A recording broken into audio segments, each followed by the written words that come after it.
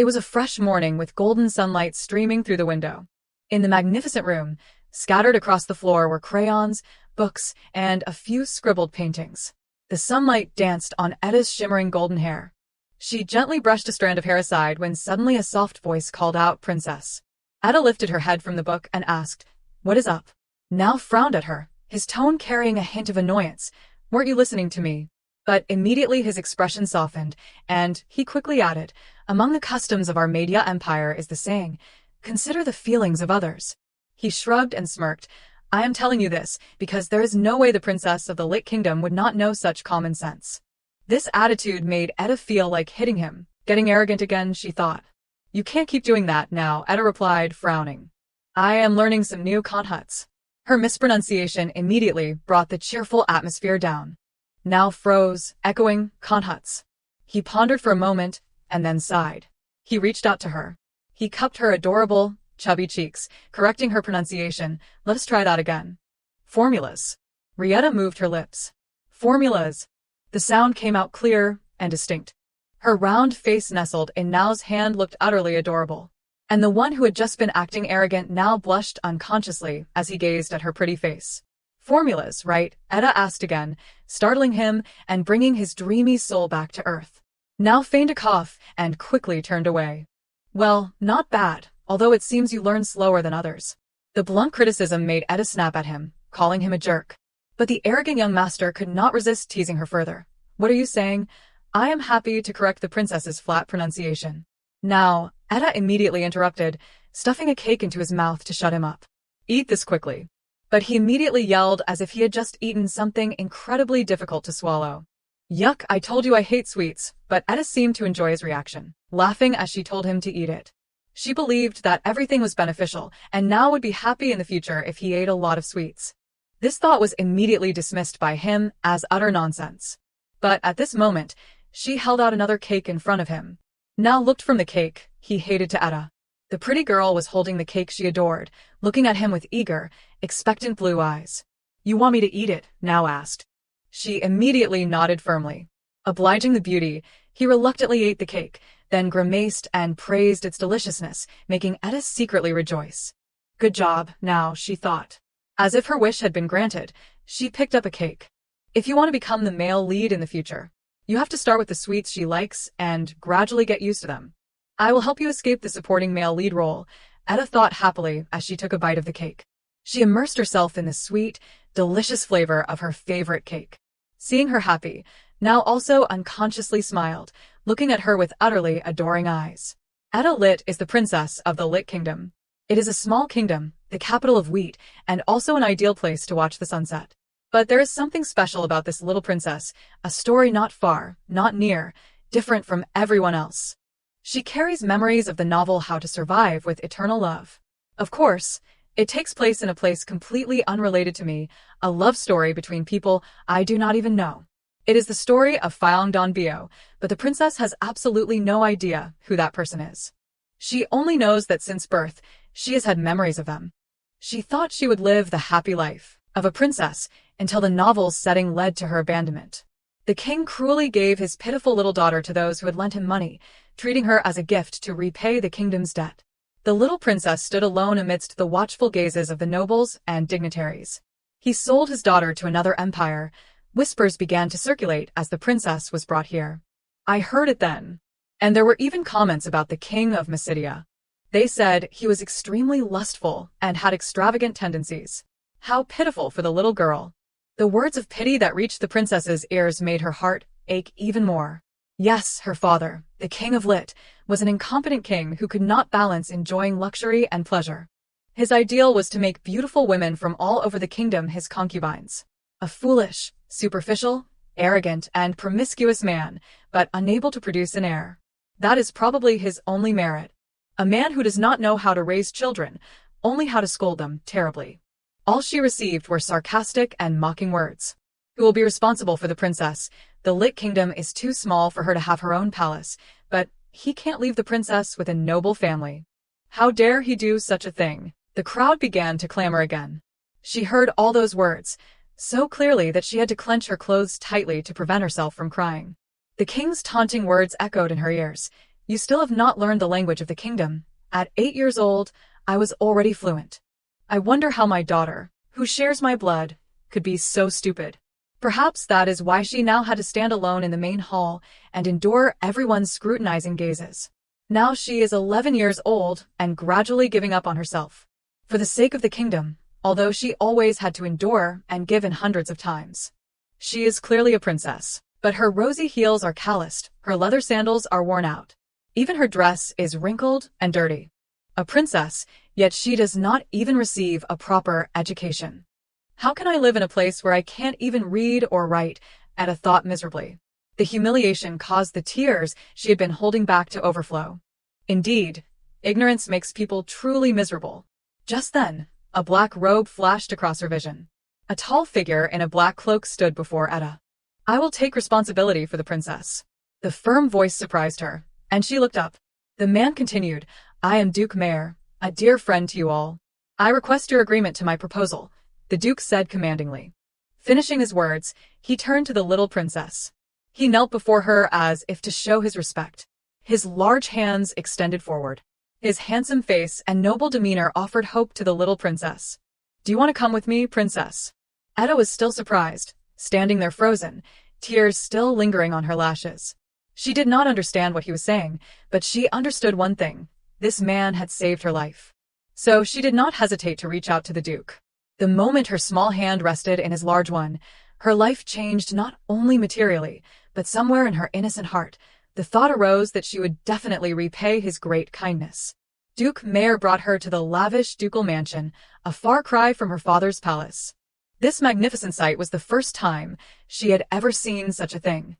The carriage stopped, and 2 rows of servants were waiting at the main entrance. Such a solemn welcome made Etta a little flustered. At this moment, another pair of small feet stepped forward. Nice to meet you, princess, the person greeted. This was the first time she had met this person. Their face and demeanor immediately impressed her. It was now Mayor, the Duke's son. The moment she saw him, she knew how to repay her benefactor. Now, a handsome man, but the unlucky supporting male character in Fyong Donbio's life, the one who could never find happiness. But fate had allowed her to meet the main character of that sad love story. Looking at the face as beautiful as a sculpture, her heart suddenly felt strangely excited, just like the image in the novel she had imagined. Currently standing before her is now as a child, very different from the 17-year-old now.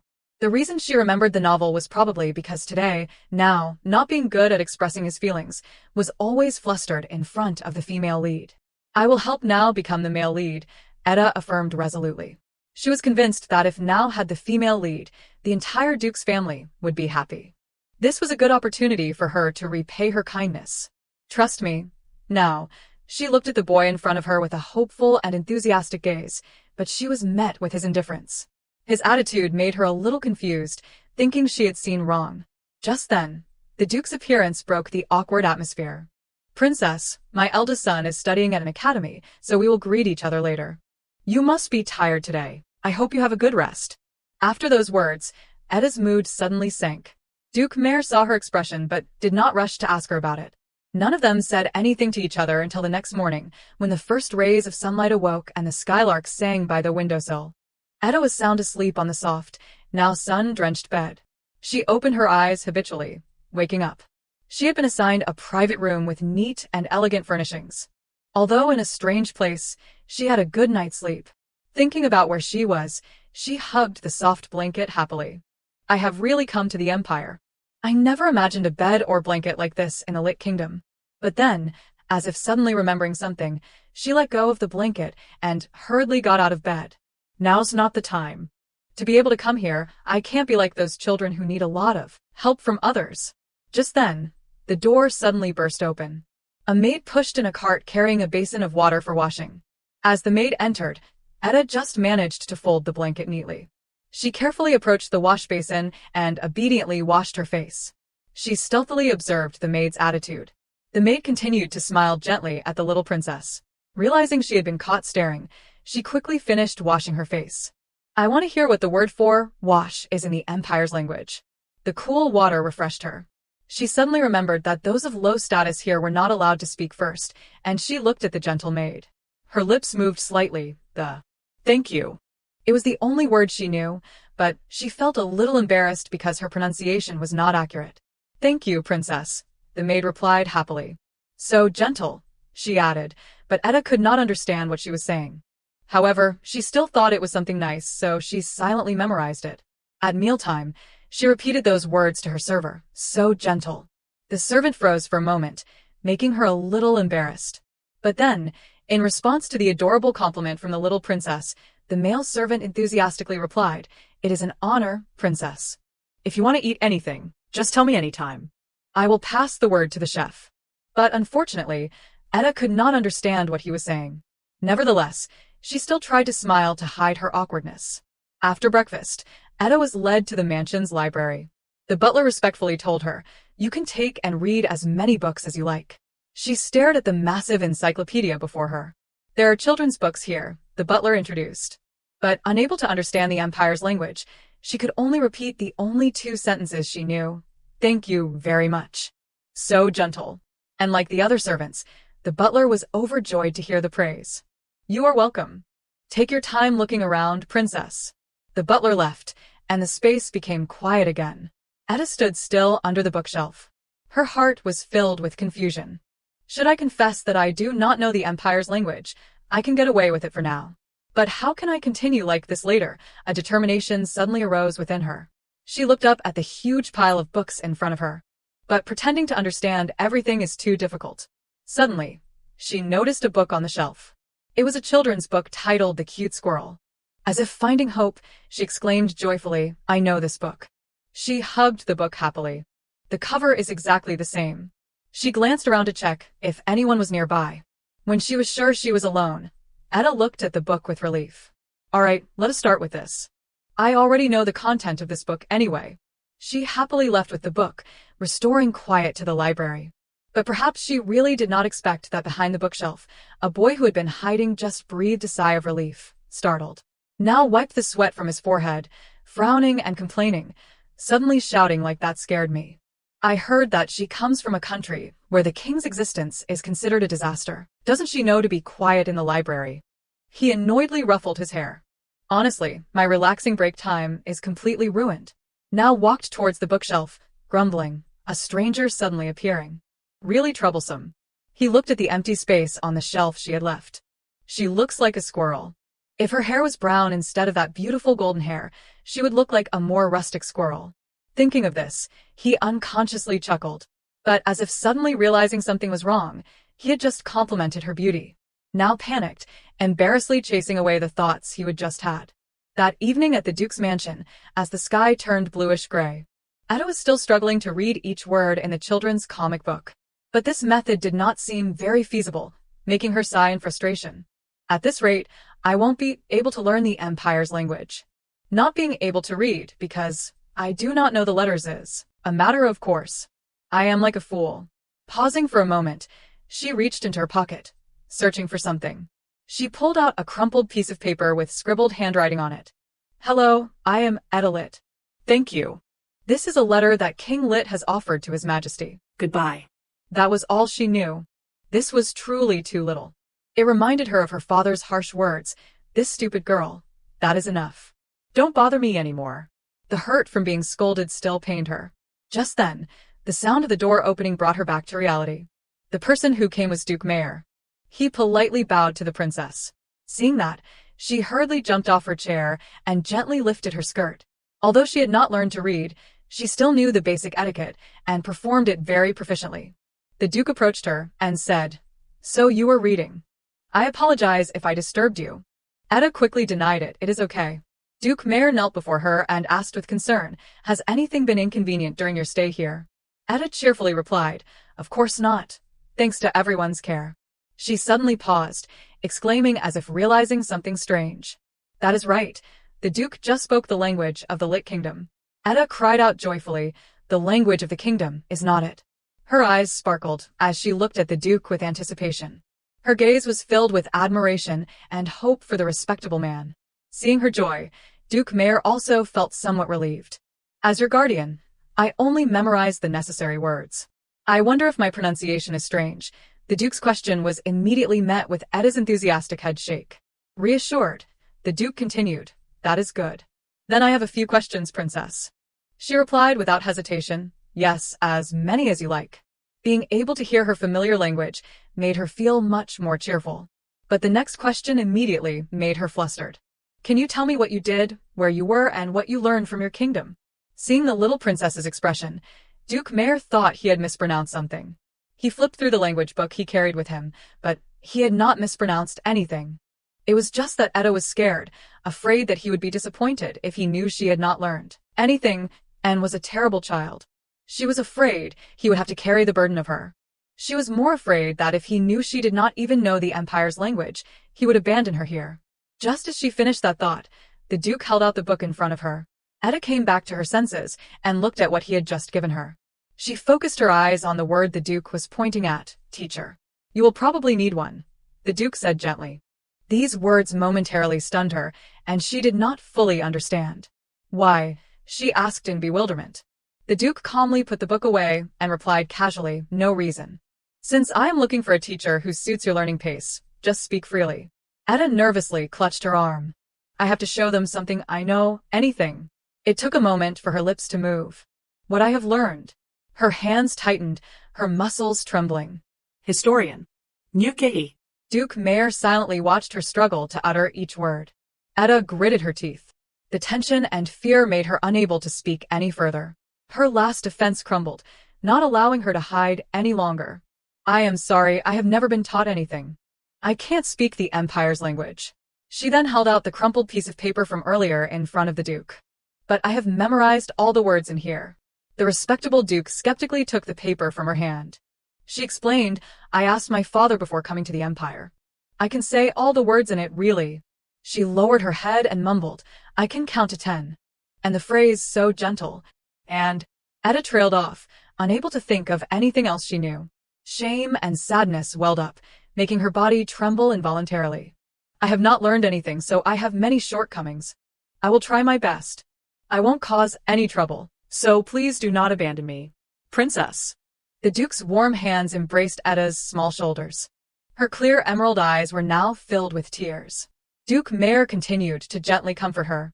It is okay. I know someone who is very good at teaching the Empire's language. You will learn it soon. Thank you for being honest, he encouraged her sincerely.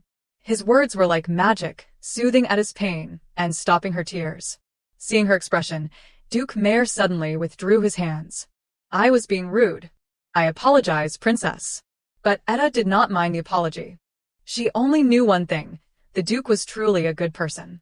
She wiped her tears, looking at him with grateful eyes. She gave the Duke all her sincerity. Thank you. It was one of the phrases in the Empire's language that she knew well. And so gentle. She cried again, but this time they were tears of happiness from the bottom of her heart. The child's adorableness and innocence momentarily stunned the Duke. He smiled gently and replied to the princess, It is my honor to be able to help such an honest princess. So the next morning, Etta happily strolled down the long corridor, humming a tune as she walked. She recalled what had happened with excitement. This morning, there was paper, pen, and ink. The Duke works so fast, he even said he would find me a teacher. Moreover, a wonderful book connecting the languages of the two countries is a whole dictionary. She excitedly thought about the gift the Duke had given her. Etta clasped her hands before her chest, expressing her gratitude. I will definitely repay the Mayor family. What are you doing, Princess? A sudden voice interrupted her thoughts. The person who came was none other than the Mayor family's young master, Now. Etta cheerfully greeted him, Hello, Now Mayor. But contrary to her cheerful mood, he seemed rather indifferent. Yes, hello. If it is not too rude, may I ask what you are doing in the middle of the hallway? Now did not hesitate to get straight to the point. But he used the Empire's language, so she could not understand what he was trying to say. Having no other choice, she intertwined her fingers and placed them in front of her mouth, stammering that she did not understand the language he was speaking. And now I do not. Empire language. This silly action immediately put the two of them in an awkward situation. Now lowered his eyes to assess her. Even this small action. She is like a little squirrel. Although she did not understand everything, just hearing the words little squirrel, Etta's eyes immediately lit up. What? Didn't you say you could not speak the Empire language? Being taken aback so suddenly made Now furious, while she still did not understand what he was saying. Looking at her bewildered expression, he sighed in frustration. All right, I need to find a teacher quickly. Teacher, Etta parroted the words she had heard. This time, he was truly exasperated. You said you did not know the Empire language, yet you understand everything. But how could he know those were the only words she understood? Her innocent expression only fueled his anger. Why are you pretending not to understand? Are you doing this on purpose? Now Eo. Etta softly called his name, seeing his anger. Hearing his name, Now Eo did not want to argue with her any further. He turned and stormed off in a huff. Watching his stomping figure, Etta furrowed her brow in worry. Not like the male lead at all. This won't do.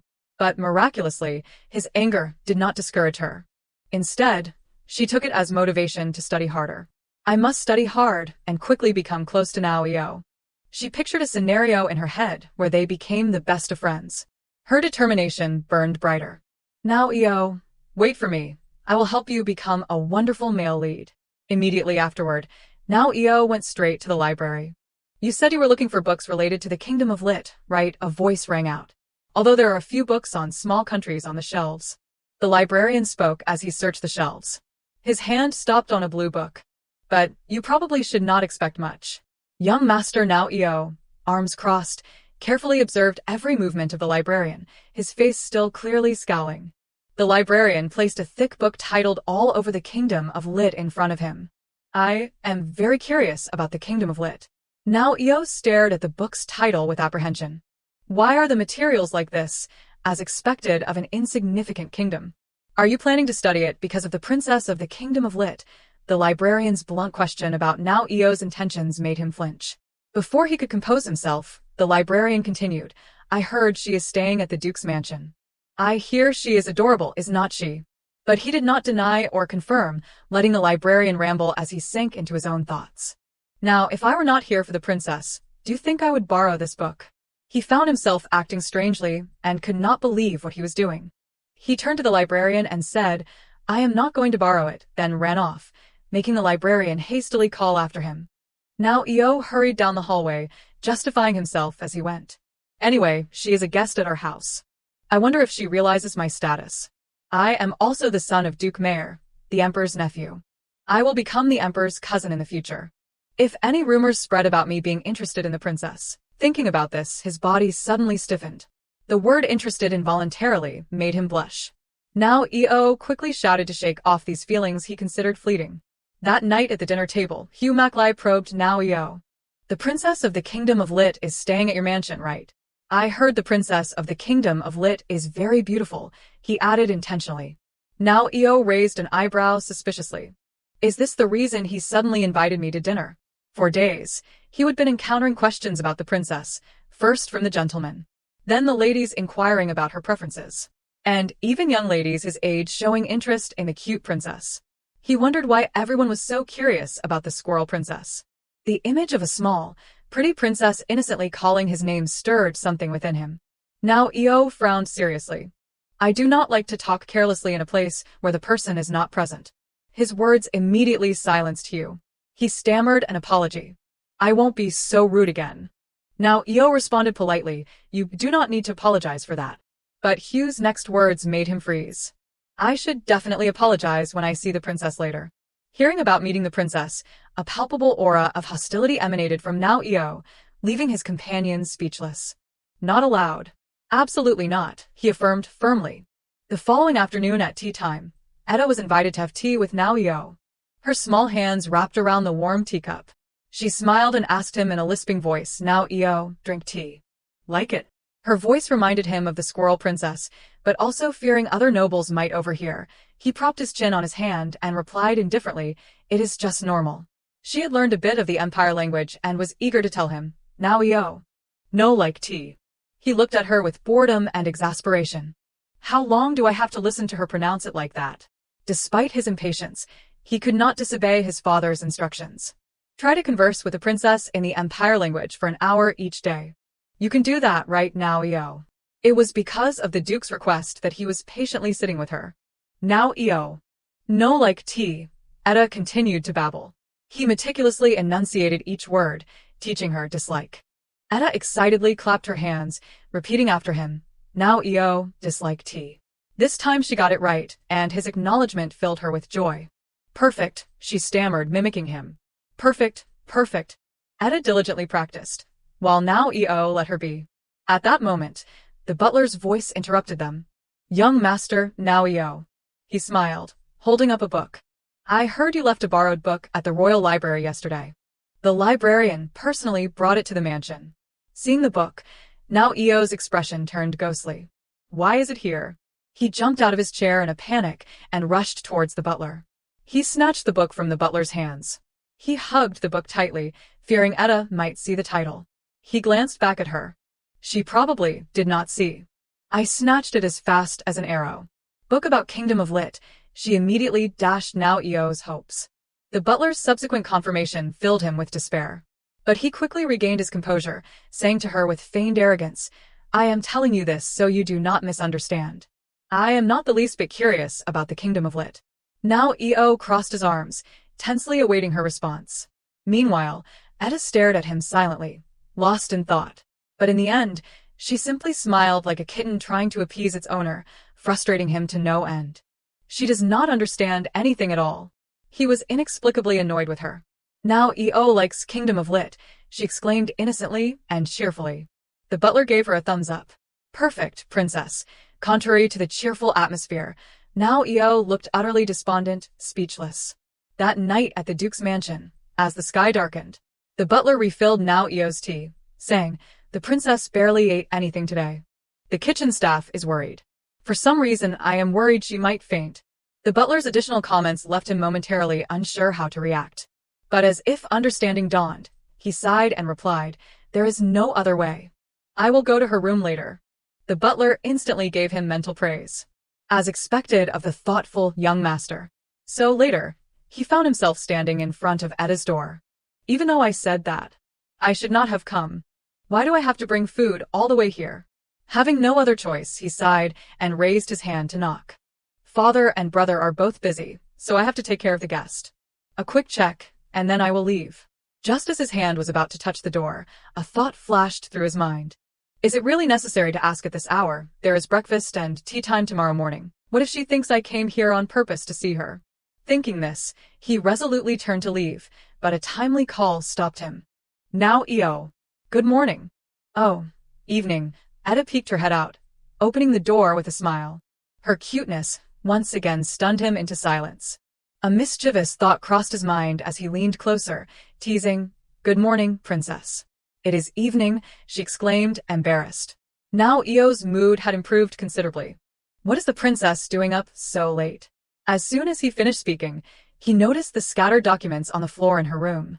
Looking at the papers covered in writing, he could not help but exclaim internally, Is she still studying the Empire language at this hour?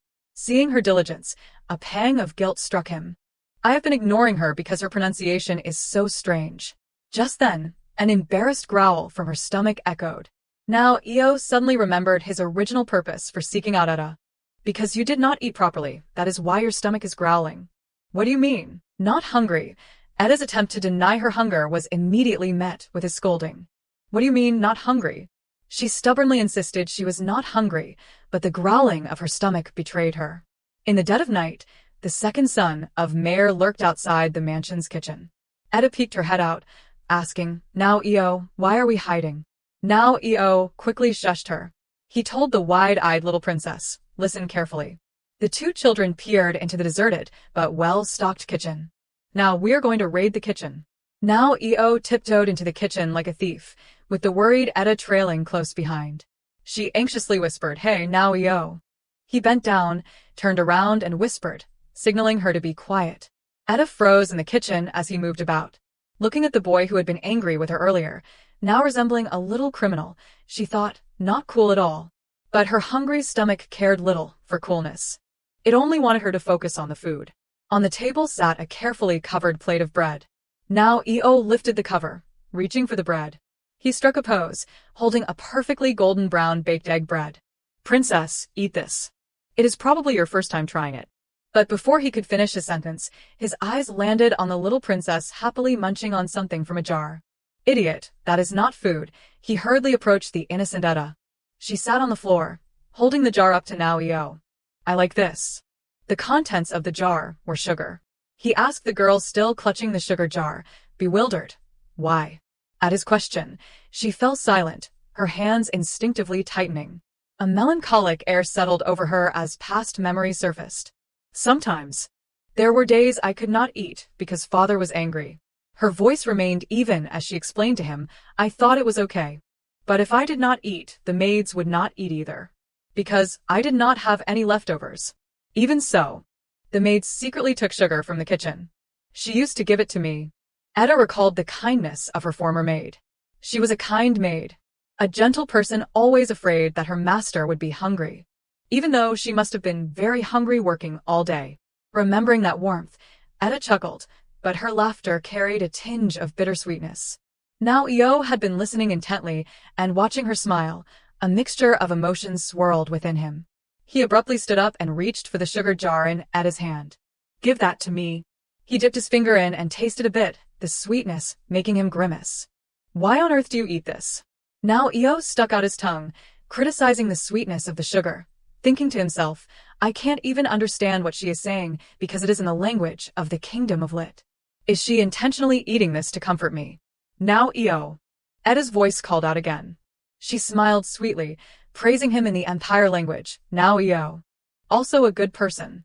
She truly had a beautiful smile, her lovely face shining even brighter when she smiled, the sweet smile enhancing her radiance tenfold. Standing before such an innocent little angel, even the usually aloof now Io could not help but blush. Regaining his composure, his voice lowered as he slowly said, Princess. Do you want to return to the kingdom of Lit? Etta tilted her head at his question. Now Io tensed, afraid she would not understand, but also unsure how to explain. He avoided her gaze, awkwardly repeating, return. Etta froze. Return to the kingdom of Lit. Bad memories of the sour king resurfaced. The kingdom of Lit was where she had been abandoned and forgotten. Etta sat listlessly on the floor, her hands unconsciously clenching. She did not want to go back there, but aside from her father, it was the home of all the kind and gentle people she knew. She suddenly became aware of now Io sitting opposite her. He asked skeptically, is that something to think so hard about? He held up 5 fingers, pointing to his thumb and index finger. Look carefully. This is yes, this is no. Got it. Now Io played the role of a teacher, showing her the simplest things to facilitate communication. But he could never have imagined she would point to her middle finger and ask, what about this? His smile froze, as he did not know the meaning either. At that moment, a figure appeared, interrupting their conversation. The butler looked grimly at the 2 children who had sneaked down to the kitchen in the middle of the night. Why are you 2 here at this hour? The news quickly reached the Duke, who sternly questioned the 2 little culprits. Is it true you put your saliva-covered finger in there, princess? And now Io too. His gaze shifted from Etta to his precious son. The 2 hung their heads, apologizing in small voices. Duke Mayor issued a decree to the 2 dejected children. From now until noon tomorrow, copy 50 times the sentence, a well-mannered lady and gentleman do not dip their fingers in sugar, and submit it to me. He then placed a plate of warm sandwiches and milk in front of them. Finish this and go back. Etta happily took a large bite of the sandwich, filling her hungry stomach. Now Io sat beside her with a glass of milk, watching her swing her legs in delight, and commented, she eats a lot. He curiously asked her, seems to suit your taste. How good is it? Etta spread her hands, searching for the right words. Then she held up 2 thumbs, excitedly declaring, this much. Now Io momentarily froze. 2 thumbs. She still remembers. How about now Io? Etta asked. He enthusiastically held up 2 thumbs as well, indicating it was delicious. The 2 children ate and chatted happily like old friends. The Duke's voice interrupted their laughter. You are being punished. So instead of laughing loudly, they whispered to each other, leaving the butler and the Duke standing aside, chuckling and shaking their heads in compromise. The next day at lunch, Etta ate as usual, but after a few bites, she put down her fork and wiped her mouth. The servants, seeing the almost untouched plate, were deeply disappointed. Another failure today. Duke Mayor, sitting beside her, fell into deep thought. Etta's plate, compared to its initial state, only lacked a small tomato on the side. Even now Io could not believe his eyes. She finished the whole plate of bread yesterday. Looking at the smiling girl, he really could not understand why. The entire dining room was focused on Etta. She suddenly thought everyone is watching. A boy with a polite smile spoke, "Princess." It was the young Duke, Dario Mayer. Dario calmly asked Etta, "I wonder, are you intentionally leaving food behind?" Etta, clueless, innocently replied, "Yes." Duke Mayer asked his son, puzzled, "What do you mean, Dario?" Now Io eagerly added, "Brother, you figured something out, right?" Dario carefully explained to everyone, "I read in a book about the kingdom of Lit that the king or princess must leave leftovers. They say that is how the servants get to eat." Dario kindly asked Etta again, "Because you care about the servants, you left food behind with such a warm heart, right?" Etta's eyes widened, thinking, food. Now EO quickly agreed. "That is it, exactly." Duke Mayer, now understanding, tactfully said to Etta, "Princess, Dario just told us about the dining etiquette of the Kingdom of Lit. If you do not mind, may I teach you the dining etiquette of the Empire?" Etta, startled, exclaimed, "Oh, did I make a mistake?" Duke Mayer reassured her, "Not at all, but..." Now EO whispered to Dario, "Brother, which book did you find that amazing information in?" Dario cheerfully replied, "You want to read it too?" Dario held out a book for his brother, excitedly adding, "I happened to discover it this morning." Looking at the book in his brother's hand, now EO was utterly shocked and disbelieving. He froze in place, thinking to himself in astonishment, "That stupid book contains such high-level information. I thought it was a book that idiots borrow." He turned to look at Etta being instructed by Duke Mayer. The atmosphere had completely changed. The Duke smiled and said, "So, now EO, you can eat comfortably." Etta clapped her hands, indicating understanding. He felt a pang of self-reproach. If only I had realized this sooner. Etta picked up her spoon and scooped up some soup. Duke Mayer quietly watched. The butler and the maids also observed anxiously. Etta brought the spoonful of soup to her mouth. She smiled brightly at everyone and said, "Delicious." A warm and joyful atmosphere filled the dining room. Etta enthusiastically continued, "I will eat well." Numerous elegant dresses were displayed before Etta. A maid excitedly asked, "How about this one, Princess?" Etta cheerfully commented, "It is beautiful." The maid gestured towards the shoes. "And these," Etta smiled, giving a perfunctory compliment. "They are all beautiful. Anything is fine." The maid's eyes sparkled. She excitedly told Etta, "We can't just choose any outfit for the Imperial Palace banquet. Besides, this banquet is personally prepared by the Emperor, and it is exclusively for the princess." Then, the maid busily selected accessories for Etta. "How about this jewelry?" Etta replied casually, "That is pretty." But inwardly, she thought dejectedly, "Anything is fine." Anyway, at that moment, now EO, dressed in a neat suit, entered and anxiously asked, "Princess, are you still getting ready?" Etta turned towards now EO's voice. She was now wearing a stylish two-tone dress, predominantly blue and white, with matching shoes and her hair braided and tied with a ribbon, looking incredibly lovely. Etta brightly called out, "Now EO." Seeing Etta's stunning appearance, now EO blushed, completely speechless. Only when the maid spoke did he stutter back to reality. "You also think the princess is very beautiful, right, young master?" Too embarrassed to answer, now EO changed the subject, extending his hand and stammering, "It is late. Let us go. I have to escort you to the carriage." Now EO firmly declared, "Let me escort you." Etta stared wide-eyed at the waiting hand before her. She stepped closer and hurriedly asked, "Is now EO also attending the banquet?" Now EO recoiled, saying, "Don't get so close. It is the princess who is attending, not me." Etta sincerely complimented him. "Even so, you look very handsome." Now EO asked in surprise, "Really handsome?" Etta smiled and nodded. "Yes, very handsome, but..." She innocently asked, "Do you know what escort means?" Now EO snapped, "Of course I know."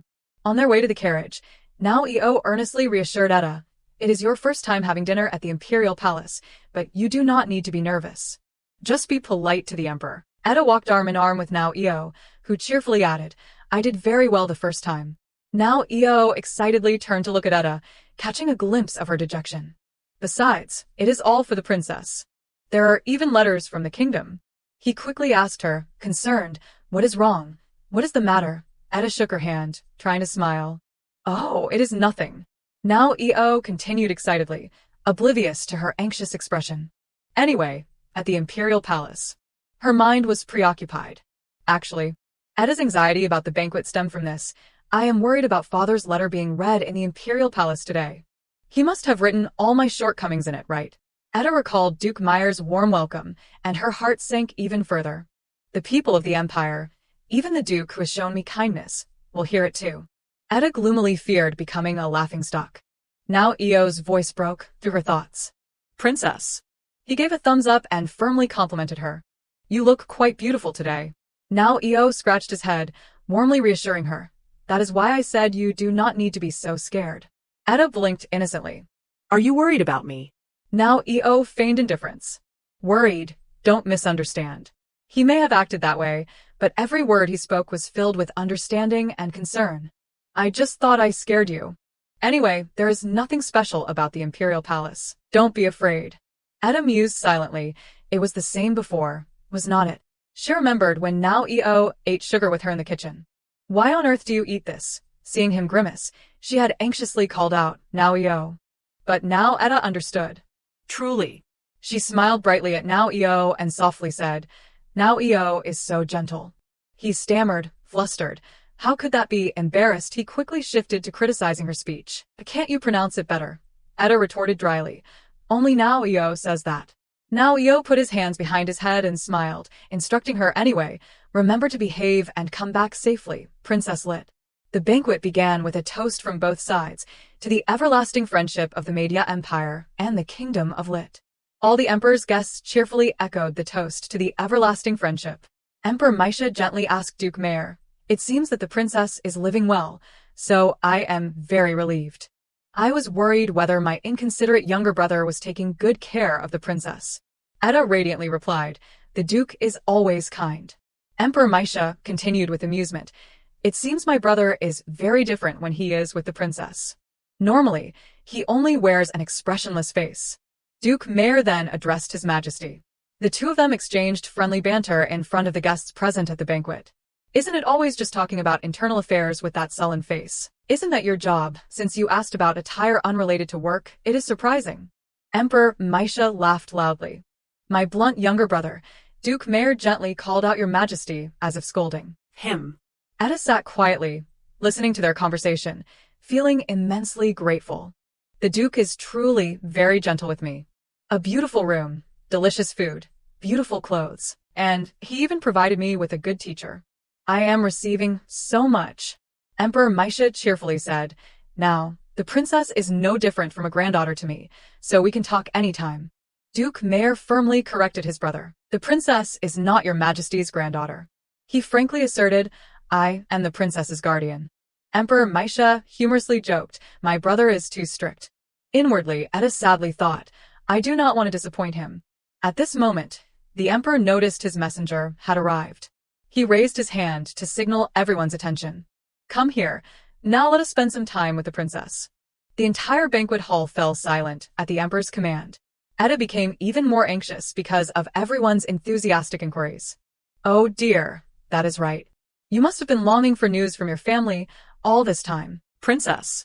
You have been waiting for a long time, have not you? The messenger began to open the letter to read it aloud for everyone to hear. The letter began with, This is a letter addressed to the great emperor, the only one who can control me, Your Majesty. The messenger's resounding voice continued. It is no exaggeration to say that the stability and peace of Lit are thanks to Your Majesty's generosity. I always keep Your Majesty's expectations in my heart. I will consider it a sign to follow the right path. Etta clenched her hands, bitterly thinking, as expected, it is a messy, flattering letter. He is going to list my shortcomings now, is not he? The letter continued. Of course, I am currently ruling Lit, the important successor of Lit. Etta closed her eyes, trying to compose herself. It is okay, but... The letter was read aloud, contrary to Etta's expectations, with the following words. Are my two young sons. Etta's eyes widened upon hearing just that. She was stunned and bewildered as the letter concluded, I hope the great empire will have eternal glory. She thought in surprise, there is no mention of my name. The reading voice continued, I hope the great empire will have eternal glory. As the letter ended, the atmosphere grew heavy and murmurs began. Clearly, when she arrived, they said she was the first candidate for succession, right? Etta, hearing the whispers, could only freeze in place. But it seemed no one noticed her. The murmurs continued. Because she was the firstborn, right? But why are only the two young sons mentioned in the letter? Etta gritted her teeth, enduring the bitterness gnawing at her. Fool, what was I worried about? Would it have been better if he had written something bad about me? The train of thought continued to run through her mind, unstoppable. If so, I could have said that he was always worried about my shortcomings. I really did not know he had completely forgotten me. Etta dug her fingers into her legs to keep herself from crying there. But she could not hold back. Etta's eyes welled up, tears threatening to fall, because she knew what kind of person her father was. Because from the beginning, he had not cared about her. So he abandoned her in this place. Etta was like a parentless child abandoned amidst a lonely, white, snowy sky. Interrupting those negative thoughts, Duke Mayer calmly said, "It has been a while. Time flies." As if sensing Etta's emotions, he spoke first. "I apologize, Princess, but it is nap time. If you do not mind. Let us go back together." These words left Etta utterly astonished and surprised. Duke Mayer looked at her with gentle eyes. And as Etta realized his kindness, her eyes filled with emotion. The Emperor, understanding the intention, cheerfully agreed and wished them well. "Have a good nap and sweet dreams, Mayer. And you too, my princess." The scene shifts to when everyone has returned to the mansion. Duke Mayer paced the hallway, irritated. Just sending a piece of paper and delivering the Empire's daughter was not enough. He even sent such a letter to publicly humiliate her. As a father, as a human being, how could he do that? He suddenly stopped and turned around. The Duke saw Etta had fallen to her knees before him. The Duke rushed over and said, "I am sorry, I was running too fast." Seeing Etta clutching her hands, trembling as she apologized, Duke Mayer froze. Regaining his composure, the Duke knelt down on one knee and looked at her gently. Meanwhile, Etta was trying to smile. "I apologize, Your Grace. You returned early because of me, did not you, because of the letter my father sent?" "I am fine, do not worry. I am used to it. I am sorry to bother everyone." Astonishment flashed in the Duke's eyes. He could not believe such words could come from such a young girl. The Duke noticed Etta's sprained ankle. Immediately, Duke Mayer lifted her up. Etta started to blush with embarrassment. "Put me down, please. I am really okay. I am not seriously injured. I can walk on my own." Duke Mayer gently said, "I know. The princess, although young, is a very brave child. Coming to this distant land alone from your homeland, always smiling brightly. Just looking at your effort is enough to tell. But, princess, you do not need to walk on your own." The Duke continued as he walked, "Because I am your guardian, princess. In my judgment, as your guardian." Hearing these words, Etta's cheeks began to flush. "I think this is better." Etta clung to the Duke's coat as if to express her need for his support. And so, the Duke carried her away. A teddy bear automatically spoke. "Hello, I am Gentle Squirrel." Etta crossed her arms and said, "Gentle Squirrel, I am very sad now." Then, she lowered her head and continued, "What should I do, Gentle Squirrel?" A hand reached out and picked up Gentle Squirrel. The person was none other than Now. Etta looked up in surprise. Now asked with concern, "What is making you sad today?" Etta hesitated, unsure how to explain. She recalled the language lesson. The Duke had given her a very soft gift. Because it was a teddy bear filled with the Duke's gentleness towards her, Etta decided to name it Gentle Squirrel. Thanks to that gift, Etta had more motivation to study. But only a moment later, she was so tired and sleepy that she drooled. In her mind, she was determined to study, but her hand could no longer write a single word. Hearing Etta's story, Now yelled in frustration, "You slept during that teacher's class." She sadly revealed the consequences. "So next week I have a test." "Suddenly there is a test." Now exclaimed Princess, "That is not the issue. That teacher is like a demon." Etta immediately retorted, "I hate tests, but the teacher is a good person." Annoyed by her naivety, Now shouted, "You do not know anything. After grading the test, that teacher makes you get the guardian's signature." Hearing that, Etta's face paled. Now painted a horrifying scenario for her. Holding a paper full of X's. Can you imagine how it feels to stand in front of your father's office? The image of the Duke complaining about Etta's slow answers flashed through her mind. Thinking about it, Etta cried out in horror. Unbelievable. While Etta was holding her head in anguish, Now, calmer, asked, "What is the scope of the test?" She then searched her memory. The first lesson was a tour around the Duke's mansion, speaking in the Empire's language. Etta began to sweat with fear. "I said she should teach me all the visible objects in the Empire's language." Hearing this, Now's face darkened, and he yelled, "Are you crazy? What were you thinking?" Etta was helpless. "I had no other choice. I wanted to learn the Empire's language quickly." Finally, Only Nao's voice echoed throughout the mansion. You are doomed. Because of your curiosity, this entire huge mansion has become the test scope. Nao and Hugh were practicing sword fighting in the training ground. Nao swung his sword hard at his opponent, angrily muttering, "Stupid idiot. How can the princess possibly handle such a wide test scope?" Nao's face was extremely serious, filled with unending worry. Hugh, standing opposite him, noticed Nao's expression and asked, "Young master, is the princess all right?" Hearing the question, Nao was startled. He quickly advanced his attack, angrily saying, "Why are you curious about that?" Hugh deftly parried, "Of course, I am curious." Sweating, Hugh struggled to block the attacks and said, "Because she is a guest of the Empire." Hearing that, Nao gritted his teeth in even greater anger. A guest of the Empire? That means the day of her return has definitely been decided. Thinking about it, Nao shouted, "The princess is not a guest." He swiftly delivered a powerful downward slash, sending Hugh's sword flying high and falling to the side, while Hugh himself collapsed to the ground with a yelp. Hugh asked, "Then what is she?" Nao reached down to pick up the sword from the ground. He walked closer to Hugh, pointing the sword at him. "I think I said I do not like unnecessary noise when that person is not here, did not I, Hugh Mackley?" Seeing Nao offering him the sword, Hugh said, "Thanks, but you did not tell me, so." Before Hugh could finish, Nao interrupted him upon seeing Hugh's name engraved on the sword. "What is that?" Hugh took the sword and explained, "My adorable younger sibling has recently started practicing writing. Since it is mine, it seems they wrote my name on it." Hugh's words gave Nao an idea. "That is right, there is that way." He immediately ran off, not forgetting to bid Hugh farewell. "Sorry, I have to go." Surprised, Hugh hurriedly called out, "Huh?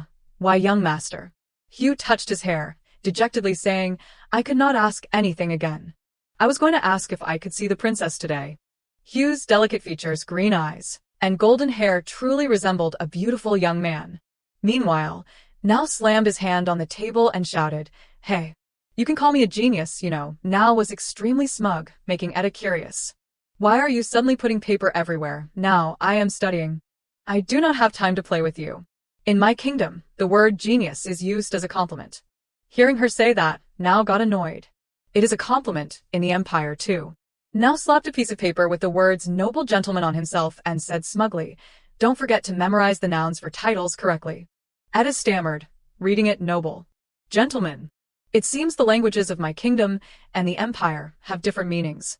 She finished speaking and turned away, focusing only on the squirrel plush toy, ignoring Nao's yelling. "So you're not going to do it?" "I am not saying anything more." Hearing him say that, Etta was a bit bewildered. "What?" Nao impatiently said, What? Naming objects. If you write names on objects like this, you can easily memorize them." As he spoke, he stuck a piece of paper with the word desk on the desk. Etta's eyes widened in astonishment. "So that is why you put paper on the desk?" Nao got even angrier. "Why do you understand only now?" Etta quickly explained, "I thought you were just being silly." Hearing her say that, Nao thought he misheard and asked, "What?" Etta quickly brushed it off. "It is nothing. I want to do it now." They quickly stuck papers on all the objects in the room. "This is a vase. This is a painting." Nao quickly stuck paper on the painting. "To be precise, this is a portrait." Etta gave a thumbs up, praising Nao, which made him extremely happy. "Like, this is good." She continued sticking paper on the maid's basket. "Basket." The maid cheerfully added, "This is written as Baguni." She politely thanked the maid. "Thank you for showing me." The two of them quickly moved on to the window and curtains. At snack time, even the cookie in Etta's hand had a label. "This is a cookie." Now do the same, sticking paper on the teacup. "This is a teacup." They ran and played joyfully in the hallway. They even labeled the corner of a tree. Not only did they write names, but they also drew cute shapes like nests and trees.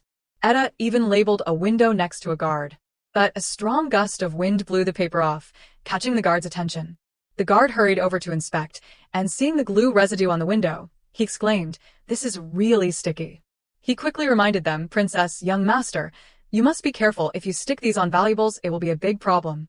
Hearing that, the two of them stopped. Nao was a bit bewildered. "Valuables?" The guard continued, "Especially be careful with the Duke's portraits and vases." Those words were like a thunderbolt, making their faces pale.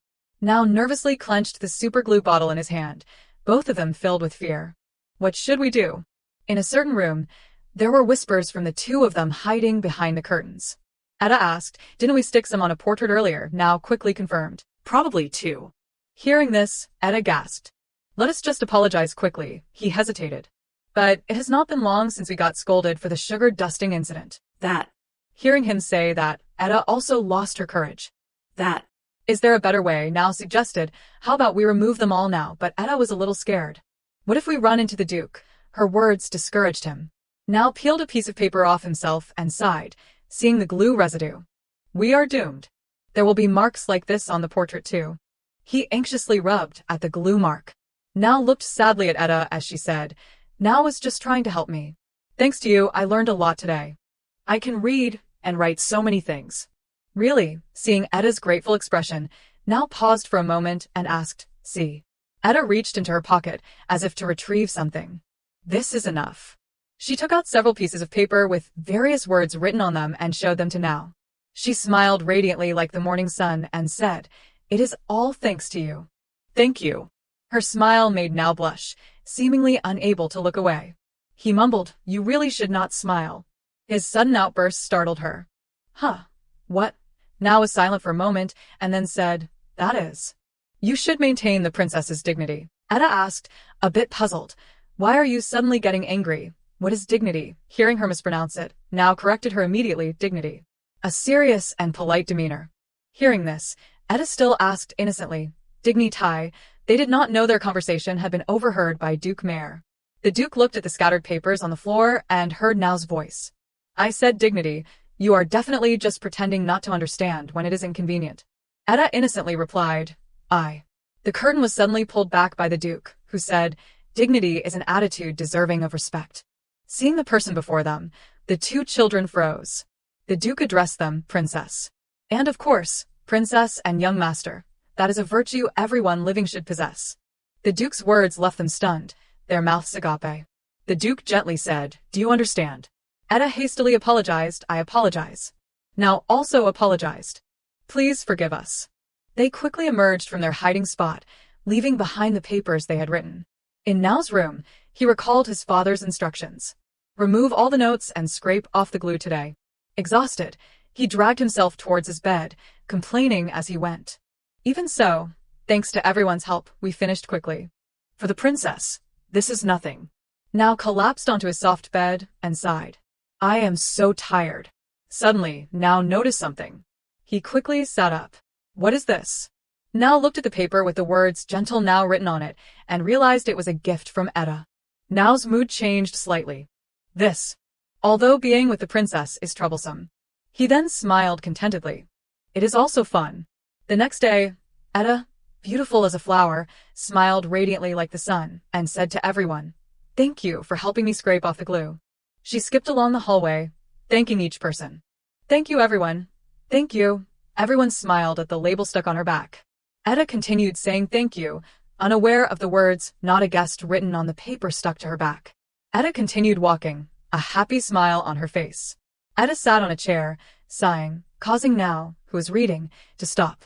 Wait a minute. Did she get a bad grade on her test? With that big question in mind, Now quickly closed his book. He walked over and sat next to Etta, carefully comforting her. Princess, you do not need to be so down. It is just the first test. My father will understand. Unexpectedly, Etta asked with a calm expression, Huh, what are you talking about? Etta's expression startled Now. What, she is acting normal. What about the test? 100 points. Looking at Etta's test paper, Now was stunned and could not help but praise her. She did really well, no, excellently. Now quickly snatched Etta's test paper and exclaimed, There is even a star sticker. I can't believe it. How could you do so well? Hearing Now's unintentional words, Etta exclaimed indignantly, That is mean. I studied really hard. Give me back my test. Hearing her complaining tone, Now quickly retorted, Then why were you sighing? It made me misunderstand. Etta quickly explained, That. The more she spoke, the more dejected she became, making Now frown at her. Etta quickly voiced her worries. I did really well on the test. I am worried about the glue. I removed all the others, but there is still some on the portrait. I feel bad for ruining the Duke's things. Hearing her say that, Now stared at her blankly. Just that, Etta confirmed, yes. Now calmly folded a piece of cake and reassured Etta, Don't worry. Once my father scolds someone, he never brings it up again. Eda was still worried. Even so, now calmly popped a piece of apple into his mouth, chewing as he spoke, and I am sure my father has already thought of a good solution. The invited painter said with a serious expression, "This painting." The butler explained, the young master and princess put glue on it. The painter's words were filled with admiration. It is truly a legendary painting. The glue placement is quite creative. These words made Now and Eda, who were hiding behind the butler, embarrassed. The butler asked, can it be restored? The painter was extremely confident. Yes, it is better than I thought. It can be restored. Hearing this, Eda rejoiced. That is good. Now, beside her, smugly crossed his arms. See, I told you so. The butler said with relief. Then please do. The painter quickly accepted the task. Leave it to me.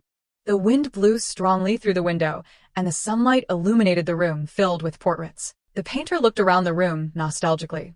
It has been a long time. I used to come and go here almost every day. Suddenly, the painter walked towards the door. Before entering, you should greet first, should not you? You must be here for a tour, young master princess. Unexpectedly, behind the door stood Now and Eda. Eda hesitantly asked, even so, will it be all right? The painter quickly replied, since it belongs to the Duke, you can stay as long as you like. These words made the two children rejoice. Thank you. The two quickly entered, circling the drawing table and pointing at each color. Now excitedly introduced them, Princess. These are watercolors. They are amazing. Right, looking at the colors on the palette, Eda was fascinated. They look like jelly. Now confidently mimicked the pose of the knight in the painting, earning Eda's praise. Now you look exactly the same. They approached a portrait of a refined gentleman. Eda curiously asked, who is this? Now put a hand on his chin, pondering. Let us see. The nameplate says Mayor. Tron Mayor. Hearing the name, Now realized, this is my grandfather's grandfather. Eda was impressed. Really, that is amazing. But then Eda tilted her head, puzzled. Come to think of it, I have never seen a portrait of the Duke in this house. Now confidently said, maybe he will have one painted when he is a little older. He will look better then. But Eda's words stunned Now. But the Duke looks great now too. Now suddenly had an idea, placing a hand on his chest excitedly. Then I will paint one now. These words truly surprised Eda. Huh. Now, those words were like a sharp knife, shattering Now's heart. He puffed out his cheeks and shouted angrily, fine. What do you know anyway? His words confused Eda greatly. What is wrong? Eda then looked towards a painting covered by a cloth, her curiosity piqued. Now, what is that? It is covered with cloth. He quickly glanced in the direction she was pointing and guessed, it must be something valuable. Eda asked, are you curious what it is? Now frowned. Curious about what? But after a moment, he turned and said, a little, prompting Eda to form an idea. Both of them ran towards the painting. Now exclaimed, I want to see it first. Eda retorted, I found it first. The two quickly reached for the cloth. Now cheerfully said, then, let us look together. Eda smiled and agreed, okay. Now and Eda were both eager to see what was behind the cloth. 1, 2, 3. The cloth was gradually pulled back, revealing the smile of a woman. Before their eyes was a portrait of a man with his hand on a woman's shoulder, both looking very happy. A while later, after Eda recounted what happened, Dario, sipping his tea, explained, that is a portrait of the Duke and his wife, Princess. Eda realized, I see. I did see the Duke in the painting. She set down her teacup and said hesitantly, and Eda recalled Now standing motionless as he looked at the portrait. She continued with a worried expression, Now looked very sad when he saw the painting. Dario smiled and asked, are you worried about Now? Eda honestly replied, yes, a little. After returning from the painting room, Now has not said anything. Usually, he teases me or goes to tease others. Dario chuckled. Eda then boldly asked Dario, that painting. Dario continued sipping his tea, calmly explaining, after his mother passed away, it was left. It seems father did not want to complete the painting. Sometimes I want to hide it away because it is very precious. Eda felt very guilty. I am sorry. I saw the painting. And now too. Dario sat there, sipping his tea, looking around the garden with a slightly choked voice. Princess, in this mansion or elsewhere, there is no place my mother has not touched. It is so much that I can recall anything when I think of her. So, Princess, just treat Now as you normally do. Hearing Dario's words, Eda was a little confused. As usual, Dario continued, like taking good care of now when I am not home. Etta waved her hands dismissively and said shyly, well, that is because you are always busy studying at the academy. Taking care, it is just spending time together. Seeing her flustered, Dario chuckled and praised her. You have learned how to express romance, have not you? Etta stared blankly, repeating, romance. Dario corrected her, romance. Etta pronounced it slowly, romance.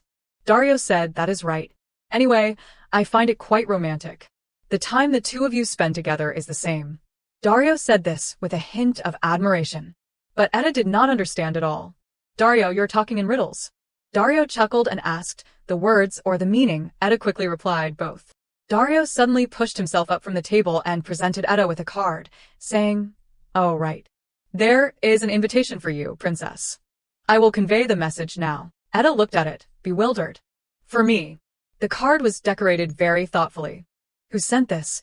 Looking at the pink card in her hand, Etta felt a sense of happiness, like a flower blooming, at being invited for the first time. Etta opened the invitation. It read, inviting the princess to the beautiful ladies' tea party. Please attend and make the seat shine. She thought to herself, I went there with a nervous heart. In the beautiful courtyard, bustling with the lively chatter of young ladies, I heard the Duke personally brought you here. What did you talk about with the Duke? On the banquet table filled with beautiful desserts, the young ladies continued to chat. What kind of tea does the Duke like? I heard the Duke ransacked all the teddy bear stores to give you a gift. Is it true that there is a marriage proposal every day? Hearing the young ladies' questions, Etta felt a little bewildered. The Duke is truly very popular. She recalled how the Duke had shown concern before coming to the tea party. Will you be all right on your own? At that time, Etta had confidently replied, of course. I wanted to come to a tea party once. Remembering that, Etta sighed. The Duke was very worried. The lovely young ladies, each with their own unique charm, invited her to eat cakes and drink tea, making her feel very happy. Everyone is so friendly and kind. And most of all, it seems everyone likes the Duke, so I am very happy. At this moment, Etta spoke up, the Duke is really kind. While everyone is busy, sometimes he reads short stories to me. Her words made the young ladies imagine the elegant Duke sitting in a chair, gently reading stories. This caused them to admire him immensely. A black-haired girl exclaimed, that cold Duke. The reddish-brown-haired young lady holding a teacup also admired. It seems he really values the princess. I am so jealous. You are so loved. These words made Etta blush a little, and she chuckled, saying, he is a very gentle person. Not to mention how much he cares for me. He is inherently a very gentle person. A girl with short black hair asked Etta, oh right, princess, do not you learn embroidery? Hearing this, Etta was a little puzzled. Embroidery. The short black-haired girl excitedly added, yes, if you learn it, it will be very useful when decorating the mansion. The golden brown-haired girl also chimed in. You can make an embroidered rug with the family crest on it yourself. The princess can change the atmosphere in the Duke's mansion herself. Hearing this, Etta was a little taken aback. Oh. The reddish-brown-haired girl quickly pointed out, it would be very interesting to fill it with the interior accessories that are currently popular in the empire.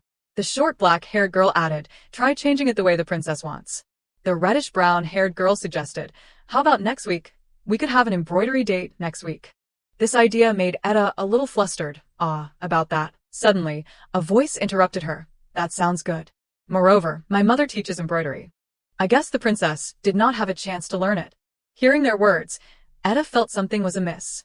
The young ladies continued their chatter, because the Duke does not have a lover. Even for the Duke, small tasks like embroidery are difficult. It is also a pity for the two young masters that they should have their mother's help. Now, for the princess, it would be great if the Duke could find someone new. The other young ladies agreed, that is right. Isn't that right, princess? At this point, Etta's face had changed, her mood sinking. The reddish-brown-haired girl hesitantly asked, Princess. Seeing her unwell expression, the short black-haired girl anxiously asked, did we talk too much among ourselves, Etta? Hearing this, Etta refuted, no. It is just that I am wondering if I am misunderstanding something. Her words made the young ladies a little confused. Misunderstanding? What misunderstanding? Etta started to explain with a serious face. In my kingdom, we do not casually talk about other people's families. This statement surprised everyone, leaving them speechless. Etta continued, even if I know something, I think it is not right to judge casually. That is common courtesy, basic knowledge. The young ladies quickly explained, of course, it is the same in this empire. We made a mistake because we just wanted to get closer to the princess. Please do not misunderstand. Etta, slightly angered, clenched her hands and said, a mistake. Maybe so. However, you can't take back the words you have already spoken. After the tea party ended, in the carriage, Etta wore a dejected expression, blaming herself. The tea party everyone was looking forward to has been ruined because of me. To appear more mature, I should have behaved more politely. Seeing Etta's sad expression, Duke Meyer became worried. He asked, what happened? Etta blamed herself. No, it is just that I seem to have many shortcomings.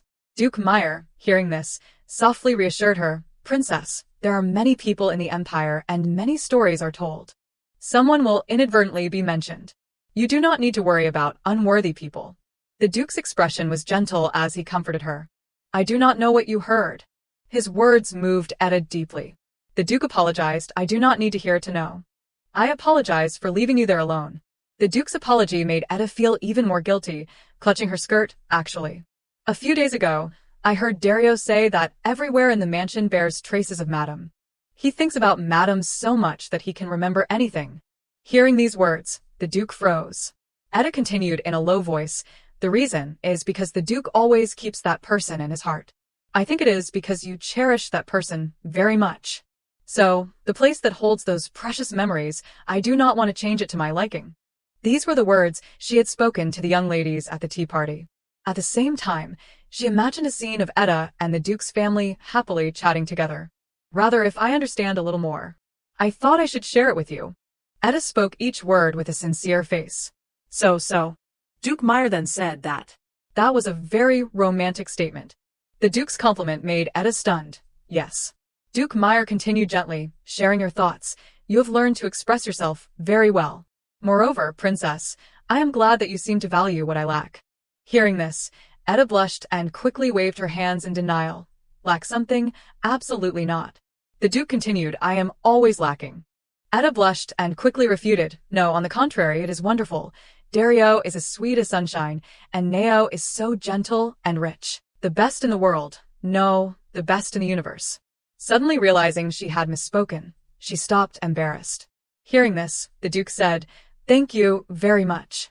Hearing his gratitude, she became even more embarrassed, covering her face with her hands. Please pretend you did not hear anything. Etta did not know that the Duke's heart was deeply touched.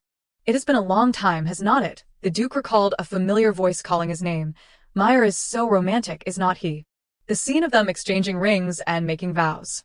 Hand in hand, they walked down the aisle, their hearts as one. We will be able to share time together. The woman's voice continued gently, Here, enjoy this romance. As you said. The Duke reminisced, feeling incredibly happy, as if healing his heart's wound. I also want to enjoy this romance a little. The joyful atmosphere continued throughout their carriage ride. At this time, the artist excitedly showed the Duke the completed painting. I have retouched it beautifully. The Duke looked at the portrait and praised with satisfaction. Indeed, your skills are excellent. Are you leaving again now? The artist cheerfully said, unless the Duke has other orders. The artist looked towards the window and continued, It has been a while since I have been back. Seeing the young master more lively than before makes me very happy. The Duke also looked in that direction and asked, Is that so? Before their eyes was the scene of Noah and Etta happily weaving flower crowns and playing together. Seeing Noah smile so brightly made the artist touched, saying, The young masters have grown up so much, and the princess is here too. The Duke, looking at the scene before him, sighed. Quite romantic. Those words coming from the Duke's mouth made the artist stare in surprise. I mean, the painting is not finished. The more the Duke spoke, the more confused the artist became. The Duke continued to explain, Can you complete the portrait of my wife? This statement from the Duke surprised the artist greatly. Tears welled up in his eyes. Really? The Duke smiled gently and calmly said, I want the children to see their beautiful mother. The artist was incredibly eager and immediately agreed. Ah, I understand. I will make it beautiful. Duke Meyer continued, Just restoring her original beauty is enough. The artist, upon hearing this, praised, The Duke still loves his wife as before. The scene of Etta playing with the Duke's family continued every day. The artist put all his effort into creating a wonderful painting. Etta and Noah were still so mischievous that they climbed a tree and cried because they could not get down, causing the people below to run around trying to find a way. Time passed and finally the snow fell and the cold winter began. A snowball was thrown directly into Noah's face. He brushed the snow off his face, enraged, holding a snowball in his hand. What was that, princess? The princess, standing opposite him, angrily shouted. Noah started it. Etta, breathing heavily, her breath forming puffs of white in the cold air, continued. How can there be a friend who throws snow in their friend's face like that? Etta's face was red with anger. Inwardly, she thought, where's the male lead? Winter is the perfect time to be kind to others. Etta was looking out at the snowy landscape. Etta thought with a bright, joyful expression, at this time, all I have to do is show everything to Noah for the female lead. It is important to teach him early, anyway. Etta, bundled up in winter clothes in the freezing weather, her hands trembling, but she was frowning about something. She thought, absolutely not. I do not want it to be like this. Etta called out, Noah, stop playing with snowballs, let's play something else. Noah, still making snowballs, asked, besides throwing snowballs, what else can we play? Etta, imagining the scene, suggested that, let us make a cute snowman together. She envisioned them lying down in the snow, making snow angels next to each other. Noah would wrap a scarf around the girl, sharing warmth, creating romantic moments with the female lead. Just imagining it made Etta blush with excitement. It seemed Noah was calling her princess, but she was still lost in her imagination. Noah continued to call her princess. She opened her eyes. What greeted Etta when she opened her eyes was Noah throwing a snowball at her, saying smugly, throwing snowballs is so much fun. You can't play, so you want to play something else, right? Noah said, what a silly princess. Etta's anger boiled over. Etta made a big snowball and threw it at Noah's head. You're the silly one, Noah Meyer, Noah shouted. What was that, princess? Under the falling snow, there were shouts and the sounds of a snowball fight between the two. Etta said, Noah started it. Noah retorted, how can there be a friend who throws snow in their friend's face like that? In the luxurious room, a fire was burning brightly in the fireplace. Someone shivered, bringing a cup to their lips, saying, I hope it is not a cold. I do not want to be sick. Noah and Etta, shivering, each held a cup, wrapped in blankets. Noah said, when you have a cold, it seems like the more medicine you take, the worse it gets. Etta also said, I do not want to either. Behind them, the butler coaxed Noah. Young master, you have to take your medicine. Etta removed her blanket and approached the vase of flowers on the table, saying, what flowers are these? They are so beautiful. Noah asked, don't you have flowers in your kingdom? Etta cupped her cheeks and replied, yes, we do. You can also give flowers to the person you like. But it is hard to find flowers in this cold winter. How romantic. Noah, still sipping his hot tea, mused, these are flowers my father brought directly from the royal garden. It would be nice if the princess and we could admire them together. Etta looked up with a bright smile and asked really. Etta giggled shyly, as expected. The Duke is very romantic. Noah looked at Etta, a little puzzled. Noah thought with slight embarrassment. Is that okay? The door opened, and the Duke entered, calling, Princess. In his hand, he held a letter, saying, there is a letter from your kingdom. Etta took the letter. Everyone gathered around, waiting. Duke Meyer asked with concern, Princess, shall I check the contents of the letter first, or shall we leave so you can read it comfortably? Etta smiled and replied, it is all right. Let us stay together. Holding the letter in her hand, she thought, it is a bit scary to look at it alone. What did father send? Could it be that he has run out of money? If not, then. Opening the letter, she looked quite surprised, her eyes sparkling, her voice filled with wonder. Duke Meyer, relieved, patted his chest. It seems to be a letter from someone you cherish very much. Etta, holding the letter, beamed with joy. It is a letter from my personal attendant. Duke Meyer replied, I am glad you are happy. Naoyo asked curiously, what does it say? Hurry up and read it. Etta nodded and opened it. In the letter, Maureen wrote, my dearest Princess Etta, are you well? Etta recalled Maureen's image and thought, she has always been so kind to me. Etta read the letter with happiness. Mrs. Maureen, I never thought I would receive a letter from her in the Empire. Duke Meyer and Naoyo curiously read the letter, making Etta suddenly realize something. Etta said, that is right. She said she would send my belongings from the royal palace to the Empire. Duke Meyer replied, that is good news. Etta's eyes widened with even more joy. She continued, and the belongings. Suddenly, she stood up abruptly. She smiled brightly and said, Alicia will bring them. Naoyo asked curiously, Alicia, Etta replied, that is my attendant's only child and also my friend. Naoyo, finding it strange, asked, the child of a servant and a princess are friends. Etta quickly explained, although Alicia's family is not nobility, They've served the royal family loyally for generations. Etta then boasted about her best friend. Alicia is very smart, and he is very friendly. Everyone loves Alicia because he is wonderful, Etta continued with excitement. Naoyo and he will definitely become good friends. Naoyo's face displayed a mixture of helplessness and awkwardness upon hearing this. Naoyo said, being friends with the princess does not necessarily mean being friends with me. How can you guarantee that I will be friends with the princess's friend? Moreover, with this status, it is not easy to befriend just anyone. Etta said, that is right. Naoyo is also my friend. Naoyo was startled, and his expression turned embarrassed. She smiled cheerfully and pointed. All my friends are good people. Etta looked up and asked Duke Meyer, isn't that right, Duke? Duke Meyer replied, indeed, princess. Naoyo, standing to the side, was flustered, and his face grew increasingly red. Naoyo, blushing, said, at this point, if you say so, then I will meet him. Duke Meyer bowed and said, I will send someone to pick him up. Etta rejoiced, thank you, Naoyo, however, was panicked. He thought she completely did not listen at all. Outside, the snow continued to fall. Inside, Etta was likely changing her clothes to prepare for meeting Alicia. She paced back and forth in front of Naoyo, asking, it is better to take the hat off, right? I should have worn a prettier dress. Maybe I should tie my hair up.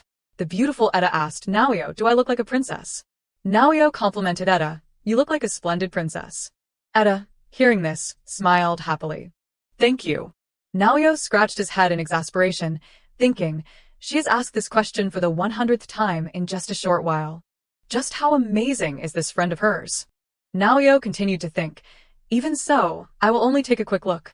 Naoyo imagined Etta playing cheerfully with her friends and thought, I am also curious to see how the princess interacts with a female friend of the same age.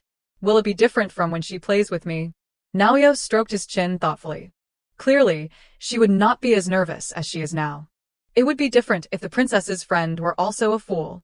The more Naoyo thought, the more he pondered. So, I have to look after the princess's friend too. That seems a bit troublesome. Etta called repeatedly, Naoyo, Naoyo, causing him to snap angrily. I already said you look like a princess. Why do not you just stick a name tag on yourself? Etta also frowned in annoyance. That is not it, he is here.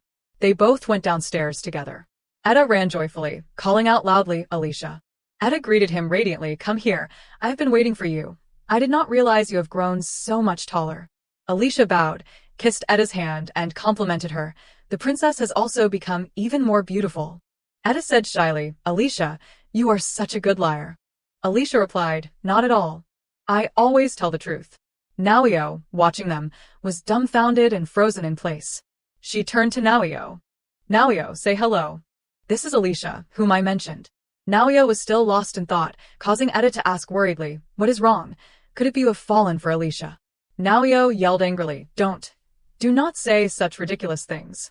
Alicia is a boy. Etta laughed and replied, Did I not mention that? Naoyo, still annoyed, said, you did not. Etta pointed and introduced them. Alicia, over there is Naoyo Meyer, the Duke's second son, and my friend. Alicia respectfully greeted him, making Naoyo even angrier, thinking, why is he looking down on me? Naoyo continued to sulk, pointing at Alicia and saying, why does he have such a pretty name? It is misleading. This statement made Etta burst out laughing. Etta chuckled and replied, Naoyo, you are praising Alicia's name, but you said it so loudly. Naoyo asked angrily, when did I praise it? Etta asked innocently, didn't you say it is a pretty name? Naoyo retorted stubbornly, I meant, who in the world would give that name to a boy? Etta argued back, but Alicia's grandfather was also named Alicia. He was a very brave knight. Naoyo remained stubborn and loud, that is what I am trying to say. At this moment, Alicia took off his coat and draped it over Etta, surprising Naoyo. Alicia said, Princess, the winters in the Empire are quite cold. You must be careful not to catch a cold. Etta said happily, Alicia is as kind as ever. Alicia replied, it is no big deal. Seeing this scene made Naoyo even more puzzled. Etta continued, but Alicia, you will be cold. Come inside quickly. I will introduce you to the handsome Duke and the kind Dario. They continued to chat, much to Naoyo's annoyance. Alicia said, I understand. I will do whatever the princess wishes. Please walk slowly. I am afraid you will slip and fall. Etta said, my goodness, how long have we been talking? This is so embarrassing. Naoyo is listening, too. Etta turned to explain to him. Naoyo, this is how we have talked since we were 3 or 4 years old, so do not misunderstand that I fall easily, okay? Naoyo, trembling with anger, replied, you two are chatting happily in the language of your kingdom. I can't understand you. These words startled Etta into realization. Oh, right. I am sorry. It is cold. Let us go inside. Etta and Alicia turned their backs and walked away, chatting happily. Naoyo seethed with anger. Naoyo thought furiously when the princess was 3 or 4 years old, so from then until now. Naoyo looked at Alicia, who was gazing at Etta affectionately. Naoyo thought, she said she played with that stiff fellow. Alicia bowed to the 3 members of the Meyer family and said, these are my lifelong benefactors. Please take care of the princess. This gesture caused Etta to call out shyly, Alicia. At the dining table, everyone conversed cheerfully, except for Naoyo, who was fuming.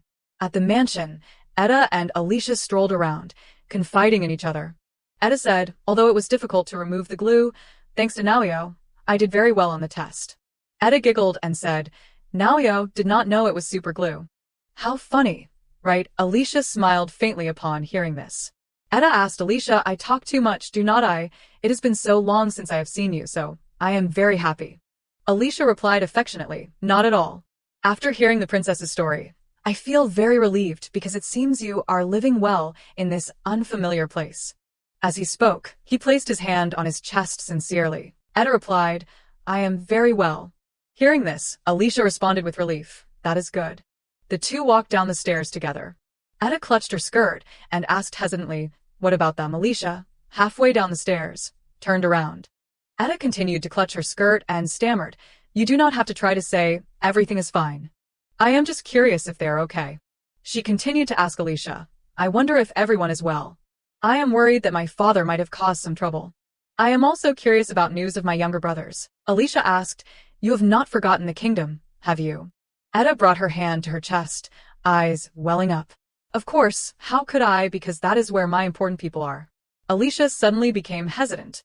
As Alicia walked up the stairs, he replied, I heard that His Majesty has been happy lately since finding a new wife. So no one has been angered by his senseless antics. Of course, I also heard that the 2 princes are doing very well. Hearing this, Etta responded joyfully, really, that is good. Alicia stammered, only. Alicia now wore a melancholic expression. All the ministers and servants are worried about the princess. The 2 princes miss you very much. Alicia continued, although you are currently in the Empire for an unforeseen reason, one day you will return to the kingdom of Lith, our first successor. Alicia said, that is our only hope, causing Etta to widen her eyes in astonishment. Etta touched her ear and chuckled awkwardly. That is a huge hope. Even so, I am grateful that everyone remembers me. Alicia said softly, worrying about our master is our duty. Etta quickly denied this. Master. What master? Alicia replied, because it is the truth. Etta placed her hand on her chest anxiously. I consider Alicia a friend. You know that, right? Alicia placed his hand on his chest and replied, I am always grateful for that generosity, but I can't consider the princess a friend. Etta seemed a bit sulky. Alicia spoke his cold words very politely. She brushed her hair aside and said, even so, you will always be my friend. Alicia appeared to agree, but a hint of displeasure flashed in his eyes. Alicia smiled and asked Etta, doesn't the princess already have a good friend? Etta replied, who? Naoyo. Alicia replied, yes, it is enough to build a friendship with young Master Meyer. Alicia smiled and said, the 2 of you can share your friendship forever. Etta hesitated slightly. Alicia thinks so too, I wish Naoyo and I were like that. Alicia replied, yes, I hope your friendship will last forever. They walked downstairs together. Etta called out, oh, Alicia, is there anything you want to do or see in the Empire?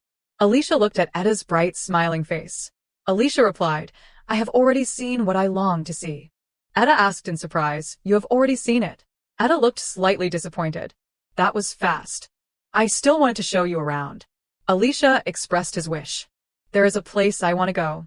Etta quickly asked, where do you want to go? Alicia stammered shyly, it is. The Officers' Academy. Etta asked in surprise, the Officers' Academy, to become a knight of the Empire. Alicia quickly waved his hand and replied, I do not mean that. Etta asked, then why? Alicia scratched his cheek and replied, that. Etta interrupted, I know. I will talk to the Duke and ask for permission. Let us go together. Alicia asked, really? Etta pointed confidently. Trust me. Alicia appeared very reliable. Thank you, Princess. The next day, Etta said with a tearful face, I am sorry, Alicia. Etta explained regretfully, I forgot that I have Imperial language classes today. I am sorry I can't go to the Officers' Academy with you. Alicia replied, as a servant. I am very glad that the princess is focusing on her studies. Etta replied apologetically, Thank you for saying so. Alicia is so thoughtful. Alicia bowed and kissed Etta's hand goodbye. I will be going now, Princess. Etta said, You do not have to be so formal all the time. There's no need to greet me like that. Alicia replied, I apologize. I could not resist pledging my loyalty at such close proximity. Naoyo, standing to the side and witnessing them, asked irritably, So when can we depart? Etta turned to Naoyo and said, Oh, I am sorry, Naoyo, and thank you for suddenly asking this of you. Naoyo looked at Alicia and replied, There is no other way. We can't let a guest from the kingdom travel alone. Etta praised him, as expected of the wonderful gentleman Naoyo. Naoyo seemed quite pleased. He smiled happily and patted Etta's head, thinking, her eyes really do resemble a squirrel's. Etta looked bewildered. What is that? Neo flinched and glanced over. What was this? Alicia was looking at him uncomfortably. Neo thought, Why does he keep staring at me? Neo looked at Alicia. Alicia looked at Neo. Neo gritted his teeth and said loudly in the Lit Kingdom language, Hello. Neo said in the Imperial language, Hello. Alicia replied, Yes, hello, causing Neo to sigh in relief. He imagined Etta pleading with him. Neo, can you speak the language of my kingdom? Neo blushed and smiled smugly. The princess was worried about whether I could speak or not. Nothing is impossible. Neo said, The weather is beautiful, is not it? Alicia replied, Yes, the weather is wonderful. Neo became even more smug, thinking, See, just talking like this is fine. Neo continued, How are you today? Are you happy? Alicia replied, I am fine, how about you? Neo replied, I am fine. He smiled smugly and thought, What kind of genius am I? I should say a little more. Neo smiled brightly and said, Officer School. At this moment he suddenly stopped. School. He opened his notebook, looked, and wondered, I see.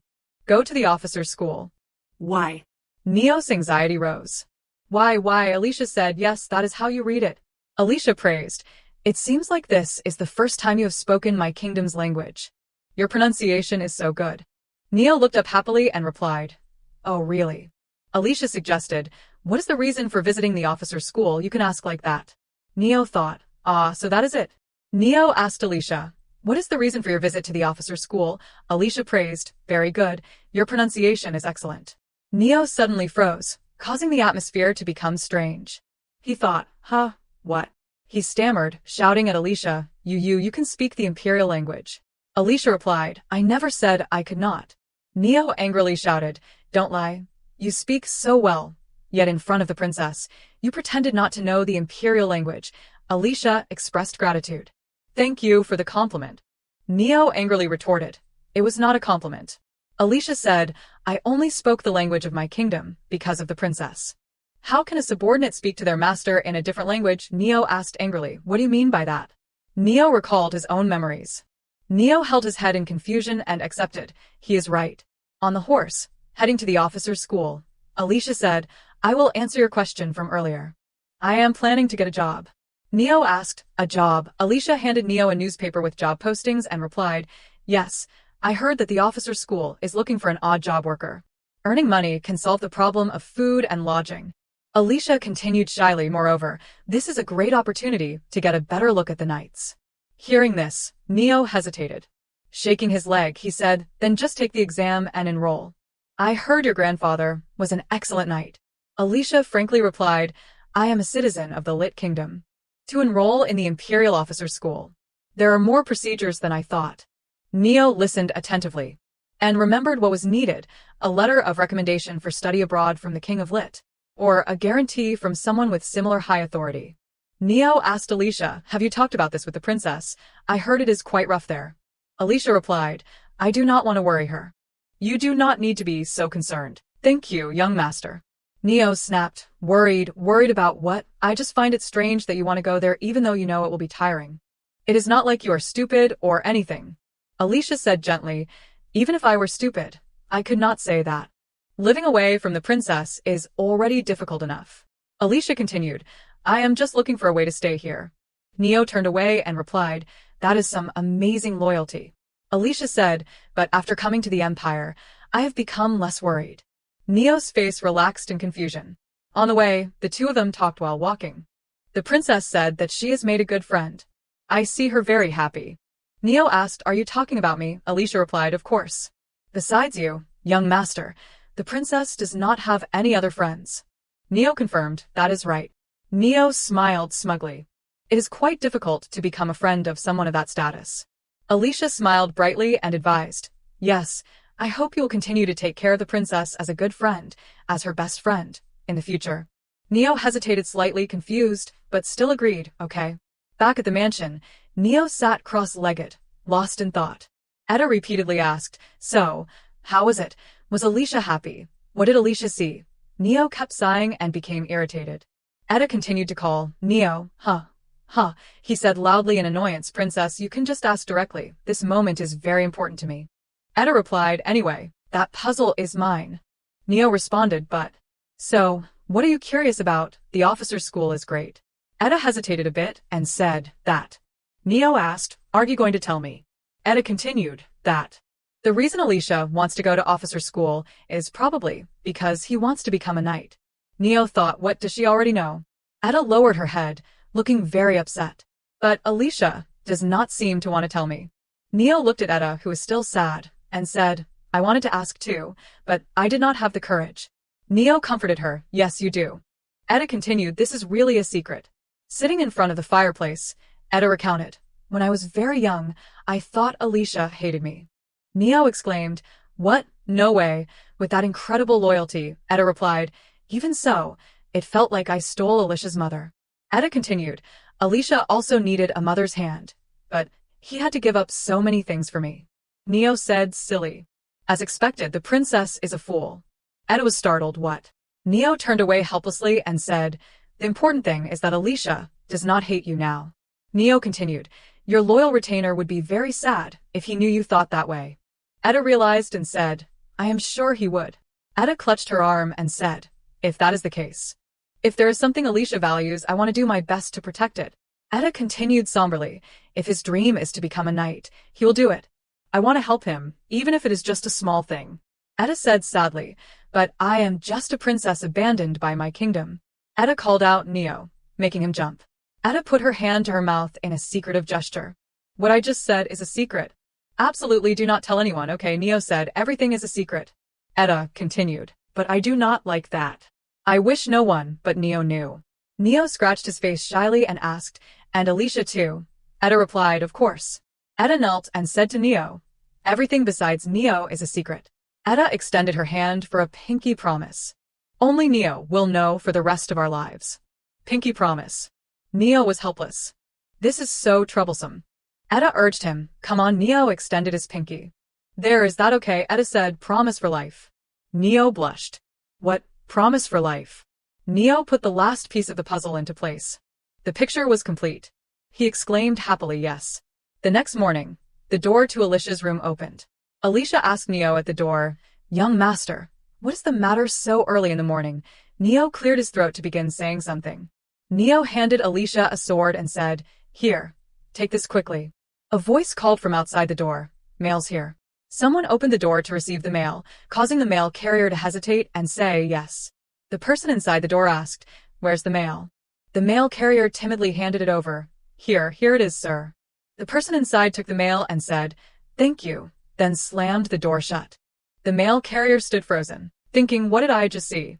The dignified Duke, wearing a birthday hat that Etta had put on him, said, oh dear. Everyone around applauded and congratulated Alicia. Etta said joyfully, oh dear Alicia, congratulations. Alicia replied, thank you, princess. Alicia continued, and thank you very much, young master. Neo smiled shyly, congratulations. Everyone gathered around to congratulate him. Alicia, congratulations. Alicia expressed his gratitude. Thank you, young Master Dario. Etta smiled brightly with joy. She thought, after the day I told Neo the secret. Alicia started attending swordsmanship class with Neo. The instructor shouted, stronger 1, 2. Alicia's talent was recognized by the swordsmanship teacher. Neo, exhausted, said Alicia is very skilled. If he can study, please tell my father to recommend him. The teacher replied, I understand. Catch your breath first, young master. Thanks to the Duke's recommendation, he was able to take the exam for the officer's school, and he passed. The Duke handed the paper to Alicia and said, the acceptance letter. Take a look. Alicia took the paper and replied, Thank you, Your Grace. Etta smiled happily, thinking, That is wonderful. Neo glared and asked, You like Alicia staying in the Empire that much? Etta replied innocently, Of course, Alicia achieved what he wanted, and more than that. It seems like Neo is very concerned about my affairs, so I am very touched. This statement made Neo freeze and blush slightly. Etta said gratefully, Thank you. Suddenly, Neo got angry. That. Oh, of course I have to be concerned. Neo smiled kindly and continued, The princess is a member of the Duke's family. Etta was a little surprised and, with tears in her eyes, smiled happily. A member of the Duke's family. Neo looked at her with a tender smile. The two stood next to each other, shy and filled with indescribable emotions. Under a full moon with falling snow, Alicia and Etta took a walk together. Alicia said, Be careful under your feet, princess. Etta replied, Thank you. Etta said as she walked, Alicia, I heard that the study period at the officer's school ends at the age of 18. Alicia replied, Yes, that is right. Etta asked, Will you return to the Lit Kingdom after that time is over? Hearing this question made Alicia hesitate slightly. Etta continued joyfully, Mrs. Marine will be very happy, won't she? Alicia called out Princess. Etta, not paying attention, continued, Talented graduates from the officer's school are very valuable. Returning to the kingdom, you will become a majestic knight. I am sure Alicia will be amazing. Alicia looked at her in utter shock. Etta continued cheerfully, just like Alicia's grandfather. Alicia called out, Princess. Have you realized yet the reason why I came to the Empire? Etta hesitated slightly, confused. Etta continued, Is it so that one day you can return to the kingdom with me? Inside the mansion, Neo was running around and searching Princess, Princess, Princess. Neo froze at the doorway. Spraying hairspray, he called Etta. Suddenly, Neo struggled with his thoughts. This is strange. As expected, Princess really suits her. Neo rubbed the back of his neck and wondered, but where did she go? She is not in her room either. Neo held a handkerchief in his hand and thought, I was planning to give this to her. Just having this handkerchief shows that she is being protected by the Mayor family. As he thought, he imagined how happy Etta would be to be protected by them. Neo smiled happily, holding the handkerchief. It shows that the princess is also a member of the Mayor family, and it is also proof that we will still be together in the future. Neo looked out the window and saw Alicia and Etta standing together below. He saw them. Over there in front. What? Why are they outside in this cold weather, taking a walk? Neo looked down curiously. Under the falling snow. Etta asked, You said that before, did not you, Alicia, that I am the only hope of the kingdom? Etta continued, But I do not want to be hope or have any power. To borrow money from the Empire, I, the princess, am nothing more than a sacrifice. Alicia said apologetically, Princess, I have never thought of serving any other king but you. Alicia continued, Not just me, Etta interrupted, shouting, Alicia. As you know, I am currently 11 years old. As the first in line to the throne, I still have a lot of time to use my power. It is a waste if you spend your precious time for me. Etta clutched her skirt, choking back tears. Not just you, but also those who are vaguely waiting for me in the kingdom. The courage to tell everyone to wait. Etta lowered her head in disappointment. I do not have it. Alicia was silent for a moment. He called, Princess Etta. Alicia stepped forward. No matter when, the place where the princess is where I will stand. During that time, I will bear the burden, and that time itself. Etta looked up and called, Alicia. Alicia seemed to realize something. He continued, Therefore, I tried very hard to learn the language here, because I did not want to trouble the princess. Etta asked in surprise, What? Alicia knelt down and said, When the princess returns to the kingdom, please stay by my side. Etta looked slightly confused. Alicia closed his eyes in contemplation. The full moon shone, snow fell, and the wind blew gently. Neo dropped the handkerchief in his hand. The two turned to look at Neo, who was standing there stunned. Etta called, Neo. The moon was large and round, and snowflakes were falling. Despite not wearing a coat, Neo rushed over with a handkerchief and a scarf. Neo thought, even if I am not wearing a coat, I have to wrap the scarf nicely, right? He ran happily, There you are. Neo was about to speak, Hey, when Alicia's voice suddenly interrupted him, because I did not want to trouble the princess. Etta asked, confused, what? At that moment, Neo, having just arrived, witnessed Alicia kneeling and saying, when the princess returns to the kingdom, please stay by my side. Hearing this, Neo froze. Neo looked at Alicia and thought, Etta will return to the Lit Kingdom. Huh. Etta is a member of the Duke's family. That is the order of the great emperor. Absolutely true. He looked at the two of them. So, Etta can't return to the Lit Kingdom, right? He looked at Etta, who was hesitating. He thought, why does not she refuse, why? Neo dropped his handkerchief, catching Etta's attention. She called out. He bent down to pick it up and exclaimed, oh dear, I have to cherish things with the family emblem. Etta continued to call, hey, Neo. Neo looked at the handkerchief and said, it is already dirty. Father will scold me, if he finds out. Etta reached out and called Neo. Etta froze. Nah. She stammered, oh. Neo. Neo's face was now red, and tears welled up in his eyes. He turned and ran. Etta called after him, Neo, wait. In the room, tea and cups were shattered on the floor. It seemed Neo had bumped into a servant. The servant fell to the floor and asked worriedly, young master, are you all right? I am sorry, are you hurt anywhere? The servant looked down at Neo's hand and said, young master, your hand. Your hand is bleeding. Neo immediately ran off. The servant called, young master. Dario picked up the handkerchief and said, let me go check on him. Dario held up the handkerchief, looked at it, and said to the servant, please clean this up for me. Neo stood outside the door, leaning against it and crying. Remembering the words, my dear, do not worry, he gritted his teeth. Looking down at the puzzle piece that had fallen at Neo's feet, Dario thought, this is the precious item Etta brought from the Lit Kingdom, is not it? The puzzle was shattered. Neo thought, that is right, I have to hide it because that road is very wide. Neo picked up the pieces and thought, so if you lose something, it will be very hard to find it again. If I hide this precious thing, Etta won't leave the mansion. Neo opened the door and went out onto the balcony. He held the broken pieces and thought, I will never let you go back to the Lit Kingdom. Never. Neo raised his hand, preparing to throw the pieces. Then he lowered his hand in disappointment, thinking, but I do not want Etta to hate me. Neo sank into sadness. I do not want that. Outside, Dario called, Neo, can I come in? Are you okay? Neo quickly wiped his tears and said, wait a minute. Dario handed Neo a first aid kit and said, I thought you might need this. Neo looked at him, through his tears. He ran and hugged his brother, crying, brother. The two sat down. Neo said, brother. You are not asking why I am like this, Dario replied. Whenever you want to talk about it, just tell me. Neo sat down, his head in his lap. Etta said she is leaving here. Just like mother. Dario's face saddened. He looked down. So that is it. Neo sadly did not want to remember more. He recalled the image of his mother turning away and saying, my dear, do not worry. When the weather gets warmer, I will be back. That winter was unusually cold. His mother seemed to have contracted an infectious disease and had to leave the duchy. She could not keep her promise to return. Because of the infectious disease, they could not even be with her when she passed away. The helpless father with his two children. Not even her body could return. Neo thought, I never imagined that someone would leave. He lowered his head and cried. Dario comforted him. I know. If at that time. Neo asked, don't go.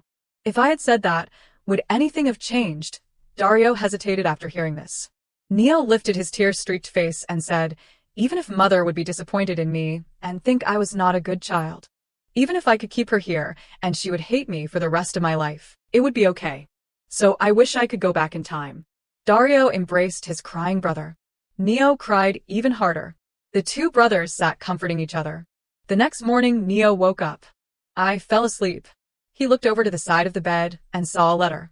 The letter read, Dear brother, I have to go to the academy, so I woke up early. Although I can't do anything for you, I will always be by your side and go with you here and there. So have a good day. After reading the letter, Neo teared up again. Brother. Alicia entered. Young master. Neo was startled and exclaimed loudly, I am so startled. What? When did you get here? Alicia replied, just now. Neo asked angrily, is it customary for citizens of the Lit Kingdom to enter other people's rooms without permission? Alicia replied, I clearly knocked. Neo was still very angry. You have to ask permission before entering, Alicia said. My father says forgiveness is quicker than permission. Alicia bowed his head. I apologize if I surprised you. Neo thought, I absolutely can't lose now. I will never think about losing. I do not need gentlemanly virtues anymore. I will become a bad man. Neo pointed his finger at Alicia's face and scolded, Why did you come here so early in the morning? I hate you, so get out, Alicia Maureen. In the closed room, Alicia bowed sincerely and said, Is that so? But I do not hate you, young master. Neo felt a bit helpless. So what should I do? Alicia further explained, I did not mean anything else. The reason I came here is because the princess was worried about young Master Neo, so she asked me to check on you. Hearing this, Neo was astonished. Etta. He shook his head dejectedly. No good. I will become a bad man. Nougat angrily pointed at Alicia and ordered, Now that you are done, get out. Take Ada's hand and go back to the kingdom of Lit. Alicia immediately retorted, You are wrong about one thing. He closed his eyes regretfully.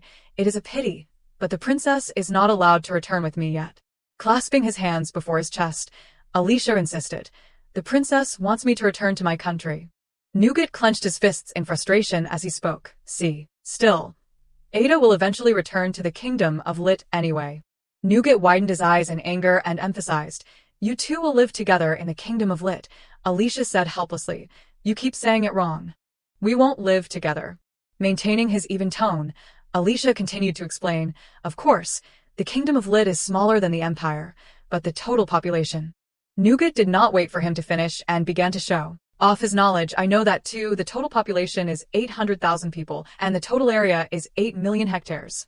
Nougat, not to be outdone, continued excitedly, More than half of the population cultivates wheat and barley.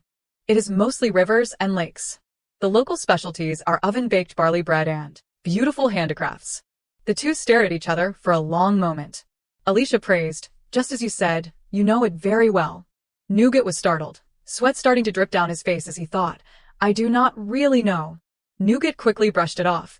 Who cares about that squirrel nest of a land? Another argument ensued as Alicia said, I do not live in a squirrel nest, even if the kingdom is shaped like one. Nougat quickly retorted, Shaped like one? Huh, the scenery there is actually very beautiful. At this point, Alicia agreed. Indeed, as you say. Anyone would fall in love with this place upon seeing it with their own eyes. Nougat, sitting on the bed and stroking his chin, also nodded in agreement. That is right. Seeing it firsthand must be beautiful. Suddenly, Nougat had a bright idea. Why did not I think of this before? Since the kingdom of Lit and the empire have a friendly relationship, Ada and Alicia could also come to the empire. If Ada wants to return to the kingdom.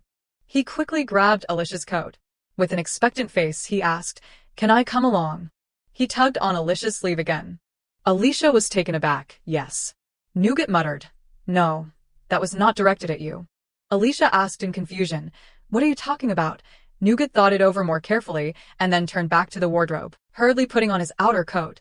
Wait, I will go ask and come back. Alicia watched Nougat's actions with bewilderment. Young master, who are you going to ask? Nougat looked back and exclaimed, Have you turned into an idiot? Nougat raised a finger and explained, Of course, the person who will become the master of that land. Meanwhile, Ada paced anxiously, looking out the door. Alicia is so late. Suddenly, a deep voice called out from behind her, Princess. She instinctively turned around, startled. Ada was surprised. Nougat, I was so worried about what happened yesterday. Are you okay?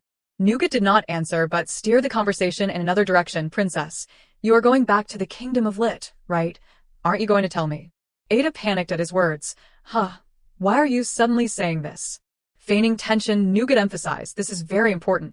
Ada's face showed a hint of confusion. Inwardly, she thought, I can't decide on my own.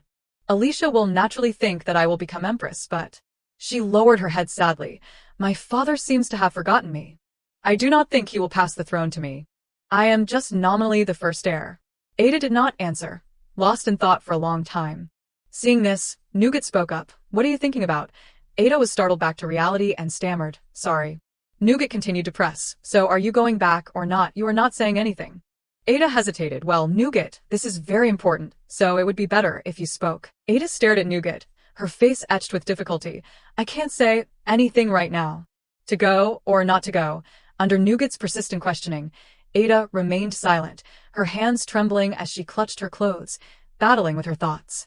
This is not something I can easily decide. Nougat continued impatiently.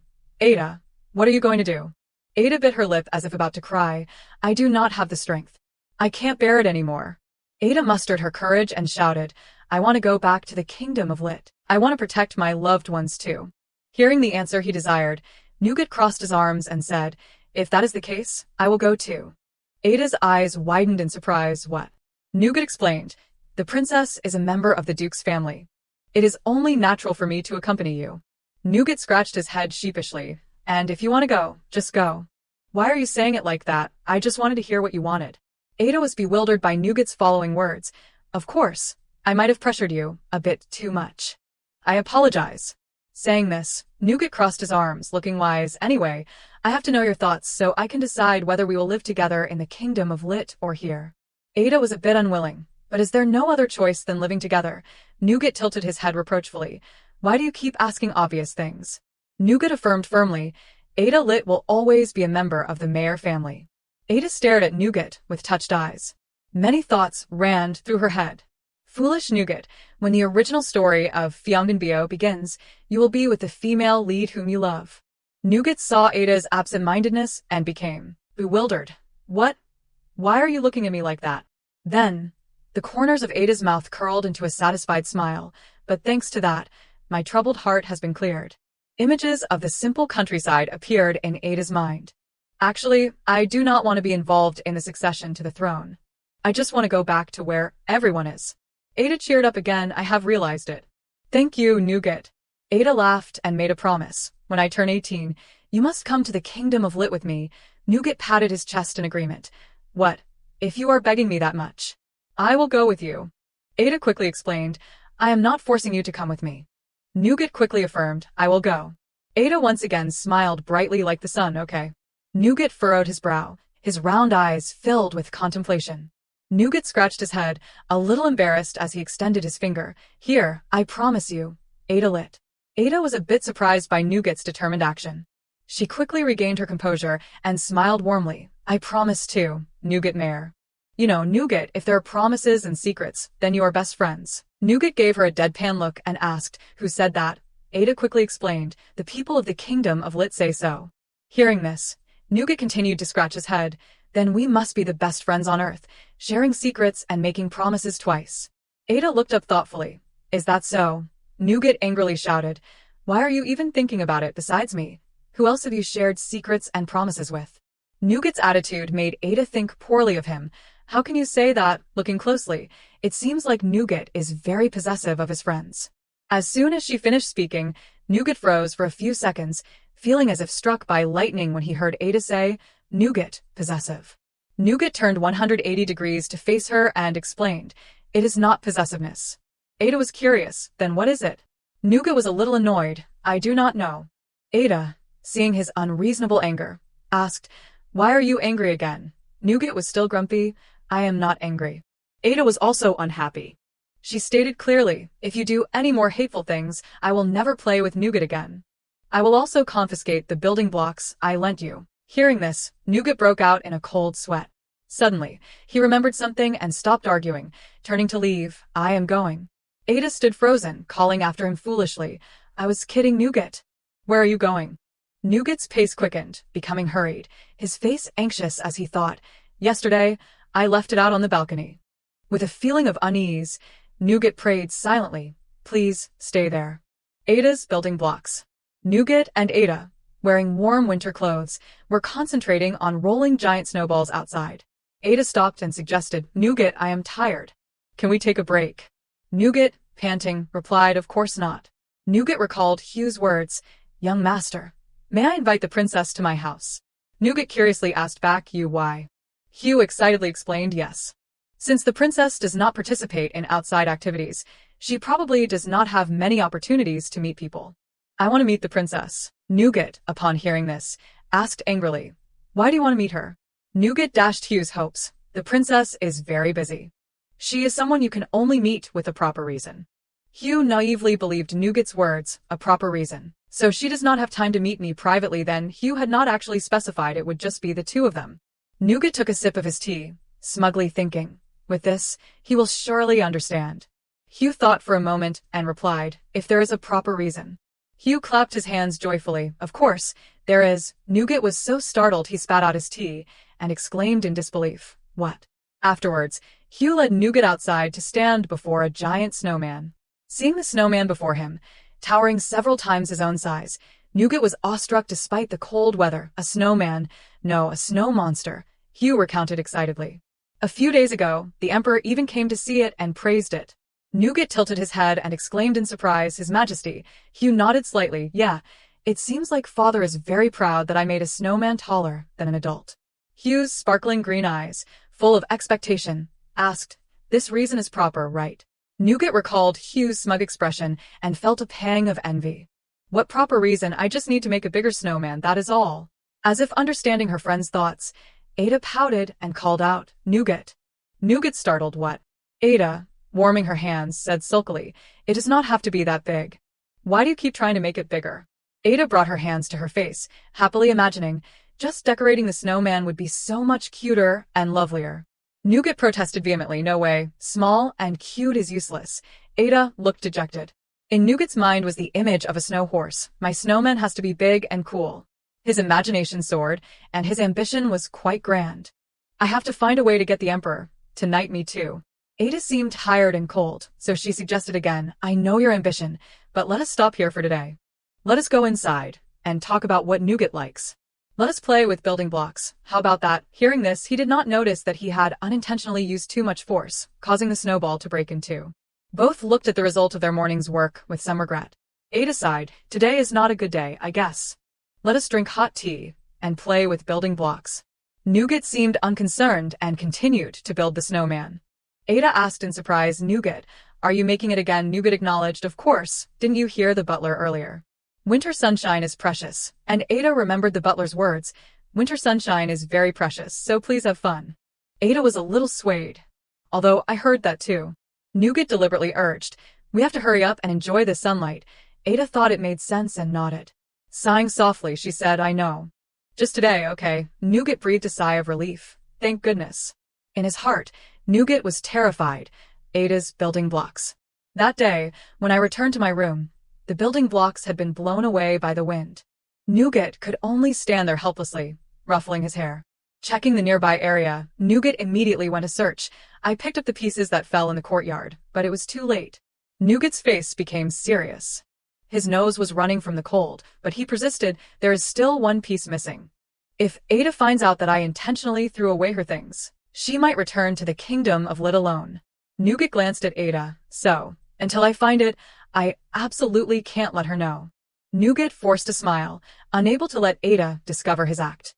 He feigned cheerfulness to keep Ada from leaving. Oh my, this is so much fun. Night fell quietly upon the magnificent mansion. Everyone was gathered, standing before a painting, looking incredibly happy. It was Duke Mayer and his wife. Ada exclaimed in admiration, It is so beautiful. Being complimented, Duke Mayer blushed shyly. The real person is even more beautiful than this. The Duke approached the painting, his face full of pride. He used his large finger to caress the area of his wife's face in the painting. Then he quickly placed a kiss there. Not quite understanding this, Ada looked surprised. Dario, seeing this, explained, It is a tradition. Ada tilted her head curiously. A tradition. Dario slowly explained in detail to Ada, When hanging the portrait of someone who has passed away, we greet them by placing a kiss on the painting, filled with love and blessings. Nougat placed his hand over his heart and said, It also means cherishing the hearts of those who remain in the painting. We do it too. Ada, having understood the meaning, was deeply moved. That is so romantic. Dario also expressed his affection with a kiss on his hand. Welcome, mother. It was Nougat's turn. He stood looking at the painting for a long time. Then, smiling happily, he performed the traditional rite. From now on, mother, do not go anywhere. Ada stood at a distance, also filled with joy. She smiled like the spring sunshine, watching them. The entire Mayer family turned to look at her, causing Ada to startle. Can I do it too? The Duke quickly said, Of course. Duke Mayer sincerely said, If the princess does not mind, I would like to ask you to. Ada readily agreed without hesitation. Yes, I would like to. After accepting, Ada stood before the painting and said politely, Greetings, Duchess. I am living very happily here. I won't forget this kindness. I will definitely make Nougat happy and repay everyone's affection. Ada gave a warm smile. I am so glad to have met you like this. Nougat's family watched her smile back with gratitude. Ada turned around. Thank you. Before she could finish, Ada felt dizzy and her vision blurred. Her eyes became hazy, as if she were about to faint. She could only hear frantic calls. What is happening to me? Duke Mayor quickly stepped forward to check Ada's temperature. Oh dear, you have a fever. Ada still tried to act normal. I am fine. Duke Mayor worriedly instructed. You might have caught a cold. It would be best if you took medicine and rested early today. Ada obediently complied. Yes. Ada's face was now flushed red. She looked down disappointed, but Dario was going to read me a very interesting book today. Dario quickly reassured her, Princess, I will read it to you next time. Rest today, and we will read other, even more interesting books later. Ada inwardly praised him. Dario is so sweet. At this time, Nougat, standing next to her, also spoke up encouragingly. That is right. You need to rest well today. Ada was deeply moved by these words, tears welling up in her eyes. Nougat. Is he worried about me? Nougat continued, if you are sick, you won't be able to make a snowman tomorrow. Ada's rising emotions came crashing down. Why is he always so insensitive? I do not know why, but I suddenly feel like my fever has gotten worse. After everything was settled, Duke Mayor sat quietly in his chair, his chin resting on his hand. His face was incredibly refined, his handsome features clearly defined. It seemed as though the Duke was asleep. Vague images from the past surfaced. A physician announced the epidemic seems to only affect your wife, who is not a native. It is best to leave the duchy immediately and seek treatment. Just a while later, a servant returned with the tragic news. The Duchess has passed away. Duke Mayor, his heart in turmoil upon receiving the news, went before His Majesty and pleaded, a funeral without even a body. Your Majesty, please allow me to go. His Majesty flatly refused. I cannot allow it, for your sake and the sake of your children. I apologize. 124. The image of his father-in-law appeared, spewing curses. You killed my daughter. You and your territory took my beautiful daughter. You killed her. Duke Mayor woke up with a start. He looked up and realized someone had been standing there for a while. The butler hurriedly reported, Duke, we have relaxed our guard as you instructed. Duke Mayor replied, thank you. Duke Mayor, his heart heavy, turned to look at the large painting. Then he quickly left. The painting held the image of his beautiful wife, whom he longed for. An unknown amount of time later, Ada rubbed her eyes and woke up. How long have I been asleep? The sight outside the window caught her eye, and she cried out in surprise. Her eyes widened, her mouth agape, as she looked out in delight.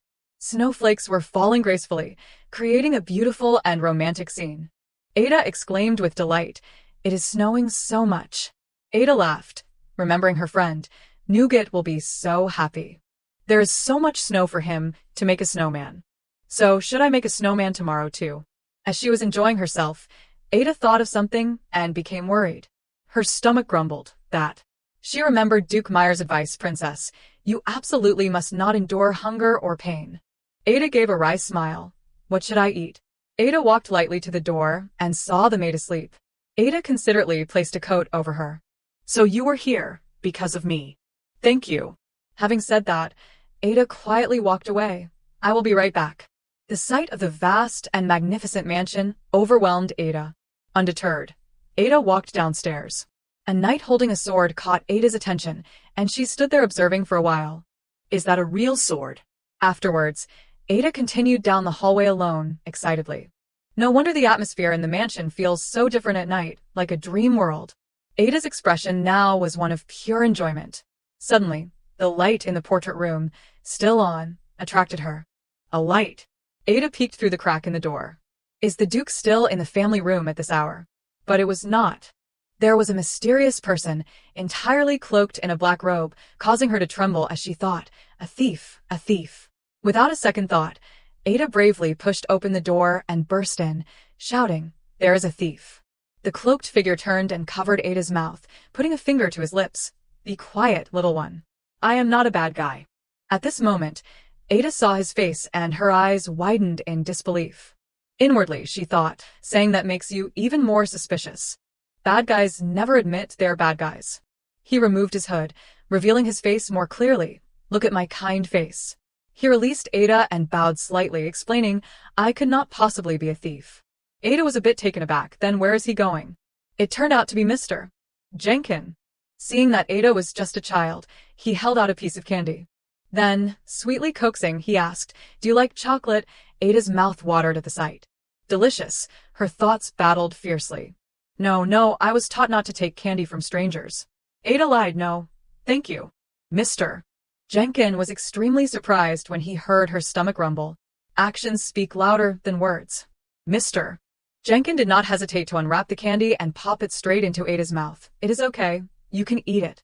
Ada, with the candy already in her mouth, could not help but chew a few times before saying, "Thank you."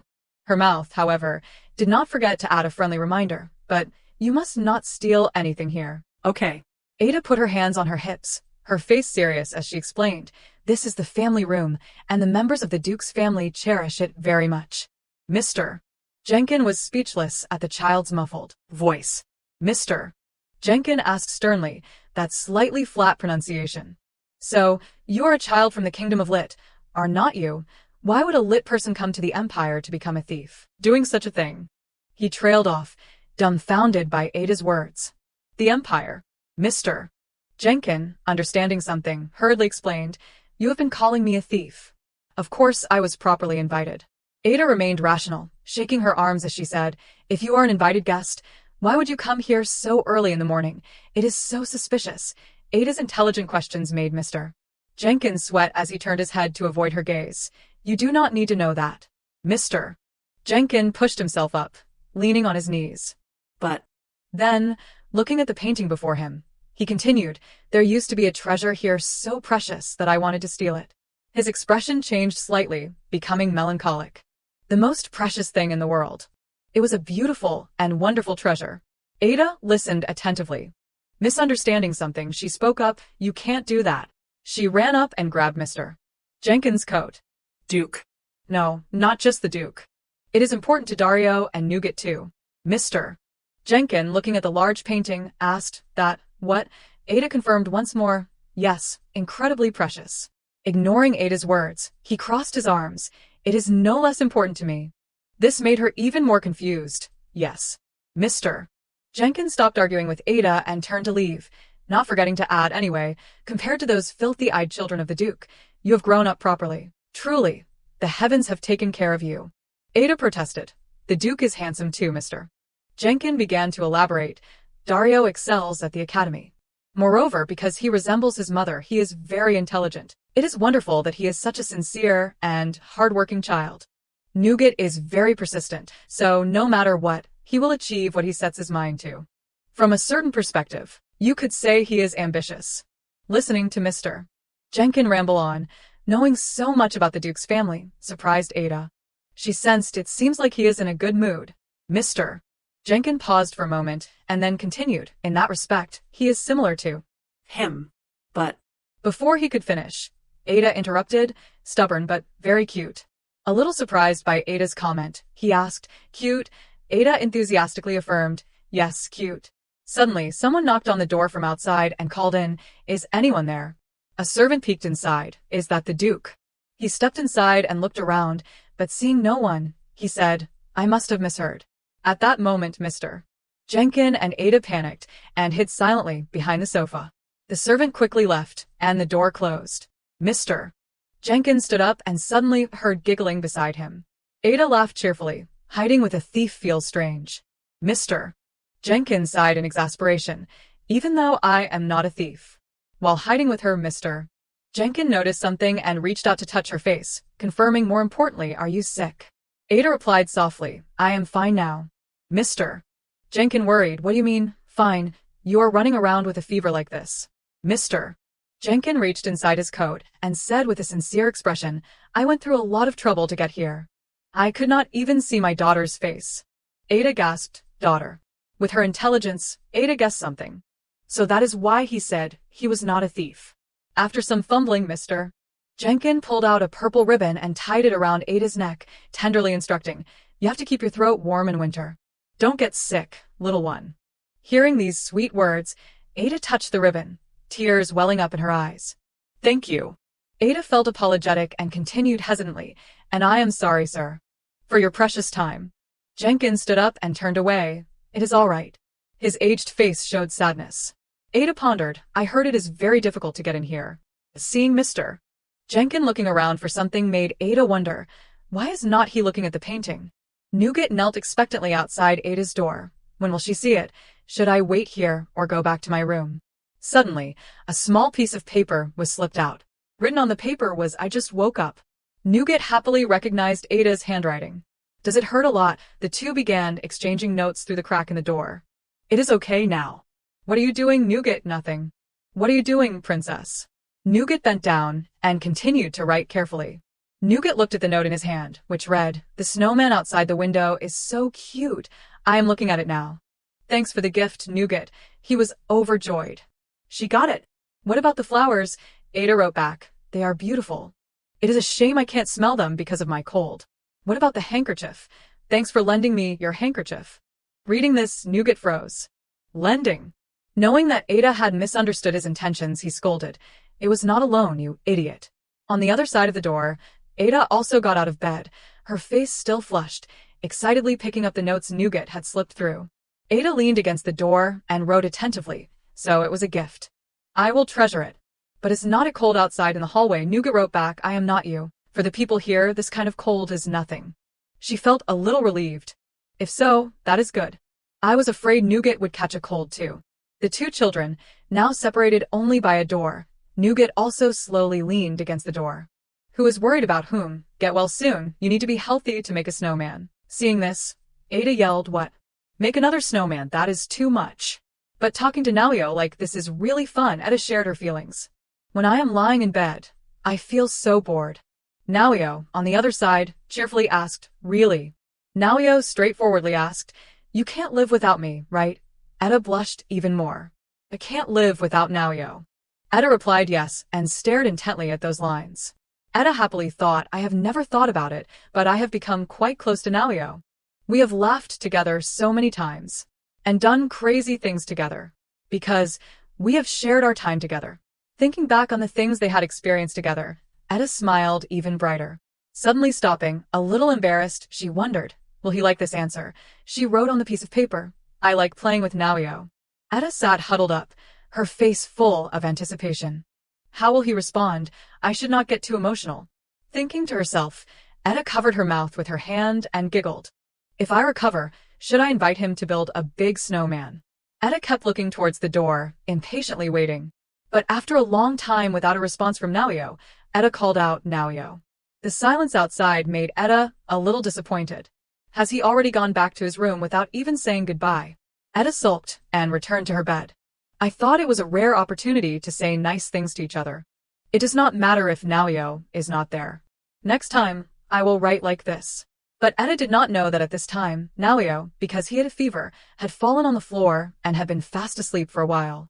Inside the family room, Duke Mayor rubbed his temples. It is truly chaotic. So many unpleasant things kept happening, causing the Duke a great headache. The princess had a high fever, Naoyo had a runny nose, and Dario had a sore throat. Yesterday, after finishing my work, I was surprised to see Naoyo in front of the princess's room. The problem is, I forbade him so thoughtlessly. I should have explained it more clearly. Seeing that, the butler brought a cup of hot tea. Taking care of everything, you have worked hard. I did not expect that even young Master Dario would catch a cold at the academy, the Duke said dejectedly. That is why I said. The butler advised, anyway, you should rest early, Your Grace. Your complexion is not very good.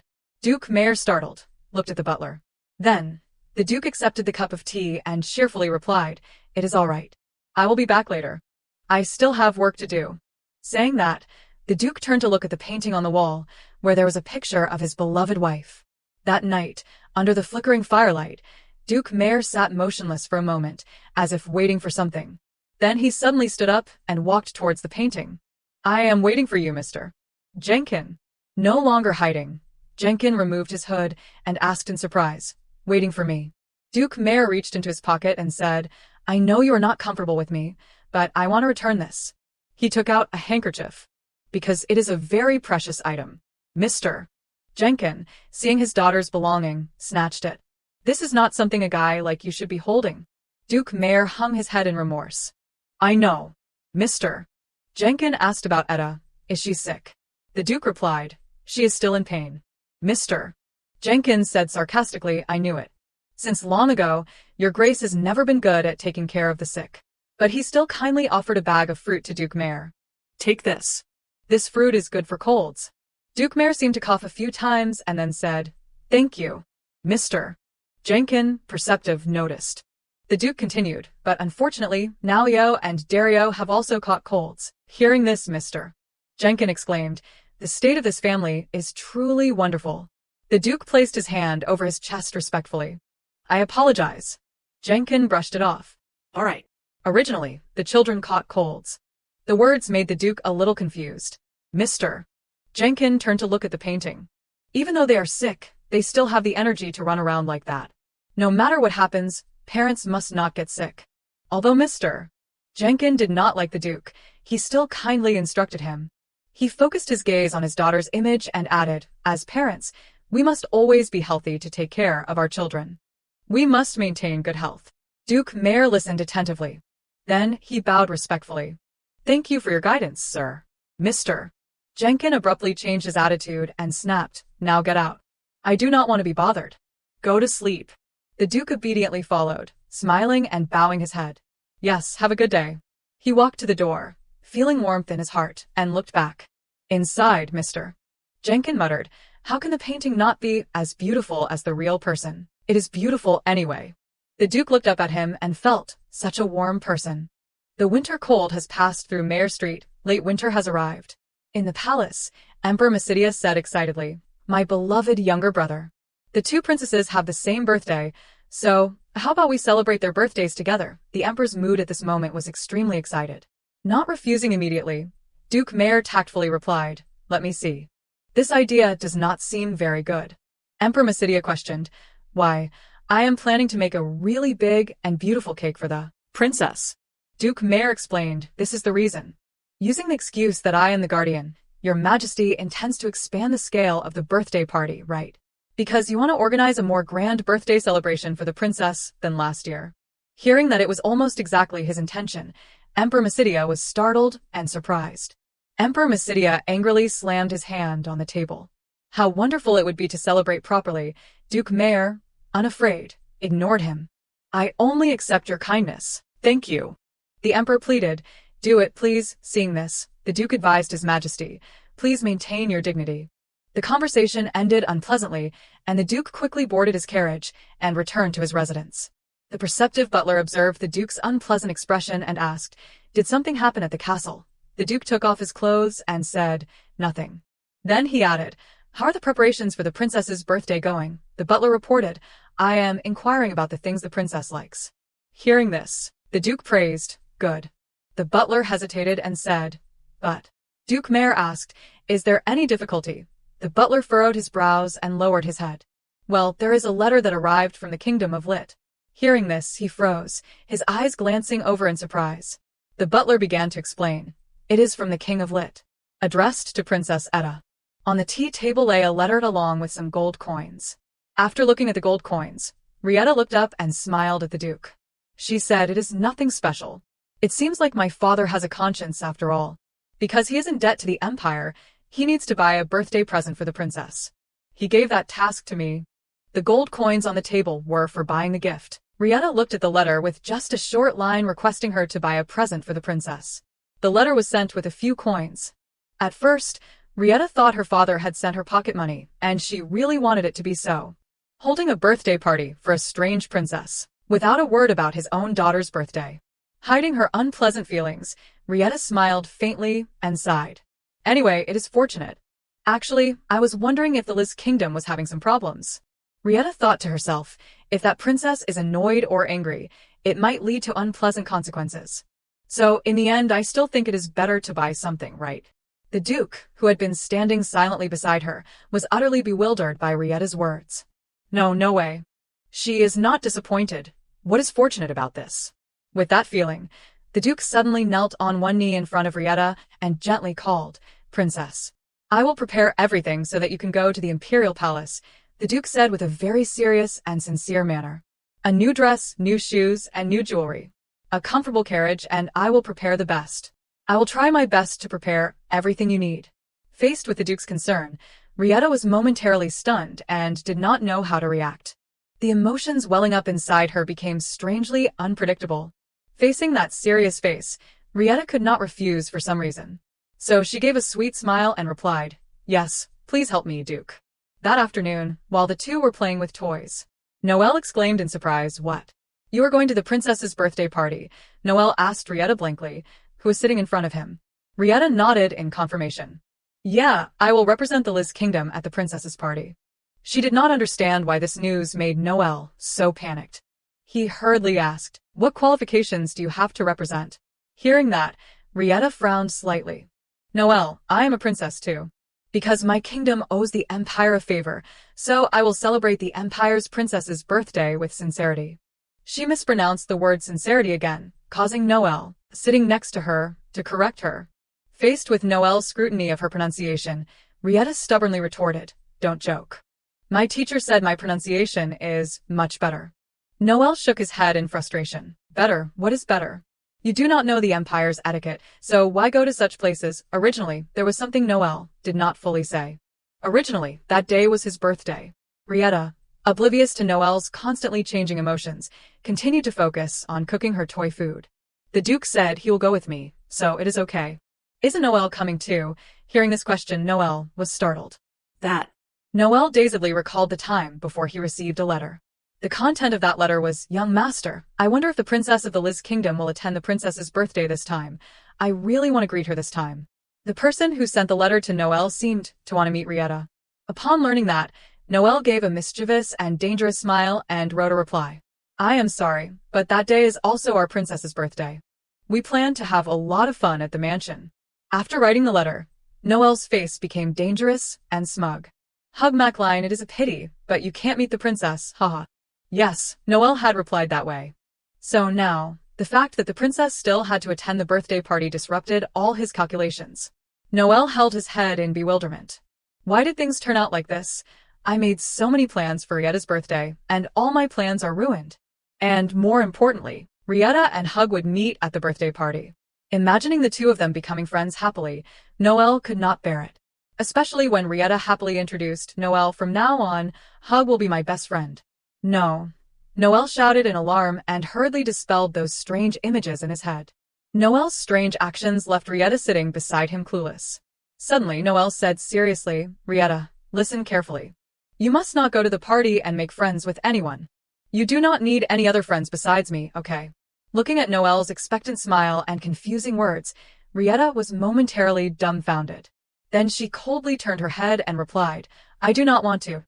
The answer and attitude made Noelle helpless, so he hurriedly pressed on. "Why?" Rieta smiled and replied that she wanted to make friends. "Don't you want me to have friends, Noelle?" Hearing that, Noelle immediately backtracked. "Oh, that is not it. I did not mean it like that, but..." In the end, he had to change his mind and make another suggestion. "Well then, that friend must pass the strict scrutiny of the Duke's family. Because now, Rieta, you're being taken care of by the Duke's family. Yes, it is better to consider it 3 times, because you have to make friends with people worthy of the Mayer family." Noelle muttered as he calculated very seriously. This image made Rieta, who was beside him, burst into laughter. Noelle immediately blushed and stammered, "Why are you laughing?" And she replied that it was because Noelle looked like a child. After a pause, she continued sulkily, "But it is not fair. Noelle is always close to Hug Macline of the Count's family. You guys meet often and you exchange letters." Mentioning this issue, Noelle did not know how to explain and just mumbled. A moment later, he pointed at Rieta in alarm and asked, "How do you know Count Macline?" Rieta was startled and thought to herself, "Of course I know, because the perfect male lead of the novel, Pyeonjang Beep, in my memories, Hug Macline. They're different, Hug and Noelle." Through reading the novel, Rieta knew that these two had played together since childhood, but meeting them in real life like this was truly magical. Moreover, Hug in the novel was really sweet and kind, really different from this childish Noelle. And Noelle kept asking why Rieta knew about Count Macline's family, pestering her like a little old man. She had to answer, "His name was on your letter, Noelle." Hearing that, Noelle froze, muttering, "Why did you peek?" As soon as he asked, Rieta gave him a look of disdain. It was Noelle who left the letter on the table. Too embarrassed, he hurriedly grabbed the toy carrot in his hand. "Anyway, you have to consider it seriously and sincerely, okay?" Sincerity, Noel accidentally mispronounced the word and was caught by Rietta, making him freeze and blush. Too embarrassed, he yelled, "Oh my God, my elegant speech has been infected by your flat pronunciation. It is all your fault," Rietta angrily shouted back. "Why is it my fault?" Hearing the children's argument and conversation, the maid who happened to pass by the room chuckled at the cheerful atmosphere. Their relationship is good today, is not it? Sometime later, Rietta had her measurements taken by the maids and tailors to make new clothes for the birthday party. Besides that, she also had to learn the etiquette of a young lady. Standing posture and the distance of each step were important and required attention. And she also had to practice pronouncing the word sincerity with Noel. Time passed, and that day finally arrived. The day Rietta would accompany the Duke to the Imperial Princess's birthday party at the castle. Today also happened to be Rietta's birthday. The maid cheerfully opened Rietta's door and stepped out. "Everything is ready." The Duke had been waiting outside for a long time. Footsteps echoed with the soft rustle of a splendid dress. The Duke happily gazed at the beautiful girl before him and then gallantly extended his hand. "Shall we go, Princess?" Rietta smiled and nodded in her beautiful dress. Her hair had been carefully styled by the maids, making her a true princess worthy of her title. Stepping into the grand hall where the party was held at the castle, Rietta was overwhelmed by the extravagant splendor. The place was really big, and the cake in front of her was enormous. So magnificent and luxurious around her. Many nobles and officials were also dressed in their most formal attire for the party. It was the first time Rietta had seen such a big cake. She wondered, becoming an adult, is it a grand event like this big cake? When I grow up, I will regain the rights I entrusted to my guardian. I have to leave my parents' home, become a bird flapping its wings in the sky, not a chick needing protection. Rietta observed the expressions of the people around her and thought, if that day comes. Suddenly, the Duke's voice interrupted her thoughts. The Duke approached and offered, seeing Rietta holding a large gift box. "Princess, until the Imperial Princess appears, let me hold that for you." But Rietta shook her head, declining his kindness. "No, I can do it myself. And thank you very much, Duke. I am a little nervous, but it is okay, hee. Faced with her resilience, the Duke was momentarily speechless. He bent down slightly to face her. "It will be all right. The princess is also kind, just like you. Just do what you have practiced. I will wait where I am easily visible." Faced with the Duke's comfort and reassurance, Rietta clearly felt much better and happier. She gave a beautiful smile and replied, "Yes." The ceremony began with representatives bringing gifts from countless kingdoms to the princess. "This is silk specially produced in our kingdom. This is a gold-plated book, the latest work of Tae Moon-ho, the pride of our kingdom. And this is a gemstone made from ore at the ruby mine." Countless gifts of all shapes and sizes, but all incredibly expensive and precious. Standing at the back of the line, Rietta silently observed everyone's gifts, and this made her feel awkward and bewildered. She looked down at the gift box in her hands and wondered, what should I do? Is it too simple? But with the money her father had given her, she could not buy anything more precious.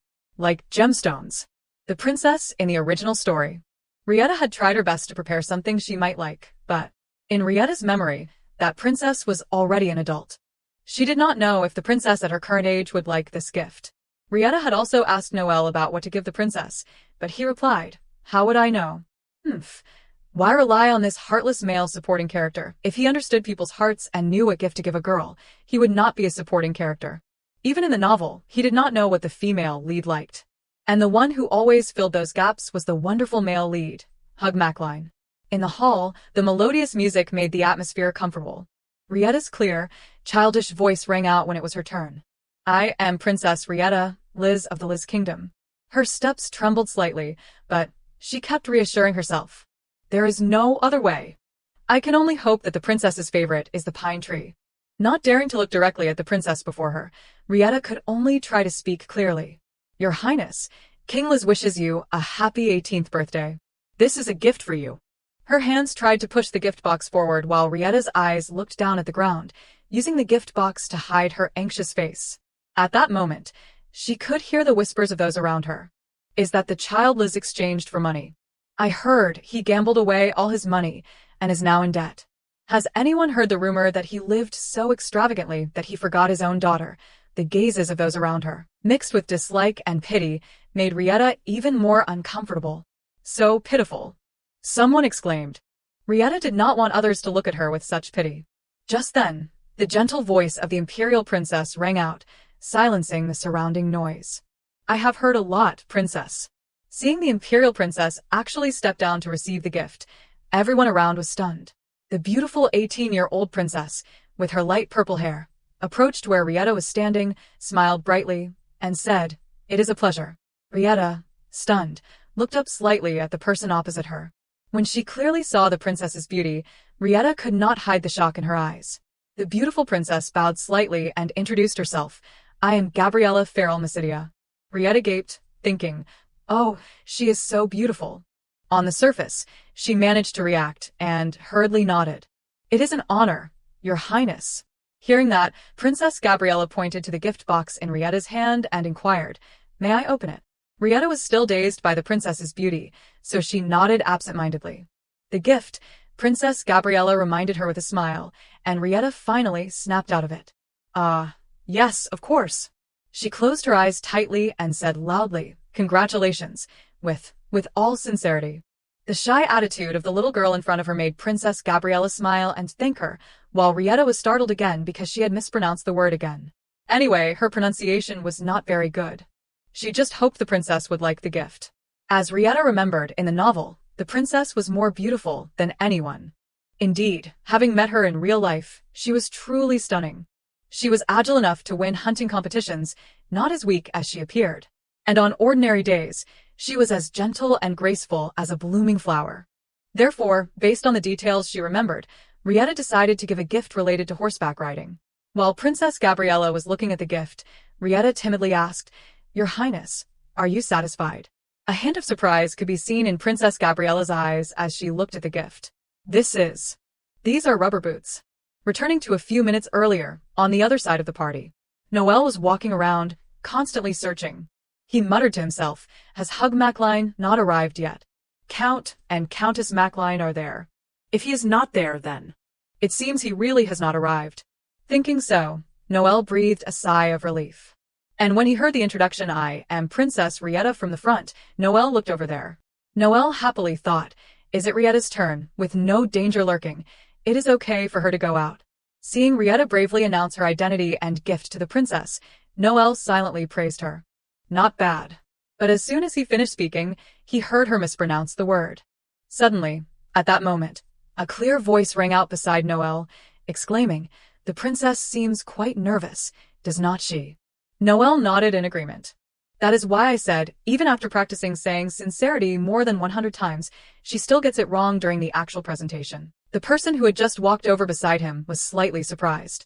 "She practiced more than 100 times. Wait a minute." That somewhat familiar voice made Noel freeze. Turning to see Hug's face, Noel exclaimed, "Oh my God, you scared me." Hug sighed with a worried face. "If she makes a mistake, she will be so sad." Regaining his composure, Noel asked in a panic, "Why are you here?" The answer was Hug's beautiful, flower-like smile. "I thought young master should come here. Because I like you."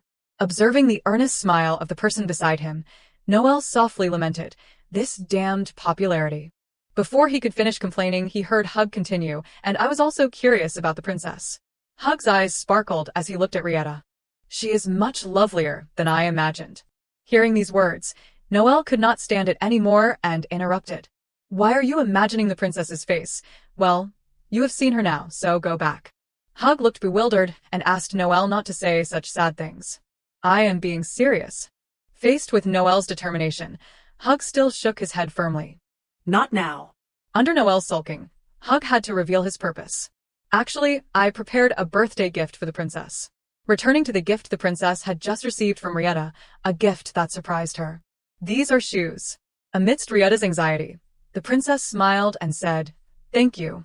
Then Princess Gabriella turned and handed them to her maid, instructing, "Take these and put them away." In this situation, Rieta did not know what to do but clenched the hem of her dress awkwardly. She gave a bitter smile, mocking herself. Rieta thought that perhaps she had expected too much. She thought the princess would react differently because she knew the princess from the novel. She thought she could win the princess's heart with that knowledge, so that this empire would show Rieta mercy. Rieta thought she could repay the Mayer family a little, but it was just her wishful thinking. The thought of winning over the princess with this cheap gift was truly embarrassing. With that thought, she bowed her head in farewell and was about to leave, but was suddenly stopped by Princess Gabriella. Under Rietta's bewildered gaze, the beautiful princess said, "I heard that today is also your birthday, princess. Is that correct?" A glimmer of hope flickered in Rietta's eyes, and she nodded in confirmation, wondering why she was still hoping for anything. Surprisingly, Princess Gabriella took out a precious hairpin from her maid's hand and bent down to pin the butterfly-shaped hairpin onto Rietta's shiny blonde hair. "I also prepared a gift for you. I do not want to be the only one receiving gifts today. Happy birthday." The birthday wishes from the unfamiliar princess before her touched the softest spot in Rietta's heart. Her face flushed like a tomato as she hurriedly nodded. Thank you, princess." After Rietta turned and left, the next was the ambassador from the Bernard Kingdom. While passing by the guests and ambassadors, Rietta overheard them gossiping about how she received a precious piece of jewelry just for giving a pair of cheap shoes. The Liz Kingdom made a huge profit. Rietta's eyes shimmered with tears, as if she was about to cry. These words must have truly hurt her. On the other side, Hug told Noelle that he had prepared a birthday gift for the princess. But Hug was worried whether Rietta would like it or not. Hearing that, Noelle beside him replied, "She won't like it."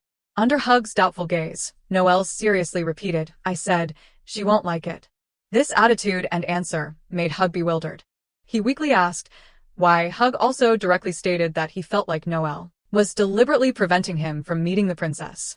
Faced with this accusation that hit the bull's eye, Noelle panicked and did not know how to explain.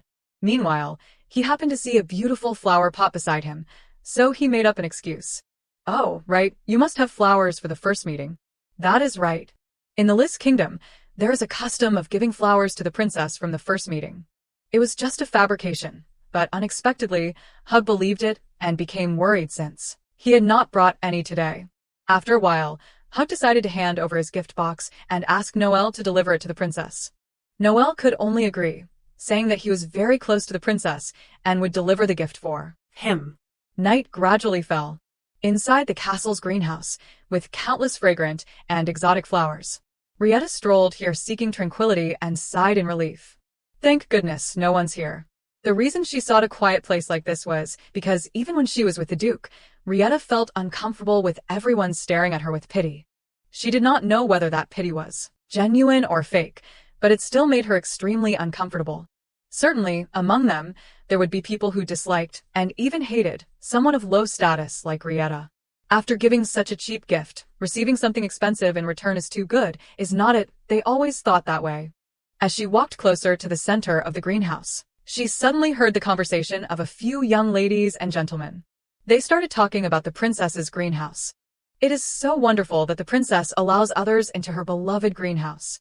Someone maliciously mentioned Rietta in this conversation. Who would bother with a meager gift like that child's? It is really awful. Rietta had no intention of approaching or getting acquainted with those who were looking down on her. However, their words became increasingly outrageous as they compared Rietta to Princess Gabriella. They even thought she came here hoping to pick up things the young ladies and gentlemen discarded. How pitiful! But thanks to that, Princess Gabriella noticed the gift. Someone exclaimed, "If I were the princess, I would be very grateful to Emperor Liz for abandoning me in this empire." The person next to them agreed. Of course. If it were me, I would also wish to be abandoned by Emperor Liz like this. Hearing these words, Rietta shook her head violently, her inner thoughts in turmoil. No, not even once. Not even once did Rietta feel grateful to her father. As her emotions surged, she accidentally fell to the ground, making a small noise and quickly attracting the attention of the young gentleman inside. Who is there? They decided to go out and check. Hearing the footsteps getting closer, Rietta instinctively closed her eyes, not daring to look directly. It was not until she heard a familiar name that she became bewildered again. The person arriving called out towards the greenhouse, "Why, young Master Noel." As soon as this name appeared, the children inside looked around frantically. The voice continued, "Young Master Noel always says the greenhouse is boring, but just try it once, and you will change your mind." The children who had just been bad-mouthing Rietta hurriedly got up and left. "Isn't young Master Noel there?" the person said while looking into the garden. After confirming that the group had left, the person breathed a sigh of relief and said to Rietta, "It seems they are gone." "Are you all right?" A hand extended right in front of her. "Are you all right, princess?" The person who appeared before Rietta was none other than the male lead of the novel she had read. Rieta could only gape in astonishment. The characteristic blonde hair that seemed to hold the summer sun. Emerald green eyes sparkling under long, mysterious lashes, as if containing the entire galaxy. He was Hugh Macline, the male lead. And now, the perfect male lead from the legendary novel extended his hand towards Rieta, wanting to help her up. Rieta took his hand and softly said, "I am sorry." She had been lost in thought about meeting the male lead, and was a little out of it. Hugh smiled and said, "It is not your fault, princess. I should be the one apologizing for calling you incorrectly." Hearing that, Rieta suddenly realized he had lied to cover for her. Rieta subconsciously apologized again. Hugh found it amusing, and he continued to deny it. "It is not your fault at all." At this moment, Hugh became shy and did not know what to say next. He just felt like he had forgotten something very important. After thinking for a moment, he suddenly remembered young Master Noel's instructions. When meeting the princess, you must give flowers. Otherwise, it is impolite. So, Hugh hurriedly said to Rieta, Wait a moment, princess. Please give me about 40 minutes. No, just a minute." Then he hurriedly ran off before Rieta could react. A moment later, Hugh returned, panting. "I am sorry for making you wait, princess. It was very rude of me to greet you without bringing flowers." As he spoke, he presented a few beautiful white daisies with bright yellow centers. "I will greet you again. I am Hugh Macline." Faced with this situation, receiving flowers from a handsome and polite boy, Rieta covered her mouth in surprise and wondered what to do at this moment. The boy standing in front of her was indeed the male lead. A moment later, Rieta reached out to receive the daisies with a smile and gently called Hugh's name. "Thank you for helping me wait and even bringing me flowers." Hugh shrugged, as if it was nothing. "Thank me for what? It is only natural that I do this. Of course, but also giving flowers." Rieta was pondering when she heard Hugh continue.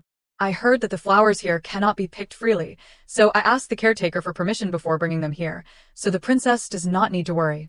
Clutching the flowers in her hand, Rieta once again found herself in a situation she did not know how to handle. "What should I do?" she thought, realizing there seemed to be customs of the empire she was unaware of. "Maybe I should introduce myself when I receive flowers, introduce my name, and make friends." Lost in thought, Rieta suddenly turned to leave, calling back, "Wait for me a moment." Under Hugh's bewildered gaze, she walked away and returned with something in her hand. Placing it in Hugh's palm, Rieta said anxiously, "I am sorry I could only give you this, but among the fallen flowers, I chose the most intact and beautiful one. I am Rieta. Nice to meet you." Hearing this, Hugh looked down at his palm, where a captivating dark blue rose lay. Hugh's eyes softened as he exclaimed, "It is beautiful. But of course, this flower cannot compare to the princess." The sudden but sincere compliment made Rieta startled. "Oh my, the male lead is indeed different. He can give compliments that make people feel comfortable and at ease like that. Amazing. Noel should learn a lot from him." But thinking of Noel, Rieta somehow felt like she was seeing him. Oh, not just thinking, he is actually here, oh my. Following Rieta's gaze, Noel was rushing towards them, sweating profusely, and calling Rieta's name repeatedly. Assessing the situation, Noel stopped abruptly in front of Rieta. Turning towards Hugh, he said loudly, "Hugh Macline, you promised, did you forget?" Inwardly, Noel glared angrily at the blonde boy before him. This guy is dangerous. I just looked away for a bit, and he already went to see Rieta. Suddenly, Hugh smiled and held out the blue rose. "Young master, you arrived just in time. I just received a flower from the princess. Thanks to you, I was able to learn how to properly greet the princess." Hearing this, Noel glanced at the daisies Rieta was holding. The boy thought to himself, with so many things, why flowers? No matter what, he should have greeted her by licking his elbow or something. "I told him to hop 100 times when meeting the princess." Oh my god, what kind of tricks is this kid Noel thinking of? At this moment, Rieta interrupted. "Noel, what is the matter?" Hugh, beside her, also wondered. "Yes, what is the rush?" Regaining his composure and remembering the important matter, Noel cleared his throat and announced, "Duke Mayor told me to find where the princess is." Hearing this, Rieta immediately suggested, "The Duke, then I should go back quickly." She then turned and smiled at Hugh. "It was nice meeting you, Hugh." The blonde boy, clutching the rose to his chest, bowed politely. "It was an honor, princess." Not wanting to see the two of them continue to be so friendly, Noel hurriedly urged, "Let us go. forcing Rietta to quickly follow. Standing there, watching the princess's back, Hug pondered, then gathered his courage and shouted towards her. "Princess, happy birthday." The clear, sincere voice reached Rietta's ears. She turned her head in surprise as she ran. Hug smiled and continued, "I can't tell you, princess, how happy I am to hear of your arrival in this world." Rietta's footsteps faltered. She stood in silence. Then, she smiled brightly and nodded. "Thank you." Just this one smile caused Hug's face to be overtaken by a blush. The birthday gifts everyone prepared. The dress Rietta is wearing is from the Duke. This pretty ballpoint pen is from Daryl. And that butterfly hair clip is from the other princess. And Alicia also sent a gift to little Rietta. Although she is very busy with academy classes, she did not forget to send a handmade bookmark. Noelle, sitting beside her, wondered, I let her become a knight, and now she is a sculptor. Seeing Rietta's surprised look, Noelle frowned and explained, I clearly knocked 3 times before entering. Maybe the princess did not hear. Rietta shook her head helplessly, as she had not intended to ask about that. Putting the gift away in a box, she said, tomorrow, I need to buy thank you cards. Of course, I have to send thanks for these gifts. I will write and send that I really like these gifts. Seeing Rietta engrossed with the birthday gifts from everyone, Noelle silently thought, when did everyone prepare all of this? And I spent all day thinking about something fun. He suddenly asked, do you like these birthday gifts a lot? Rietta smiled and nodded quickly. Of course, it is because everyone thought of me and prepared these gifts. This is their thoughtfulness and affection. Hearing her explanation, Noelle pouted. You think too much. They are just gifts. If you say that, does not that mean Noelle is here to give me a gift later? Rietta suddenly asked, causing Noelle to be taken aback. She smiled and pointed to his coat pocket. Look, is not that gift box with ribbon in your pocket mine? Noelle was startled, pulling the gift box out of his pocket and remembering that it was Hug Macline's gift. Standing before the smiling Rietta, she said, give it to me. Seeing this, Noelle sighed and gave her the gift box, because he had to hand it to Rietta anyway.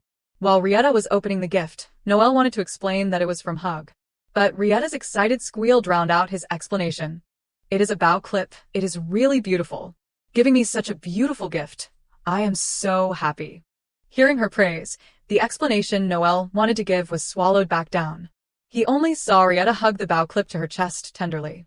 I will treasure it. Thank you, Noelle. With a beautiful and happy smile, Noelle did not want to ruin the atmosphere, so he could only scratch his head awkwardly. Yeah. I am glad you like it, haha.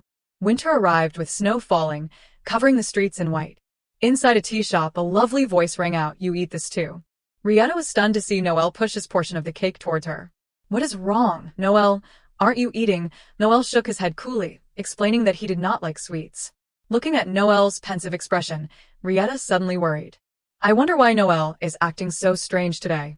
You want to buy cards with me, ate cake with me, and even said you would find the type of flower I received when I was sick. This story started last night when Rietta put the flowers she received from Hug into a vase. These flowers are beautiful, but the flowers Noelle brought me when I was sick were very beautiful. Last night, Rietta had asked Noelle what the name of that flower was. Back at the cake shop, Noelle explained, you said you liked that flower the most, even more than the gift Hug gave you yesterday. Rietta continued, even so, giving me the whole cake like this. Before she could finish, Noelle interrupted. I am not giving it to you. That is right, I am not giving it to you. I am just letting you have it. Outwardly calm, but inwardly Noelle was in turmoil, screaming. Do I have to tell you that I am feeling guilty because I was not the one who prepared the hair clip yesterday? Noelle cleared his throat, intending to say something seriously. The thing is, Rietta. Before he could finish, Rietta interrupted him by placing a plate of cake in front of him. This is for Noelle. Noelle wondered why she was giving cake to someone who did not eat it. She chuckled and said, because I am letting you have it. Because only good friends can share with each other.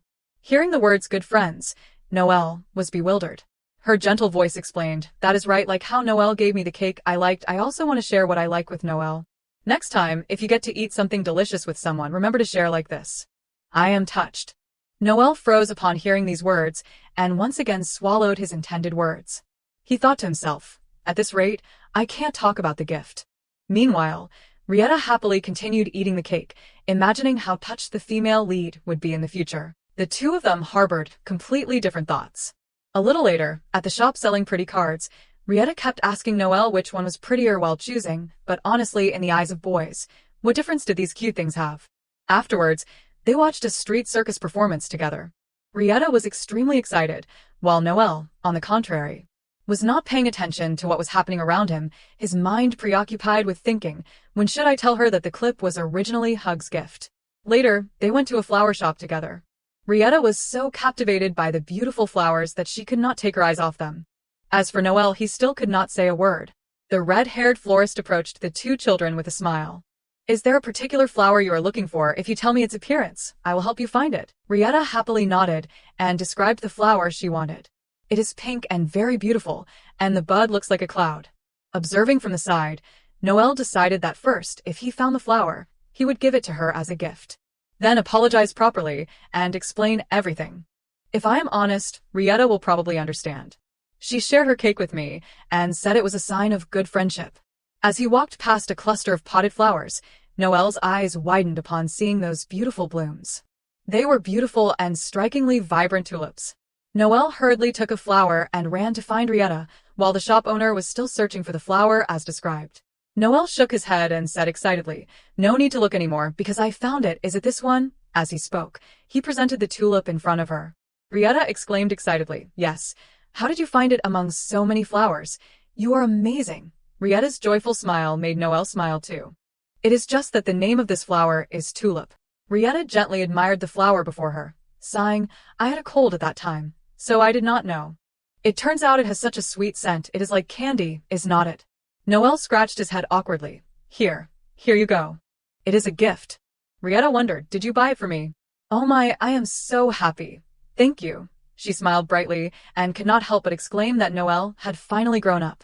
Taking this opportunity, the boy wanted to explain clearly that Rietta about the hair clip. Actually, the hair clip. As unlucky as ever, before he could finish, two figures entered the flower shop, causing Noelle to freeze. Oh my god, Hug. Why is he here? If Hug meets Rietta now, then Rietta will know who the hair clip is from. Noelle's face stiffened. No, that won't do. I have to apologize properly first. In his panic, he grabbed Rietta's arm and pulled her away. Noelle decided to find a place to hide first. Amidst Rietta's inquiries, he kept telling her to run first. A while later, they reached a deserted area outside the flower shop. Rietta, panting, stopped and said she could not run anymore. "I can't run anymore. Why did we have to run away like that? Could it be because of Hug Macline?" Rietta's words immediately made Noelle gasp in surprise. "How did you know?" The girl narrowed her eyes like a brilliant detective. "So it is true. I saw Hug enter the flower shop earlier. I can't believe she saw him with just that." At this point, Rietta asked directly, "What is going on? Did you two have a fight?" Noelle blushed and shook his head. "It is not a fight." "Then why did you run away?" "It was not running away." Noelle deflated like a popped balloon. "That was not running away. It was avoiding, but..." His voice became a mumble as he explained. Rietta, either not hearing clearly or not having processed the information yet, asked again, "Noelle, what did you say?" Noelle's eyes became misty, as if he was about to cry, his face crumpling. That. "I did not mean to do it. The hair clip. I did not give it to you. Hug asked me to give it to you. I was going to tell you since last night, but because you liked it so much." So. His voice trailed off, his hands clenching as he avoided eye contact with the girl before him. Rietta exclaimed in surprise, touching the hair clip. "Of course I liked it. I thought it was a gift from Noelle." Hearing that, Noelle froze, a flicker of excitement in his eyes. He quickly asked, "Because I gave it to you, you liked it?" Rietta blushed. "Of course, it is also because the hair clip is very beautiful." "Oh, dear." Noelle got his hopes up. She sighed, stroking the hair clip, then continued, "So that is why you acted so strange all day today, because of this hair clip. We went to buy meat together. You gave me cake and flowers too." Noelle added, "The cake was originally because I can't eat sweets. We went to buy cards because we were on our way to the flower garden and the flower. I did not give you anything for your birthday." The boy sighed dejectedly because everyone had a gift for Princess Rietta, especially Hug, who gave her flowers and a gift. In contrast to Noelle's dejected look, Rietta smiled and asked, "What? Originally, Noelle planned to play with me. That plan was the gift, right? Although it was ruined, because we had to attend the princess's birthday party."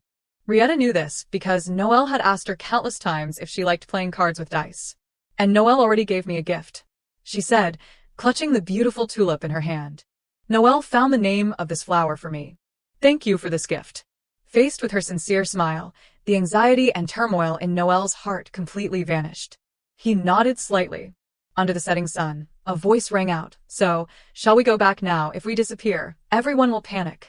The two children left together after buying a tulip, not noticing that in this flower shop, each flower was carefully labeled by the owner. Each label clearly stated the meaning of each flower. That day, the tulip pot also had its own label, with the praise, "This flower really suits pink. Pink tulip, the beginning of love." And so, in Rietta's vase, a beautiful pink tulip joined the daisies. Rietta sat at her vanity table, looking at the squirrel plush in her hand. She grumbled, "Noelle is such a troublemaker." The maid who was brushing her hair asked curiously, "What happened?" Rietta then recounted the story to her. It started when Noelle saw Rietta put the tulip in the same vase as the daisies. He became frantic and completely out of character, asking Rietta, Why would you put the flower I gave you there?" This question confused Rietta. Putting flowers in a vase was the right thing to do. But her answer obviously did not satisfy Noelle. He kept stammering without explaining himself clearly. Hug and I. Unable to articulate why, Noelle took a deep breath and blurted out, "Forget it, Rietta, you are such an idiot." Back in the present, Rietta still did not understand why he was so upset. What is wrong with putting it in the vase? Even the maid wondered why the young master was acting so strangely. Rietta felt it was quite a big deal. Those who cause trouble are usually not normal. Seeing her dejected look, the maid smiled and asked, "Do you want young Master Noelle to go back to normal?" Aha. Rietta was momentarily taken aback, but if that were true, it would probably be better than the current situation. Rubbing the plush toy, Rietta sighed. Noelle, he should at least know better than others. The female lead will discover Noelle's good points. The maid's next words seemed to solidify Rietta's thoughts. Don't worry, princess. Mischievous children will eventually grow into mature gentlemen. The young master will surely become a good man. However, Rietta sighed and said no, he won't. The maid anxiously advised, "Oh, beautiful princess, do not sigh like that.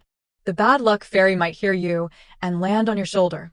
Knowing she should not be gloomy over such matters, but what she read in the book told Rietta that Hugh MacLean was the one who truly resembled a gentleman. Compared to him, the supporting character Noelle was always arrogant and stiff, repeatedly telling Rietta to feel honored to be in his presence. That teasing demeanor really made one want to hit him. Thinking of that scene, Rietta sighed again.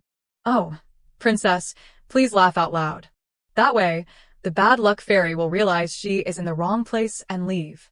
Faced with the maid's seriousness, Rietta forced a loud laugh to make her happy. In an ethereal space, a strange voice echoed, "I can't understand, princess. The heir to the MacLean family becoming my fiancé is truly absurd." Rietta's consciousness was startled to realize that the person before her was the original female lead. Sitting opposite the female lead was the Empire's princess. The princess replied, "I wish they could spend more time together." At this moment, Rietta realized this was a scene from the novel. The princess said to the female lead and Hug below, "From what I see, they are very well suited." Hearing this, Rietta's consciousness screamed, "That is not fair." She appeared in their conversation, trying to interject, "No, Noelle is also very well suited to her. Please, princess, give him a chance.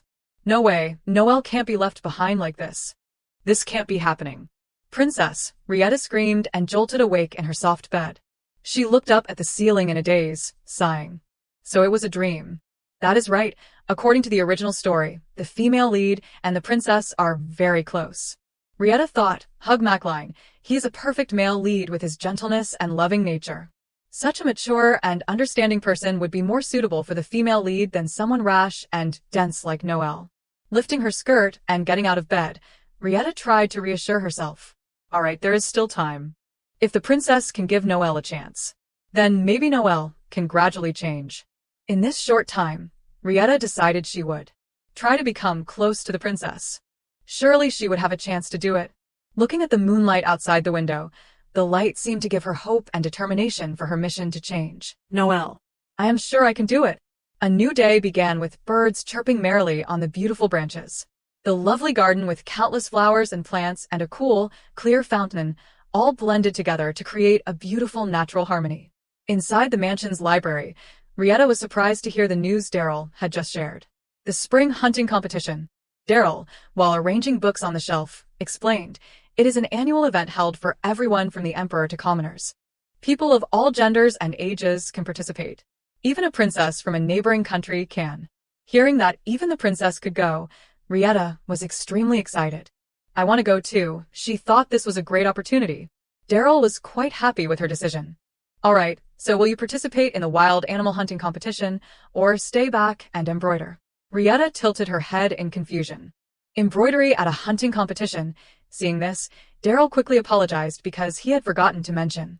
"I mean, do you want to go hunting with the Duke, with professional equipment like bows and arrows and daggers, or stay in the tent with me and embroider? I want to prepare according to the schedule." These words truly surprised Rieta. Daryl knows how to embroider. He, faced with her sparkling eyes, nodded shyly. "I know a little. I learned it from my mother when I was young. She said I should at least know how to embroider my name." Rieta followed behind him, praising, "That is impressive." Her voice softened as she sighed. "Actually, I do not know anything about embroidery. I have never learned it before." Hearing the somewhat sad and wistful tone in her voice, Daryl stopped walking and turned to bend down to her level.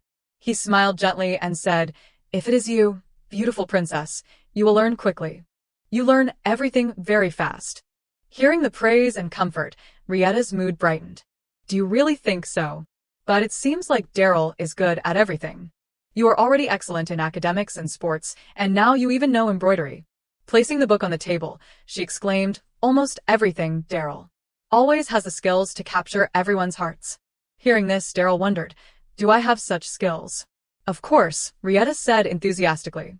"I think the sight of Daryl embroidering would be as beautiful as when you are wielding a sword. An image that is both strong and gentle, making people's hearts flutter. It seems like my heart has been sold to Daryl too. Actually, it was a long time ago." Looking at her delighted expression, Daryl could only chuckle along. Rieta thought to herself, if only hearts had a price. If so, I could buy it with just 5 actions. Like when the Duke gallantly takes the princess's hand. Or maybe if you share delicious food with each other. Then maybe I can find a way to conquer Noel's heart, a way to conquer the female lead's heart, thereby helping Noel become a better person with his love for her. Unable to hold back, Rieta asked, "Daryl, how can you buy someone's heart?" The somewhat innocent question made Daryl laugh. "You want to buy someone's heart?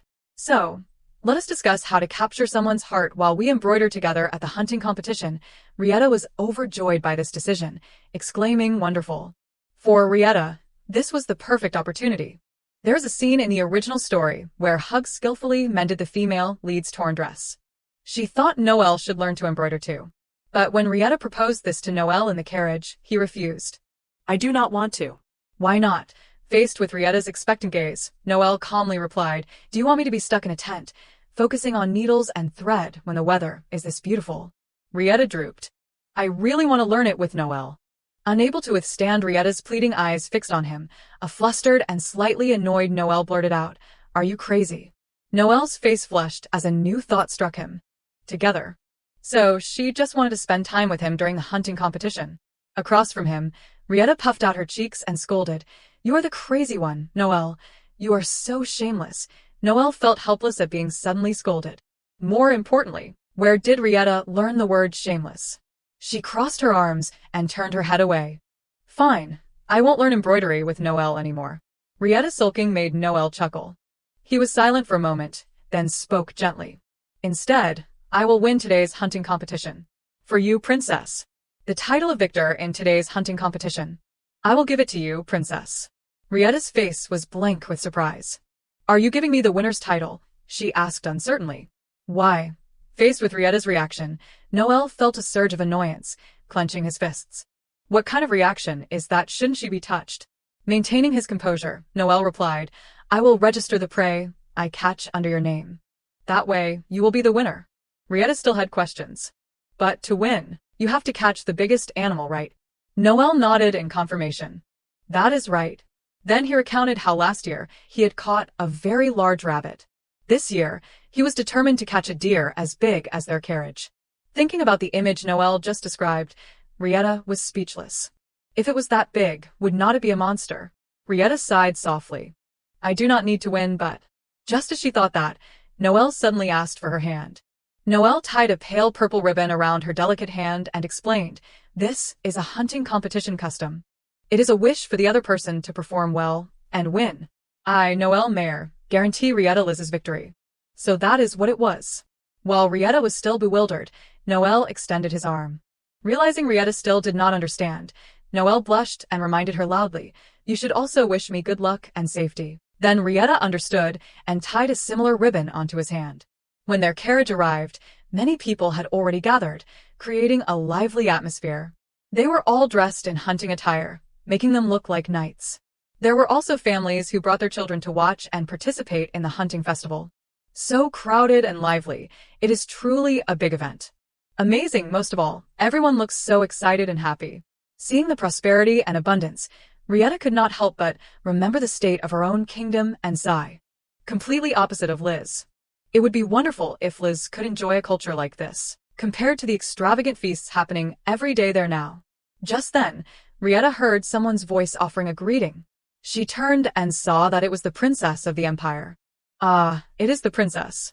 The princess looked completely different from the last time Rietta had seen her. Rietta's sharp eyes caught sight of the shoes the princess was wearing, the gift Rietta had given her earlier. This made Rietta extremely happy and excited. Oh my goodness, does the princess like the shoes? I really want to ask. And perhaps today was a great opportunity, a good chance for Rietta to become closer to the princess. When the princess brings back an excellent prey, I will send her my sincere congratulations, Rietta told herself. This was indeed a perfect opportunity to get acquainted and make friends. Suddenly, just then, someone called Rietta's name urgently. Noel came running up, asking, "Rietta, what are you doing here? Your father and brother are probably waiting for you." Rietta smiled and explained that the princess was here. Hearing that, Noel also looked towards where the princess and her group were standing. Suddenly, he asked, "Oh, are you thinking about that guy?" That. "The guy who greets you like the knights over there, by touching the back of your hand." Following Noel's description, Rietta exclaimed happily, "That is Alicia. Alicia always thinks of that, because he is like a precious friend to me, so." Before she could finish, Noel interrupted earnestly. "Not today. Today, the princess should only think of me. Today, the princess's time is entirely mine." Faced with Noel's insistence, Rietta was completely bewildered. "Why is my time yours, Noel?" Noel hastily explained, "Because I am hunting in today's competition for the princess's honor. So, the princess's time today belongs to me." After a confusing explanation, Rietta finally nodded in agreement. "I understand. And today, I will cheer for Noel with all my might." Hearing this, the boy stopped grumbling and a smile spread across his face. "Really? Then I will definitely catch a deer as big as a carriage. No, I will catch a deer as big as a carriage. Just you wait and see." Rietta smiled and echoed him, not forgetting to add, "Just do not get hurt. And Noel, do not be surprised if the princess catches a big deer herself." After bidding farewell to the knights, the princess carefully checked the saddle of her beloved horse. Her eyes filled with hope. She thought to herself, "Finally, today has come." At 18, after gaining the right to decide her own life, this was the first time the princess had appeared at an official event, being beautifully dressed and kept close, much like a royal doll. The emperor's actions had turned him into a doting father in the eyes of the public. And naturally, Princess Gabriela was also labeled with nicknames like the Emperor's Doll or the Empire's Flower. Gazing at the gleaming dagger before her, Gabriela decided to put an end to the gossip about her and her father. Those rumors must be stopped. And today, I will hunt a large prey. I will show them my strength. When faced with absolute power and outstanding talent, all the gossip will disappear. Just then, her father approached with a smile. "Sorry I am late, my daughter. You have worked hard for me." Facing her father, the princess shook her head cheerfully. "I am fine, father. And I am happy to help while you're busy with royal duties. I have allocated manpower to each area based on your instructions. Since there are more participants than previous years, I have also set up additional tents." The emperor gently patted his daughter's head, praising her. "You are doing great. It is a good thing that the heir wants to work. However, my daughter is at a stage where she needs to learn and be protected. It seems I have given you too much work." Hearing these words, the smile on the princess's face faltered slightly. She explained, "I am 18 years old now, father." The emperor chuckled and nodded. "Of course I know. My daughter has grown up so capable and wonderful." Hearing that, the princess hesitantly asked then, "Could I have more opportunities in the future?" The emperor did not hesitate. "Of course. You will receive the opportunities you deserve. Now. As expected, the answer made the princess very happy, and she immediately promised her father, "Father, today I will definitely hunt a magnificent prey." But before she could fully rejoice, her father's next words were like a bucket of cold water thrown in her face. "I will dedicate the victory of the hunting competition to you. Hunt a large prey that is second to none. The victory of today's hunting competition is yours." Faced with these nonchalant words, Gabriela was completely stunned. Her eyes widened as she tried to suppress the bitter emotions welling up inside. Clenching her fists, she asked once more, "Father, did you just say you would give me a chance? I have been preparing for today's competition for months." The princess's meaning was clear, but it seemed the emperor could not understand, or perhaps pretended not to. He calmly said, "That is why I entrusted this place to you. I hope you will carry this out in your mother's place. If it were not for you, I would not participate in the hunt either. The people here would face difficulties. Also, why do not you meet the ladies and chat with them, my daughter? In addition, the princess of the Liz kingdom is also participating. I hope you will take good care of her." Faced with these continuous instructions, Gabriela's inner voice cried out in bitterness. "Why me, the princess of another kingdom? What is that about?" The emperor's voice continued, "My excellent heir surely understands her father's intentions, right?" Gabriela wondered why he would ask such a thing, but in the end, there was always only one answer. Hiding all the chaotic emotions within, Gabriela gave her father a bright smile. "I understand, father."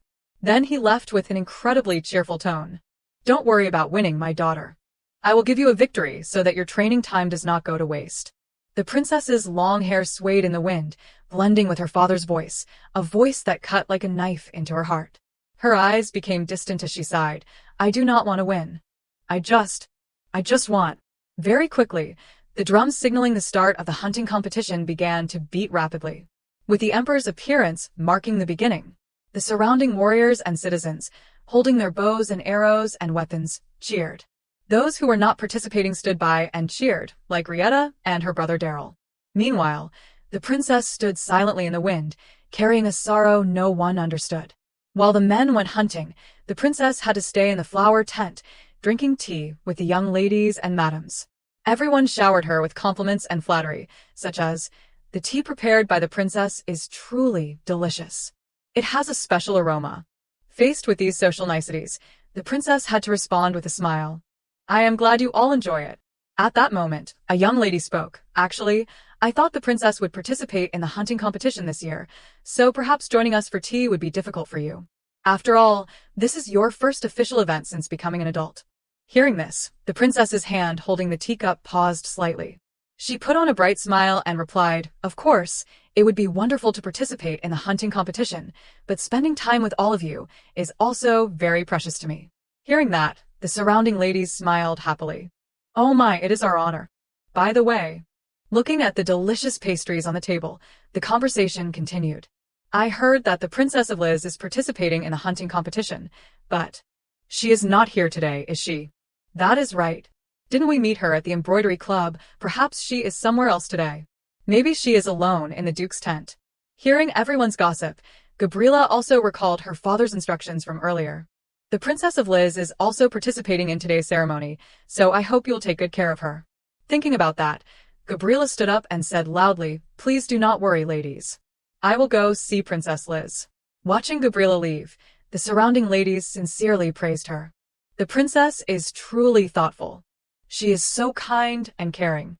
Guided by a knight, Gabriela approached the Duke's tent, thinking to herself, "I know Princess Liz is a royal guest and still young, so it is natural that I should take care of her first, but just for today, I wanted to enjoy tea time without worrying about looking after the princess of another country." Gabriela longed to appear cooler, to freely display her pursued strength and prove her abilities. Standing in front of the tent, Gabriela suddenly heard Liz's scream from inside. So she hurriedly flung open the tent flap and rushed inside, anxiously asking, "Princess, what is wrong?" The scene inside the tent made Gabriela freeze in astonishment. Oh my goodness, brother Daryl. She saw her cousin Daryl with an embroidery needle stuck in his finger. "What are you doing?" Hearing Gabriela's voice, Daryl turned and looked at her with an embarrassed smile, while Rietta was extremely worried. As Princess Gabriela helped bandage his wound, Daryl explained, "I was teaching the little princess how to embroider." Indeed. "I seem to have been quite good at it when I was younger." Gabriela shook her head in exasperation. Honestly, that was so long ago. Then Gabriela turned to look at Rietta's startled face and inquired, "Little princess, are you all right? You must have been surprised." Rietta, still dazed, could only nod awkwardly. Yes, your highness. I am fine." Gabriela reproached her cousin. "Look, you surprised the little princess." Faced with their concern, Rietta could only try to explain that she was fine and not surprised at all. Well, no, she was surprised, but it was because the princess had appeared so suddenly. Rietta never thought she would see her so soon. A moment later, Princess Gabriela, while embroidering on a piece of white cloth, explained and guided Rietta carefully. Embroidery must be done step by step, with care and precision. There is no need to rush. Then, without realizing it, the princess completed her work. The finished product was the phrase "Daryl is an idiot," which immediately received simultaneous praise from Daryl and Rietta. Gabriela glanced at her cousin reproachfully. "I do not want to hear your praise. Why are not you hunting? You enjoy the hunting competition, do not you?" Daryl simply smiled without answering. Princess Gabriela casually voiced her suspicion. It could not be because of the little princess, could it? As soon as she finished speaking, she gasped, realizing she had spoken out of turn. Both of them were afraid that the little princess would be saddened if she heard this. But on the other side, Rietta was looking up the words Princess Gabriela had embroidered on the handkerchief in a dictionary. Seeing this, Gabriela blushed and exclaimed, "Oh, you should not look up words like that. The word I just embroidered is a very bad word.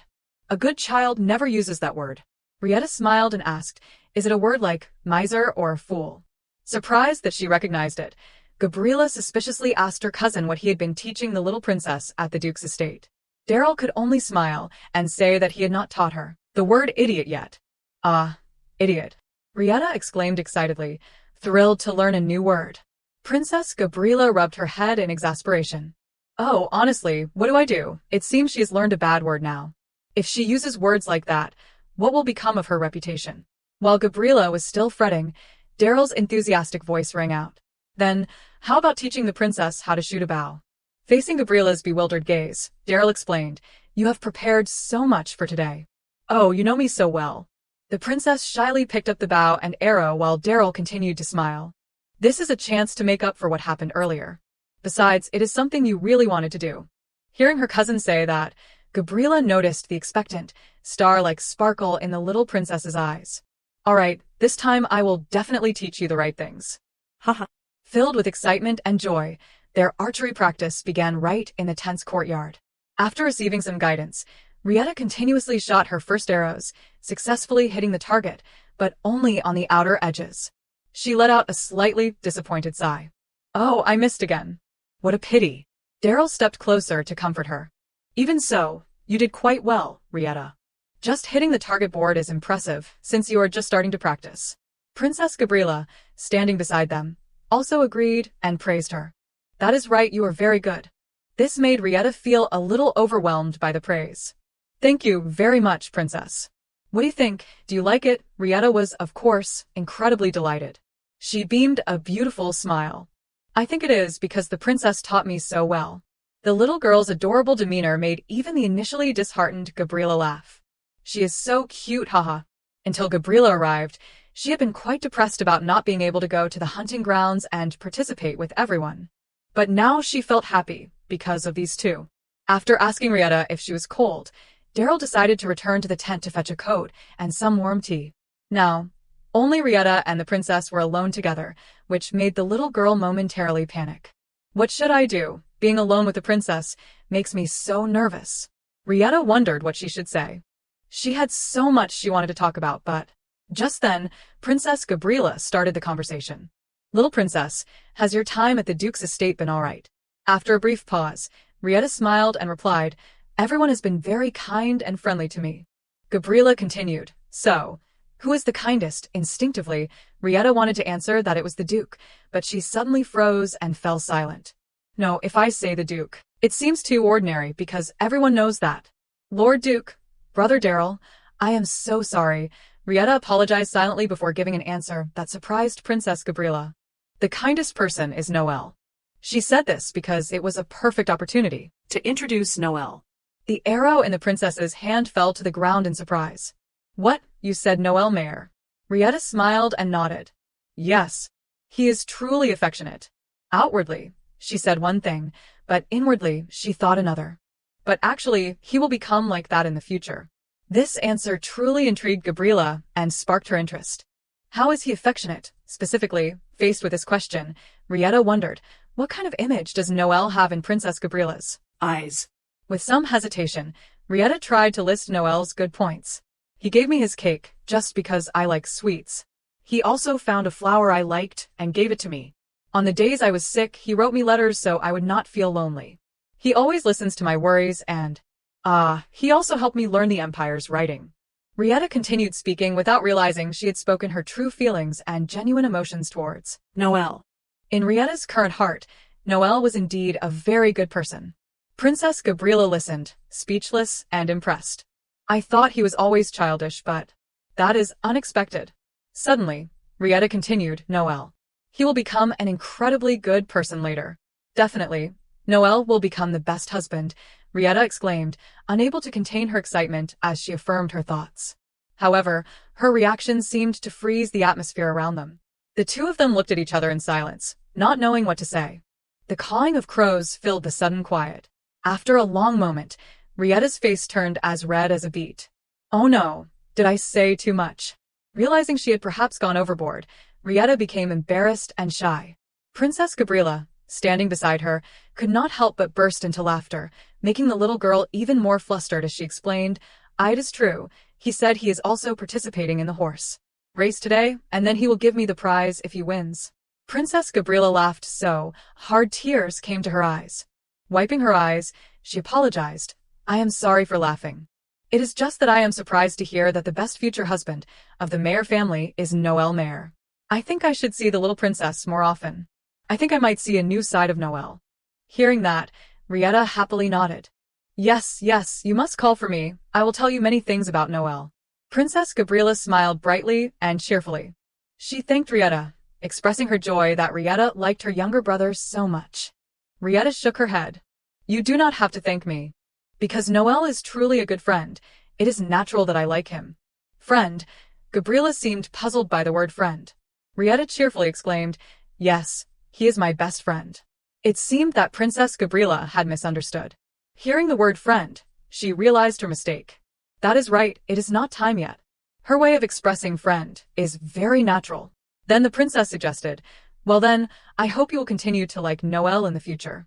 Of course, Rieta was delighted by the princess's suggestion. The corners of Gabriela's lips curved upwards. She felt much more relaxed than when she had been talking to her father earlier. Gabriela leaned down towards Rieta and spoke sincerely, Little princess, although it is a bit late, I apologize. I should have paid more attention to you. I have been thinking that I should not have acted that way, so I want to apologize. Faced with this apology, Rieta was startled and quickly waved her hands. Apologize, I should be the one thanking you. You taught me how to embroider and shoot a bow. And about the shoes, too. For Rieta, the fact that a noble person like Princess Gabriela accepted her gift and even used them was an honor. I am so happy you wore them for me. I really mean it. I am not lying. Mentioning this, Princess Gabriela smiled sincerely. She said it was a gift she was very grateful for. Leaning closer, the princess whispered, This is a secret, okay? Actually, I wanted to try on the shoes you gave me right away, but I held back. This secret was like a drop of honey spreading through Rieta's heart, making her feel as if she were floating on clouds. Really? The princess smiled and looked towards the targets in the distance. She murmured, They do not usually give me gifts. So today, I wanted to wear these wonderful shoes to the competition. Suddenly, Princess Gabriela's expression became pensive and melancholic. Rieta, observant, saw this expression on her face. It was a sadness she could not share with others. A pang of sympathy welled up in the little girl's heart. Her small, pretty mouth opened slightly, and she suddenly wanted to offer words of comfort. But just then, the sound of a horn signaling the return of the hunters and the end of the competition rang out, interrupting Rieta's words.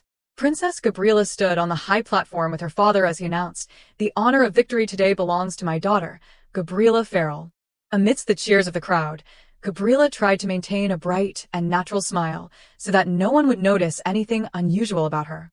Among the cheering crowd, Rieta whispered to her brother Daryl, The Empire's princess is so talented.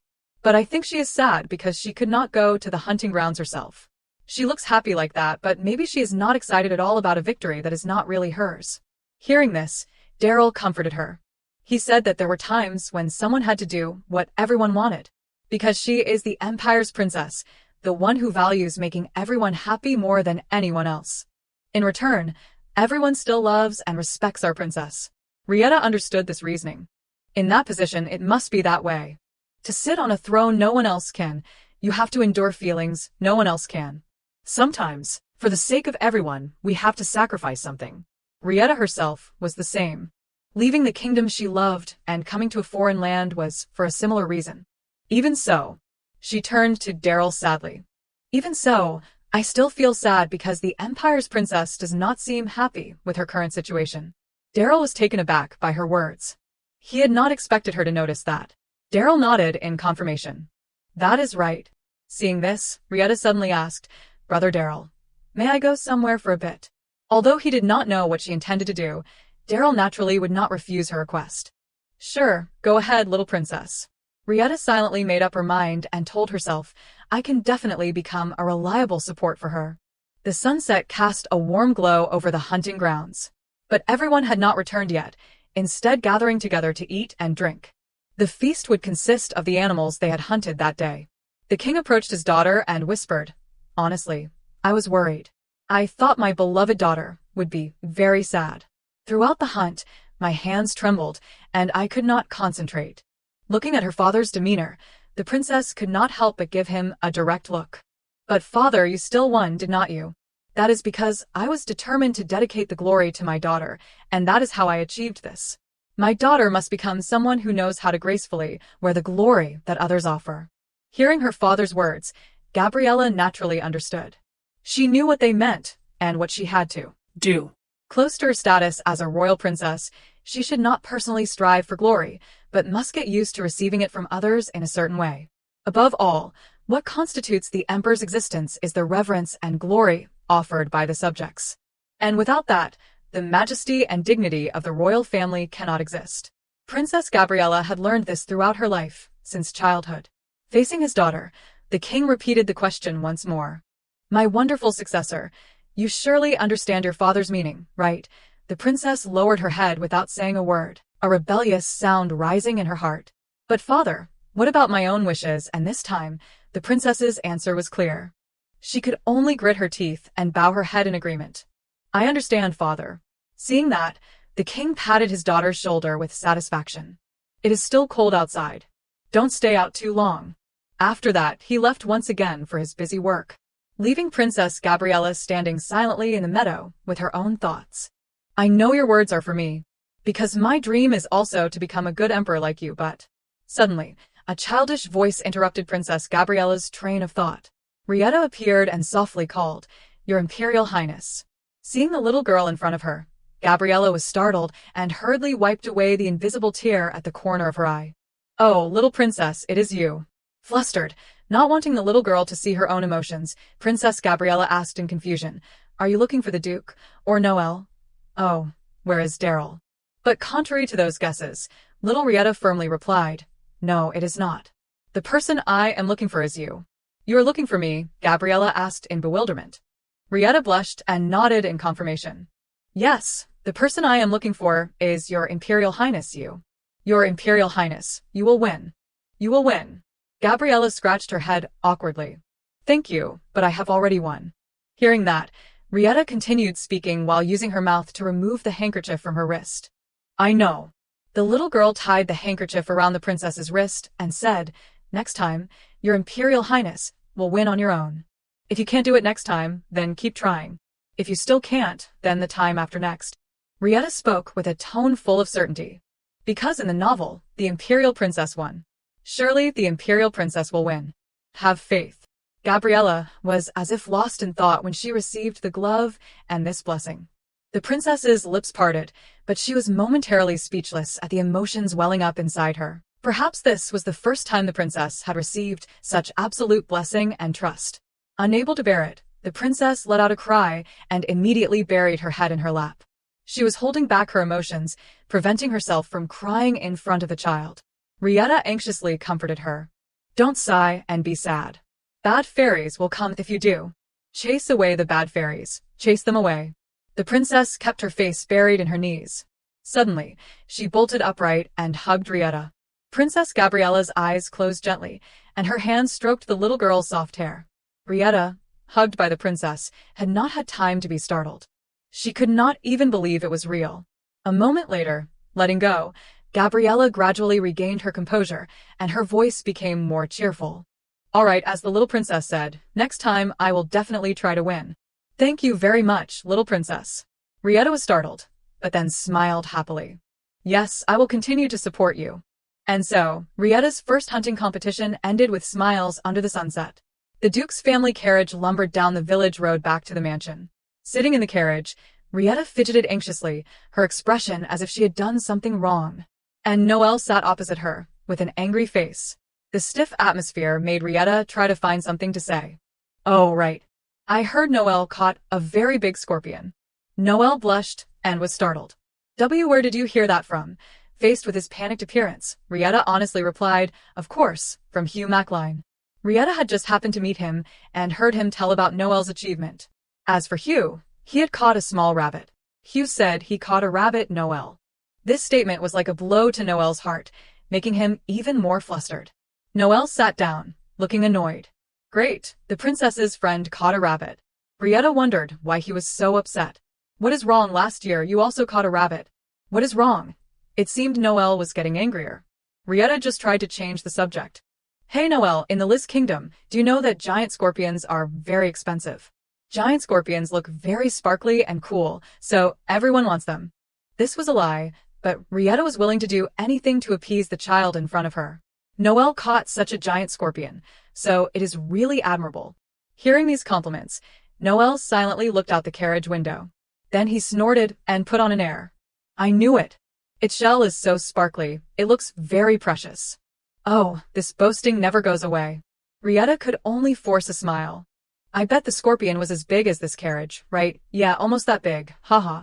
Putting aside the boasting, thankfully, Noelle's mood seemed to have improved a bit. Suddenly, he was silent for a moment before continuing. But hey, little princess. Don't think my mood improved because of this. I am still angry. You even prayed for someone else's victory while I was hunting. And you used the handkerchief I tied for you too. Even if it is the imperial princess. Rietta also understood that her action was a bit unkind, so she sincerely apologized. I am sorry. Her apologetic appearance also looked very cute and adorable. Noelle stealthily observed the beautiful face before him. Faced with this cuteness, how could he stay truly angry? He cleared his throat and said, well then, will you forgive me for one thing? Rietta tilted her head in wonder. What did you do wrong to me? I will let you know when we get back. Instead, Rietta, show some leniency if you really feel sorry for me. Rietta listened and could only nod in agreement, curious about what serious thing Noelle had done. That evening at the mansion, Noelle returned the puzzle to Rietta. This is the puzzle I lent to Noelle, right? Noelle nodded. Yes, that is it. Rietta wondered how this puzzle was related to the mistake he had mentioned. But when she looked closely at the puzzle, she saw a black stain. Noelle awkwardly explained the stain. That it must have fallen out the window in winter. I spent a lot of time looking for it in the garden. I did not find it until the snow melted, but unfortunately. Rietta exclaimed in surprise, you found it in the garden. Because her voice was a little loud, Noelle misunderstood that she was angry, and he closed his eyes and apologized. I am sorry. If I had found it sooner, it would not have come to that. Because it snowed so much this winter. Looking at Noelle's dejected appearance, Rietta felt heartache. He looked for it in the cold of winter. What if he caught a bad cold, this fool, and now he is still worried about that mistake? At her wit's end, Rietta smiled and said to Noelle, all right, I will forgive you. I will forgive all of Noelle's mistakes. And thank you, too. Suddenly being thanked, Noelle did not understand why. I am thanking you because Noelle also values my precious things, so he looked for it in the cold of winter. Noelle did not lose it on purpose or throw it away, did he? Rietta spoke innocently, not realizing that these words were like a dagger to Noelle's heart. If so, I would have been hurt. But Noelle is not like that. Hearing these words, Noelle was extremely ashamed. His hands clenched, muttering Rietta about that actually focusing on the puzzle is fun, haha. The Liz Kingdom's games are the best, the most awesome. Haha, it is so interesting. Faced with Noelle's stiff attitude and forced smile, Rieta did not understand, but she did not ask anything. After that day, for some reason, Noelle became different. The two children were now strolling in the flower-filled garden. Noelle smiled and spoke. So I lost. Unbelievable. This smile frightened Rieta. Oh dear, why did he suddenly become so strange? What is with that way of talking? She wondered. Noelle, why do not you play until you win like always? And the answer she received was Noelle accepting defeat in an important match. Rieta thought it was a lie, because he always played until he won. And why did you suddenly invite me for a walk? Noelle replied that the weather was nice today, but the truth was, this boy had once said he hated walking in the garden because it was boring. Not only that, but Noelle winked at Rieta and said, because the little princess also really likes walking. Really, he is so strange. What is going on? While Rieta worried about finding the answer, the hand in front of her reached up to shield her from the sun. It is too sunny. Let us go inside. Noelle's polite and caring gesture, everything was so strange. Noelle, what kind of joke is this? Noelle smiled brightly and asked Rieta, you like flowers, right? Here, have a seat. Rieta hesitated and replied, thank you. Oh dear. You have cream on your face. Noelle quickly wiped it off for Rieta. She froze again. What? Noelle, what is going on? Are you carrying out a punishment for losing at chess yesterday? I am so curious I could not sleep. Noelle blushed and replied, I am not the one acting strangely. You are, Your Highness. You came to see me early in the morning still wearing your pajamas. Rieta replied seriously, you seem to have forgotten. Just last week, we wore our pajamas to play together. Why suddenly? Noelle said, go back to your room. He put a coat on Rieta, caring and saying, the weather has warmed up a lot, but if you are not careful, you might get a fever. Rieta felt suspicious and wondered, why is he acting like this all of a sudden? Noelle has been really strange lately. Like something is fishy. The scene changes. Gabriel asks worriedly, Your Highness, is the tea not to your liking? Rieta snaps out of it and quickly says, oh no. The tea is very good. Gabriel sighs in relief. I am glad to hear that. Rieta scolds herself. Oh dear, I am having tea with the princess, and my mind is wandering. Forget Noelle. I need to focus on this moment. It is rare to be able to enjoy all these sweets that Noelle can eat. At this moment, a guard steps forward and announces, Princess, Sir Noelle Meyer has arrived to escort you. Rieta is extremely surprised. What, Noelle? Gabriel covers her mouth and laughs. Oh dear, he came personally. Just as the princess said, Noelle truly is a gentleman. Rieta worries and wonders, but Noelle usually is not like this. Is he still playing a prank? This is the royal palace. You can't joke around here. Then Gabriel speaks, I can't send my cousin away when he is already here. Why do not we let him join us? The other girls exclaim. Wonderful. Rieta is worried and sweating buckets. What should I do? If Noelle does not meet the princess's expectations, she will be disappointed in him. And here, there are so many sweets. If Noelle sees them, he won't be able to hide his excitement. I need to hurry. Gabriel smiles at Noelle, who has just arrived. Welcome, Noelle. Noelle greets politely. Please excuse me. I am Noelle Meyer. The girls excitedly respond. Oh, it is an honor. Pleased to meet you. Gabriel says, please sit down. Feel free to have some tea and cake. Especially the chocolate cake. It is quite delicious. Rieta anxiously signals, oh no, please Noelle, restrain that horrible expression in front of all these sweets. She realizes he ate it. Noelle ate the sweets. Noelle continues to be incredibly polite and compliments. The flavor is truly wonderful. Rieta asks in disbelief, is this the Noelle I know? Gabriel also asks, I heard you caught a giant beetle at the hunting competition. Noelle nods. Yes, I happened to encounter it. I was very lucky. It was nice to spend time with my father after so long. Looking at this calm person, Rieta is suspicious. Who is he? I do not know what is going on, but I feel very uneasy. There is something extremely unsettling. Noelle looks at her and smiles sweetly. A moment later, Rieta corners Noelle against the wall and asks, why are you acting like this? Rieta asks seriously, that is what I want to ask you. Noelle, seriously, what is going on? Noelle asks back, what do you mean? Rieta seriously says, lately you have been like. Noelle looks confused, waiting for Rieta to continue. Seeing that expression, Rieta closes her mouth and thinks, I should not say that. What if he goes back to how he was? But this is what I have always wanted. The way a heroine in a novel would want him to be. She sighs and says, it is nothing. It is just that lately, Noelle. It feels like you are hiding something from me. Noelle says, I am not hiding anything. Really, I am not lying. They look at each other. Rietta finally smiles slightly. All right, Noelle is a gentleman. He would not lie. Noelle blushes and smiles. That is right. Well then, good night. Rietta smiles. Thank you for walking me back. Then she turns and walks inside. And laughs loudly, saying, so, Noelle's gentlemanly act was just a pretense.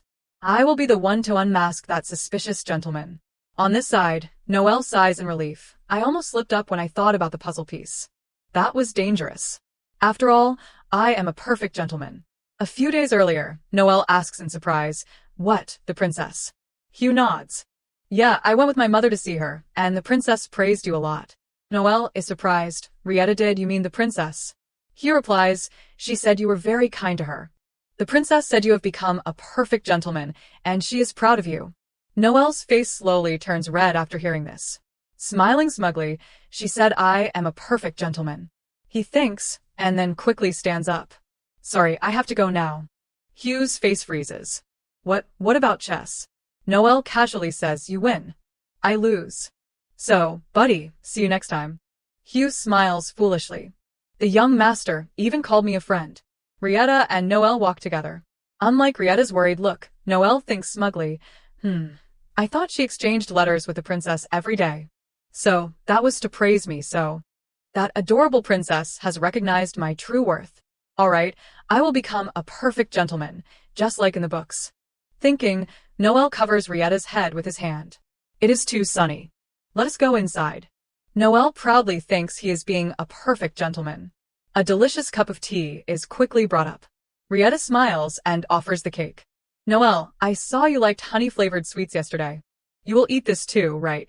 Noelle replies politely, of course. We should also drink the tea the princess gave us. Rietta curses silently, so you are going to play it this way. Noelle happily immerses himself in thought. Anyway, I am being a perfect gentleman. A while later, Rietta suggests again, Noelle, play chess with me. Noelle asks suspiciously, right now, Rietta nods. Yeah, I want to play chess with you. She thinks this will stimulate Noelle's competitive spirit. If I keep winning, Noelle's true nature will be revealed. Hee. Noelle falls into the trap and agrees. Since the princess wants to, let us play. Rietta chuckles silently. Noelle, things won't go your way this time. A few hours later, Rietta looks panicked. This is bad. Noelle says, what should I do? I won again. Rietta counts. This is the 10th game already, and I am the one who keeps losing. Noelle stands up and says, it seems like it is best not to play today's game. Rietta hesitates. Oh, why? It seems the princess can't focus on our game. This strengthens Rietta's determination. Today, I will definitely unmask him. Of course, I know. Noelle is a prankster, but he is always hardworking and strives. However, I can't let him continue pretending to be a fake gentleman. Sorry for bothering you while you are working hard. Just go back to being yourself. Please. Rietta suddenly covers Noelle's eyes with her hand, surprising him. Huh. Rietta chuckles. So, are you angry? Go ahead, get angry. Noelle chuckles softly at this moment. Oh my, your highness. If you keep doing this, I won't be able to practice. Could you please lower your hand? Hearing that gentle tone, Rietta realizes the plan has failed. She wonders, Noelle, have you really become a gentleman now? So strange. It feels like you are a different person now. As if. At this moment, Noelle suddenly calls out loudly, Princess. Tears stream down Rietta's face. She is extremely sad, because it feels like Noelle has completely disappeared. Noelle does not understand what is going on and anxiously asks, Your Highness, why are you crying, Noelle? You idiot. After saying that, Rietta cries even louder, making Noelle worry. No, why are you crying? I put up with your teasing, Your Highness. Rietta wipes her tears and asks, Exactly, why put up with it? Noelle is extremely surprised. What, you want me to get angry with you? Rietta sobs, I want Noelle to get angry. If you do not like something, I want you to say it. Sobi. Noelle quickly asks, yeah, what else? Rietta asks back, what else? Noelle nods quickly. Yeah, is there anything else? Rietta bursts into tears again. I do not know anymore. Noelle is extremely confused. Why are you crying? You want me to get angry with you, right? Like this? Rietta shakes her head. That is not what I mean. Noelle, you are such a nuisance. Noelle, You are such a nuisance. Noelle asks irritably, do you even know what that means? Why do you pronounce it like that? Rietta pouts. I do not know. Idiot. Noelle sighed and touched Rietta's face. It is not pronounced like that. Look carefully, dummy. It is dummy. Noelle gently guided Rietta's pronunciation. Where are you looking? At that moment, someone called Noelle's name from behind. He flinched and turned around, seeing his father right behind him. Noelle hurriedly explained, it is not what you think, father. No, I mean, the princess spoke first. Duke Meyer said, now, just follow me. Princess too, both of you be good children, yes. All right. It quickly became afternoon. The two children walked out of the room, simultaneously breathing a sigh of relief. Rietta spoke, that was really scary. However, I am glad the Duke cleared up the misunderstanding, right? Noelle crossed his arms and reminded her, Princess, do not you have something to say to me? Why did you cry? Rietta hesitated, that is, because I felt left out. Noelle was surprised, left out, you felt left out. You thought I would treat the princess badly. I tried so hard to act like a gentleman. Rietta replied, I know. It is good that you act politely in front of the princess and others. It is just that I felt like Noelle suddenly became a different person. Noelle and I, we are friends. Because we are friends. You do not have to force yourself to act differently in front of me. It is okay. Noelle asked with a stern face, so you are saying it is better when I am stubborn and angry, right? Rietta waved her hands. That is not it. Noelle smirked. So, should I continue acting like a gentleman? Rietta frowned. Noelle? Seriously. Noelle is so mean. Now Noelle continued. I can't help it. I, Noelle Meyer, will act like a gentleman. It seems like you want me to do that too. However, I will make a special exception for our troublesome princess. Even if I act like a gentleman to everyone, I won't be a gentleman in front of you. I will still be Noelle. Immediately, Rietta rushed to hug Noelle tightly. She smiled and said, yeah, I am glad. Noelle is still a gentleman, but he is also my precious friend. That makes me really happy. We will still be precious friends in the future, right? Noelle blushed a little, then smiled. He affirmed to Rietta, of course. The two children stood talking for a long time. Rietta realized she felt closer to Noelle than before. But there was still something bothering her, so she spoke up. Hey, Noelle.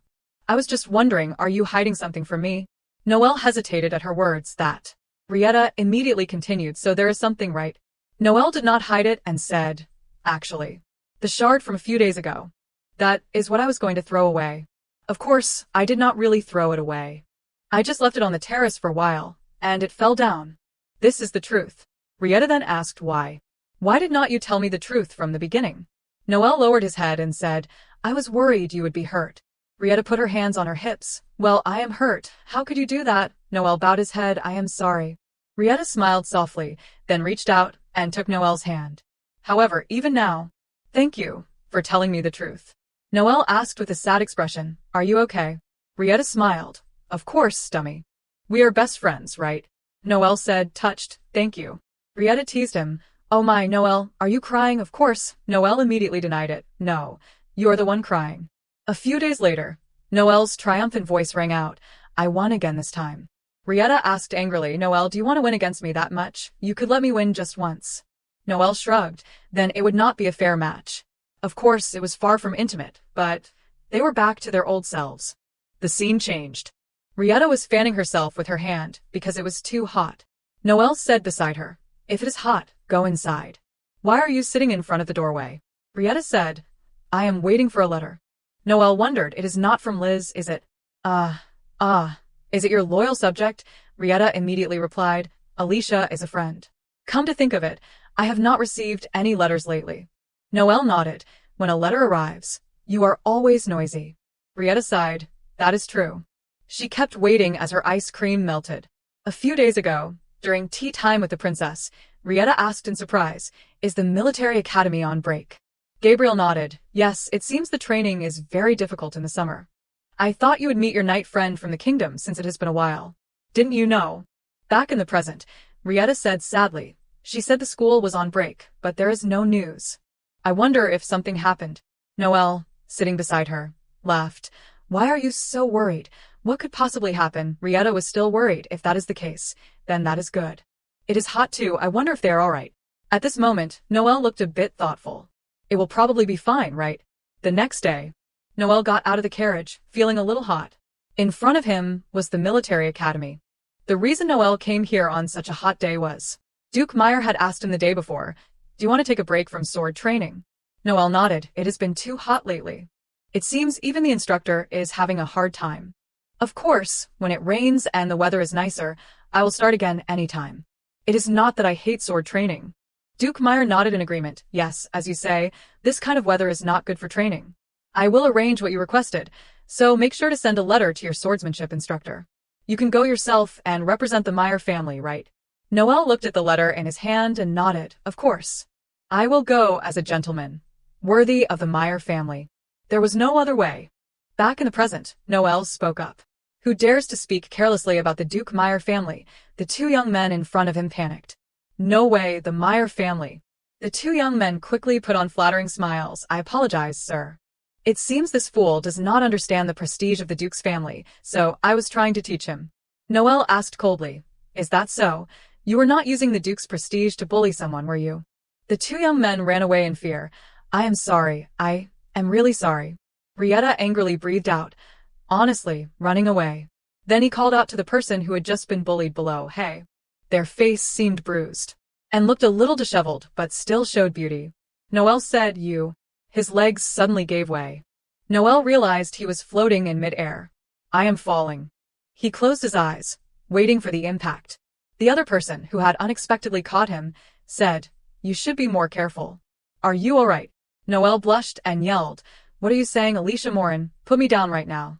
Alicia laughed. My apologies. I was hoping your language skills might have improved a little. Well then, I will put you down. Noel stared blankly, dumbfounded. Wait, what? You really? Is this how you treat the person who saved you? Alicia scratched her head. Oh dear, I thought you would naturally know how to land safely.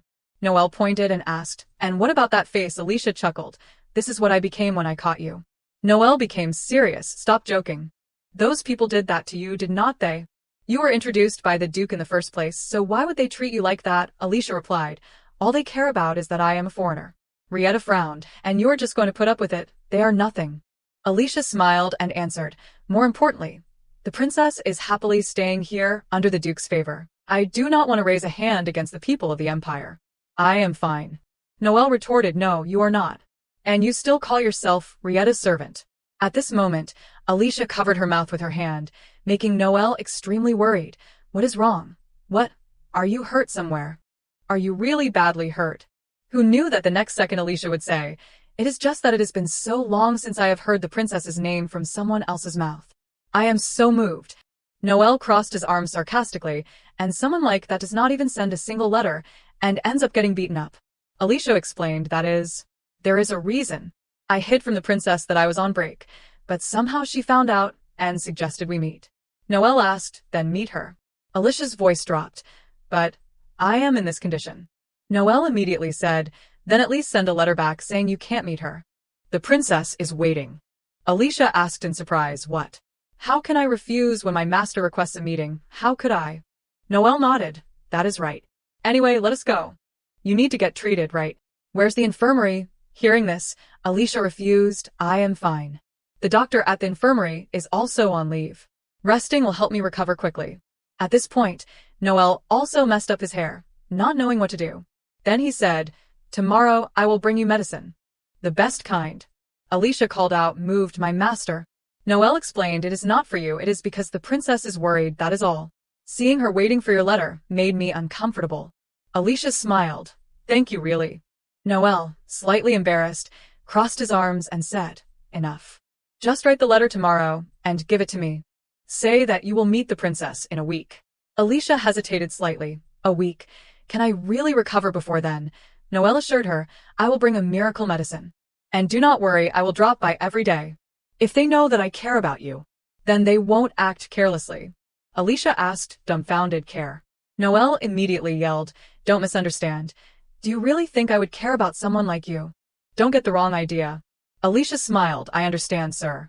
Noel blushed and asked, Did you misunderstand? Why are you smiling? Alicia just could not help but chuckle. The next day, Alicia asked in surprise, You really came, Your Highness? Noel blushed and said, Of course. I promised. Here, this is medicine I got from the temple. It was blessed by the high priest and has strong healing properties. Alicia said, "Thank you." Who knew Noelle would snatch it back and ask, "Should I apply it for you?" Alicia was startled. "What? Well, I suppose it would be better that way. Thank you. I did not even think about the fact that I could not reach my back." "You are smarter than you look, Your Highness." Noelle scolded while applying the medicine. "Shut up." Alicia teased with a smile. "I feel like my wounds are already healed." Noelle said, "And no matter what, do not mention in the letter that I helped treat your wounds." Alicia looked a bit surprised at this. Then she asked with a smile, "Are you telling me to write indirectly?" Noelle frowned. "No, I am not. I just do not want to hear words of gratitude from that person." Alicia nodded. "All right. It seems we have a little secret between us now." Noelle nodded. I guess so." He thought to himself, "I am not exactly thrilled to have a secret with this girl or woman, but..." At that moment Alicia spoke. "Since we are having secrets, I am curious. Something that only you would know, sir. You must tell me. You must." Seeing that earnest look, Noelle could only reply, "All right, all right. What are you curious about?" Alicia immediately asked, "The princess, what did she have for breakfast this morning? And, if possible, I would like to know if she slept well and if the heat is bothering her. Just the thought of the heat bothering her makes my heart ache so much I can't stand it." Noelle replied awkwardly, "All right. The princess is well. This morning she had bread and eggs. And since she did not yawn during breakfast, I assume she slept well. Lately, she has been very fond of ice drinks, probably because of the weather." Alicia smiled after hearing this. "It seems she is well. I hope she does not eat too much ice cream." At this time, Noelle also spoke up. "I've been curious for a while, but..." Why? "Do you like the princess so much?" Alicia replied, "I do not just like her. I respect her." Respect. This seemed to be a novel term for Noelle. Alicia nodded. "Yes, from now on, can you say respect instead of like?" Noelle nodded. "All right. So why do you respect Princess Rieta so much, and so incredibly much, as if she is the most important thing in the world?" Alicia said, That is a secret." "A secret?" "A secret." Noelle was dumbfounded after hearing this. He yelled, "You are so unfair." The scene shifted to when Alicia was little, running after her father with a sword and asking, "Father, wait a minute, can you stay with me a little longer? I was praised by my swordsmanship teacher yesterday. He said I resemble grandfather. I wanted to show you." Her father said, "Sorry, Alicia. I have to go to the palace right now." Little Alicia felt a little disappointed when she heard that. Her father smiled and said, "But I will make sure to come back soon and see how much your swordsmanship has improved." Alicia immediately brightened up. "Yes, I will practice more this afternoon. Good job. You can handle yourself, right?" Alicia nodded. "Yes, of course. Have a safe trip, father." A while later, he entered the house and asked, "Mother, are you back? Let me carry the bag for you. Here's some water." Her mother said happily, "Thank you, Morin." Alicia replied, "You do not have to thank me. Father said he will watch me practice my swordsmanship tonight." "Will mother watch with father?" Her mother shook her head sadly. "I am sorry. I have to attend to the princess tonight." Alicia was a little sad but understandingly said, "I understand." Alicia's mother comforted her. "Alicia, the princess is still young." Alicia nodded. "Yes, I know. I am okay. Watch me next time." Seeing how understanding she was, her mother said, "Thank you. Our Alicia is always hardworking. You will surely become a wonderful knight protecting the princess." Alicia replied, "No, I won't become a knight protecting the princess or the king." Her mother asked in surprise, "Why?" Alicia patted her chest and answered, "I will protect mother and father. And grandfather's honor too." He secretly thought, that is a very admirable ideal, is not it? Who knew her mother would ask, "But, Alicia, your talent is a treasure that your grandfather bestowed upon the royal family. You have to protect the princess. You will do that, won't you, Alicia?" At this, Alicia changed the subject. "Mother, if you are going out again tonight, it is best you sleep early. I will take you to your room." Her mother smiled. "Good night." After her mother returned to her room, Alicia recalled what the adults said. Morin. The Morin family was born to serve the royal family, and is destined to serve them for life. Alicia thought to herself, I hate that. Even though my parents work day and night for the royal family, they still have to struggle every day. What kind of king can't even take care of their own servants? That is why I must protect the princess. I will never become a knight of the princess. Even after that, Alicia's parents continued to work for the royal family. The days they worried grew more numerous than the happy ones. Alicia constantly witnessed that. The more it happened, the firmer Alicia's resolve became. Never, I will never become a knight of the princess. One day, Alicia curiously asked, Father, where are you going dressed like that? The father said, In my most formal attire. I must go and pick up your grandfather. Alicia asked in surprise, Where will you pick up grandfather? The father replied, Once we go, you will understand. Scene change. An angry voice echoed in the palace. Your Majesty. Those portraits are meant to honor the loyal subjects of the past. How can you remove the portraits of those who stood by the royal family? This cannot happen. The king spoke. A portrait of beautiful women hanging in this castle is much more fitting than the portrait of a decrepit old man. Look. The women are so beautiful. Someone protested. It was a promise to forever remember their contributions to the royal family, and a symbol of that. Please withdraw your order. It is the pride of our families. Please have mercy, and consider this. Please reconsider. The king seriously stroked his chin. Reconsider. Indeed, I have a good idea. Considering your diligence, how about we burn all those portraits? No need to bother carrying them away. Someone angrily exclaimed, What in the world are you doing? The guard, without saying much, swung his sword. The person who just spoke was immediately struck. Another person angrily rushed forward. Your Majesty, this is too much. How could you do this to us? The king's guards pointed their swords at them. The king stepped forward and said, I have changed my mind. You brats are here too. I will burn you alive along with the portraits of your parents who served faithfully. King Liz said and gave a cruel smile. At this moment someone called, Your Majesty. The princess has arrived. In this dangerous moment, Rietta stepped forward and called, Father. I have something to tell you. Little Rietta spoke up. Father, I have something to tell you. Alicia also saw her, from afar at this time, looking towards her mother. So, she is the princess. She looks so frail. She does not seem to have any royal demeanor at all. Surely like father, like daughter, for sure. At this time, the king angrily asked Rietta, You again, you still have the talent to ruin my fun. What insolent thing are you going to say this time? Rietta hesitantly spoke up. Yes. I want to move all these paintings to the palace. Right now, all of them. Everyone present froze at the same time. The king angrily asked again. All of them. Why should I give up such interesting works of art? Rietta replied, That is because, instead of a shabby display under the blazing sun, enjoying the artwork that you desire, and enjoying leisure time more fully, would not be more enjoyable, so that you can relive that moment sooner. I will have the servants move all of their family portraits immediately. What she says makes sense. The king pondered seriously. Rietta took this opportunity to ask with a smile, You will allow me to, right? The king nodded, All right. Rietta smiled happily, Thank you, father. Seeing this, the king burst out laughing. Does that make you that happy? Your cramped palace will be filled with paintings of dead old men. It will be quite a peculiar sight. Take them all, and every night, you can hold a feast for their souls. Noelle silently looked at the madman in front of her. Suppressing her anger, she said with a smile, Thank you, father. A moment later, she bowed her head to everyone and said, I apologize for making that decision on my own. It is not the best place, but I will talk to them every day and greet them too. And if any of you want to visit, please drop by any time. At this time, someone asked, Princess, why did you offer to take all the portraits of our ancestors? Rietta replied, The answer is quite obvious, is not it? Both the establishment and existence of Liz were only possible thanks to them. And if we take down the portraits, everyone will feel sad. Even the paintings can feel sad. That is all. The grateful subject said, Princess, thank you for understanding our hearts. Rietta waved her hand. You are welcome.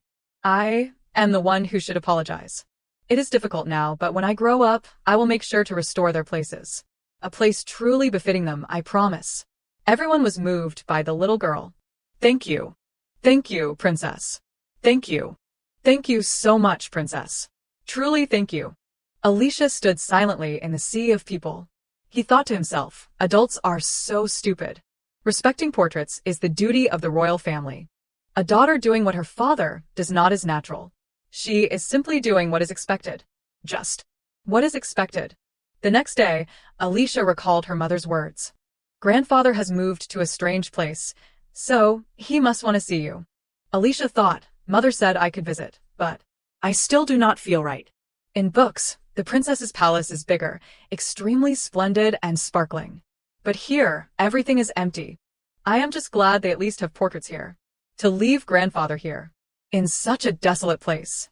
However, it is carefully maintained without a speck of dust. That is a relief. At this moment, Rieta appeared and asked with a smile, "It is wonderful, is not it?" Alicia flinched upon seeing her. "Your Highness. Why are you here? Surely mother is in her room." But more than that, she is amazing. She talked to me. What am I thinking? At this time, Rieta looked at Alicia's grandfather's portrait and said, "That is the only portrait here that contains a sword." Alicia nodded, "That is right."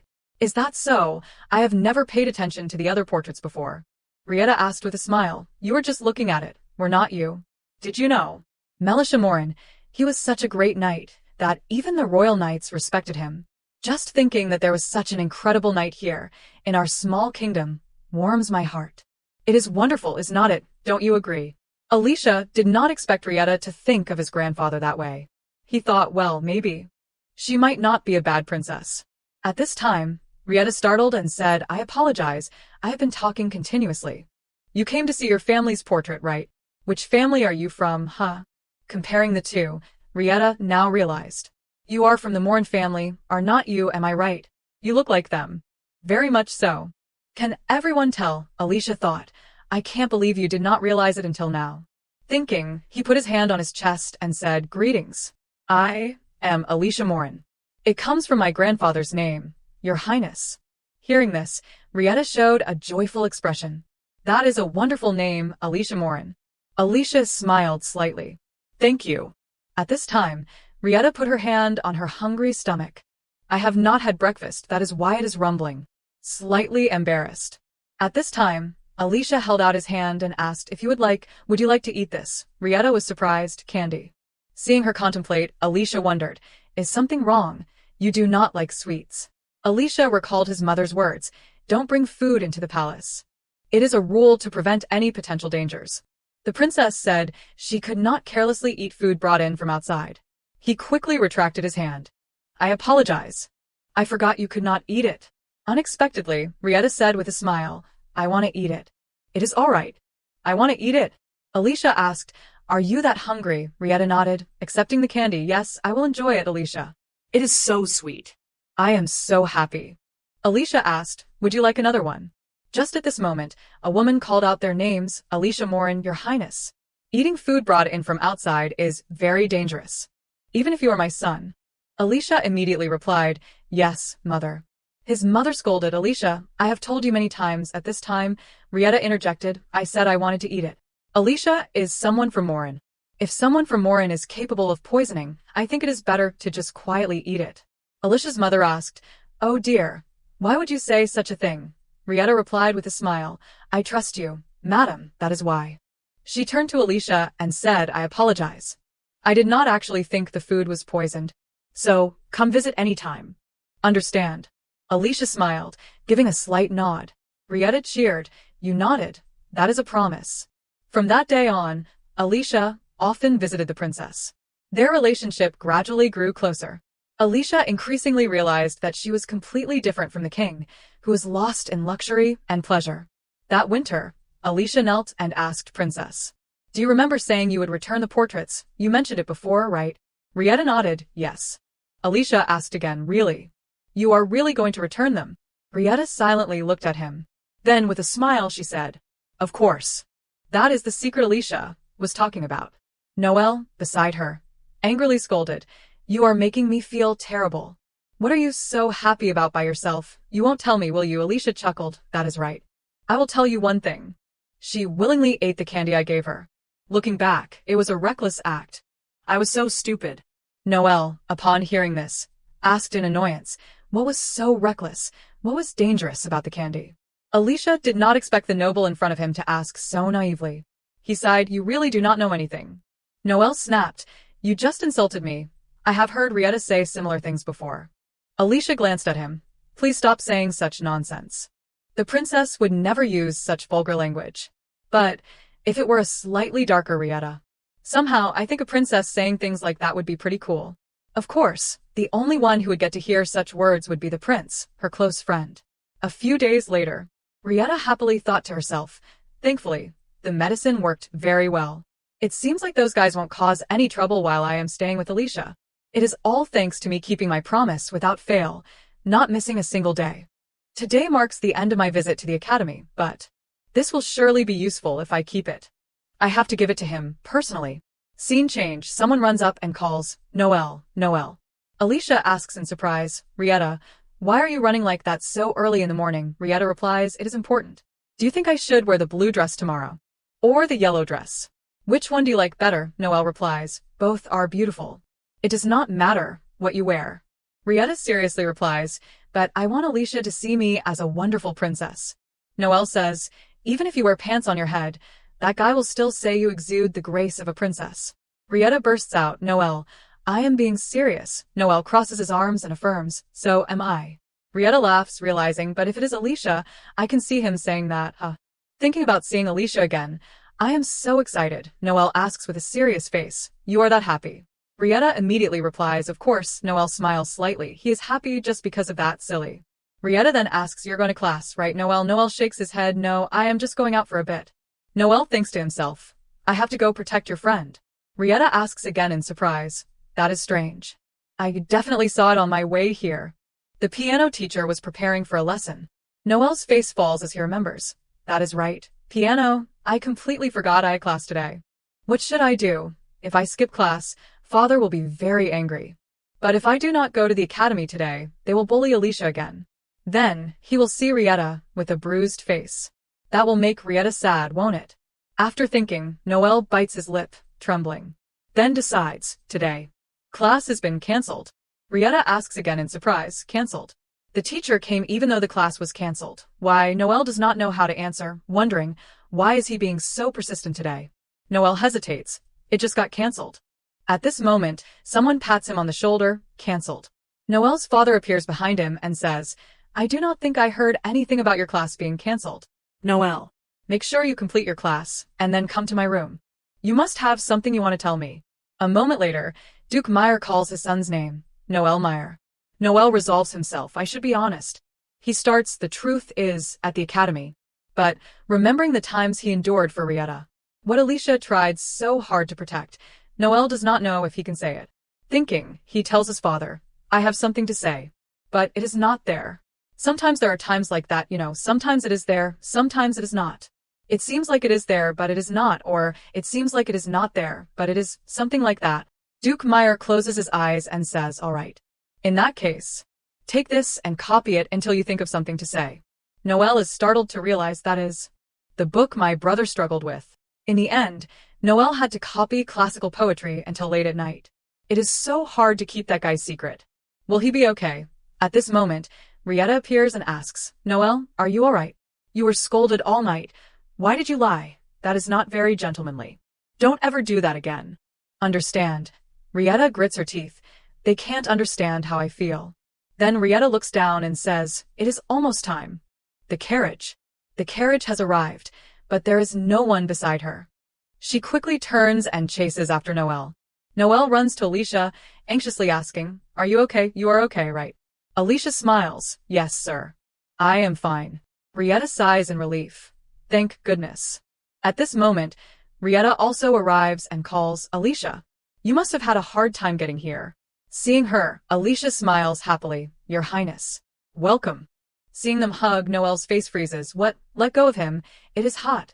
Why are you hugging him? A moment later, Rietta's cheerful voice rings out in the room. I was so surprised just now. I thought Noelle liked Alicia, but I did not expect him to be happier to see him than to see me. Noelle blushes and retorts, who said I was happy to see him. More importantly, it is so hot. I am dying. Why have you two been clinging to each other this whole time? Alicia smiles. Why, what is wrong with that? Noelle grumbles to himself. Originally, it was a sofa just for Rietta and me to sit on together. But Alicia suddenly squeezed in. So ungrateful. Noelle glares at Alicia. At this moment, Rietta gets up from the sofa. Alicia asks, why are you getting up, Your Highness? Rietta replies, as Noelle said, it seems a bit hot. I will tie my hair up and change into lighter clothes. Do you need some comfortable clothes? Alicia, the academy uniform is stylish, but it seems hot. Alicia smiles and says, thank you, Your Highness. I am used to the heat, so you do not need to worry. Rietta nods, that is a relief. Well then, I will be right back. After Rietta leaves, Noelle suspiciously asks Alicia, "Why do you pretend to be bad at the imperial language in front of Her Highness?" Alicia exclaims, "Did I do that?" Noelle points, "You talk strangely. Even when you talk like that, it is not cute at all." Alicia laughs, "I must have been so happy to see Her Highness that I could not speak normally." Alicia takes a sip of tea, then suddenly hears Noelle say, "I am sorry. I said I would visit every day, but I could not. I said all the days but yesterday. There was a reason why I could not come. You are not being bothered by those guys anymore, are you?" Alicia smiles, "It is all right. They came to my room, but I handled it." Noelle is surprised, "Handled it?" "I am relieved it was resolved, but are there any injuries under your clothes that you are trying to hide? It is so hot and you are still wearing that uniform. That is not good." Alicia then says, "It seems like you are jealous that I am wearing an outfit that Her Highness complimented. You must be jealous." Noelle blushes and shouts, "Don't joke around. Rietta is far from being able to judge me." Seeing the handkerchief fall from Noelle, Alicia picks it up in surprise. It is embroidered with Alicia. Noelle, embarrassed, explains, "I did not prepare it especially for you." "Definitely not." Alicia smiles and bows his head, "Sir, thank you for your kindness towards me. I won't forget it." Noelle's face freezes. "What?" Then he angrily asks, "Did you just badmouth me? Why are you suddenly speaking the kingdom's language?" Alicia smiles and says, "However, I will promise one thing. From now on, I won't just take beatings unreasonably. Protecting myself also means protecting the Duke's family, who have treated me well. Because I want to protect Her Highness." Noelle smiles slightly. Then he turns away haughtily and says, "It seems like you have thought this through. You should have done that sooner." Just then, Rietta, having changed into cooler clothes, walks in cheerfully and says, "You two have been waiting a long time." "What were you doing?" Noelle hesitates. "I was just—" Seeing the handkerchief in Alicia's hand, Rietta is extremely surprised. "That handkerchief. Could it be?" Noelle gave it to you as a present."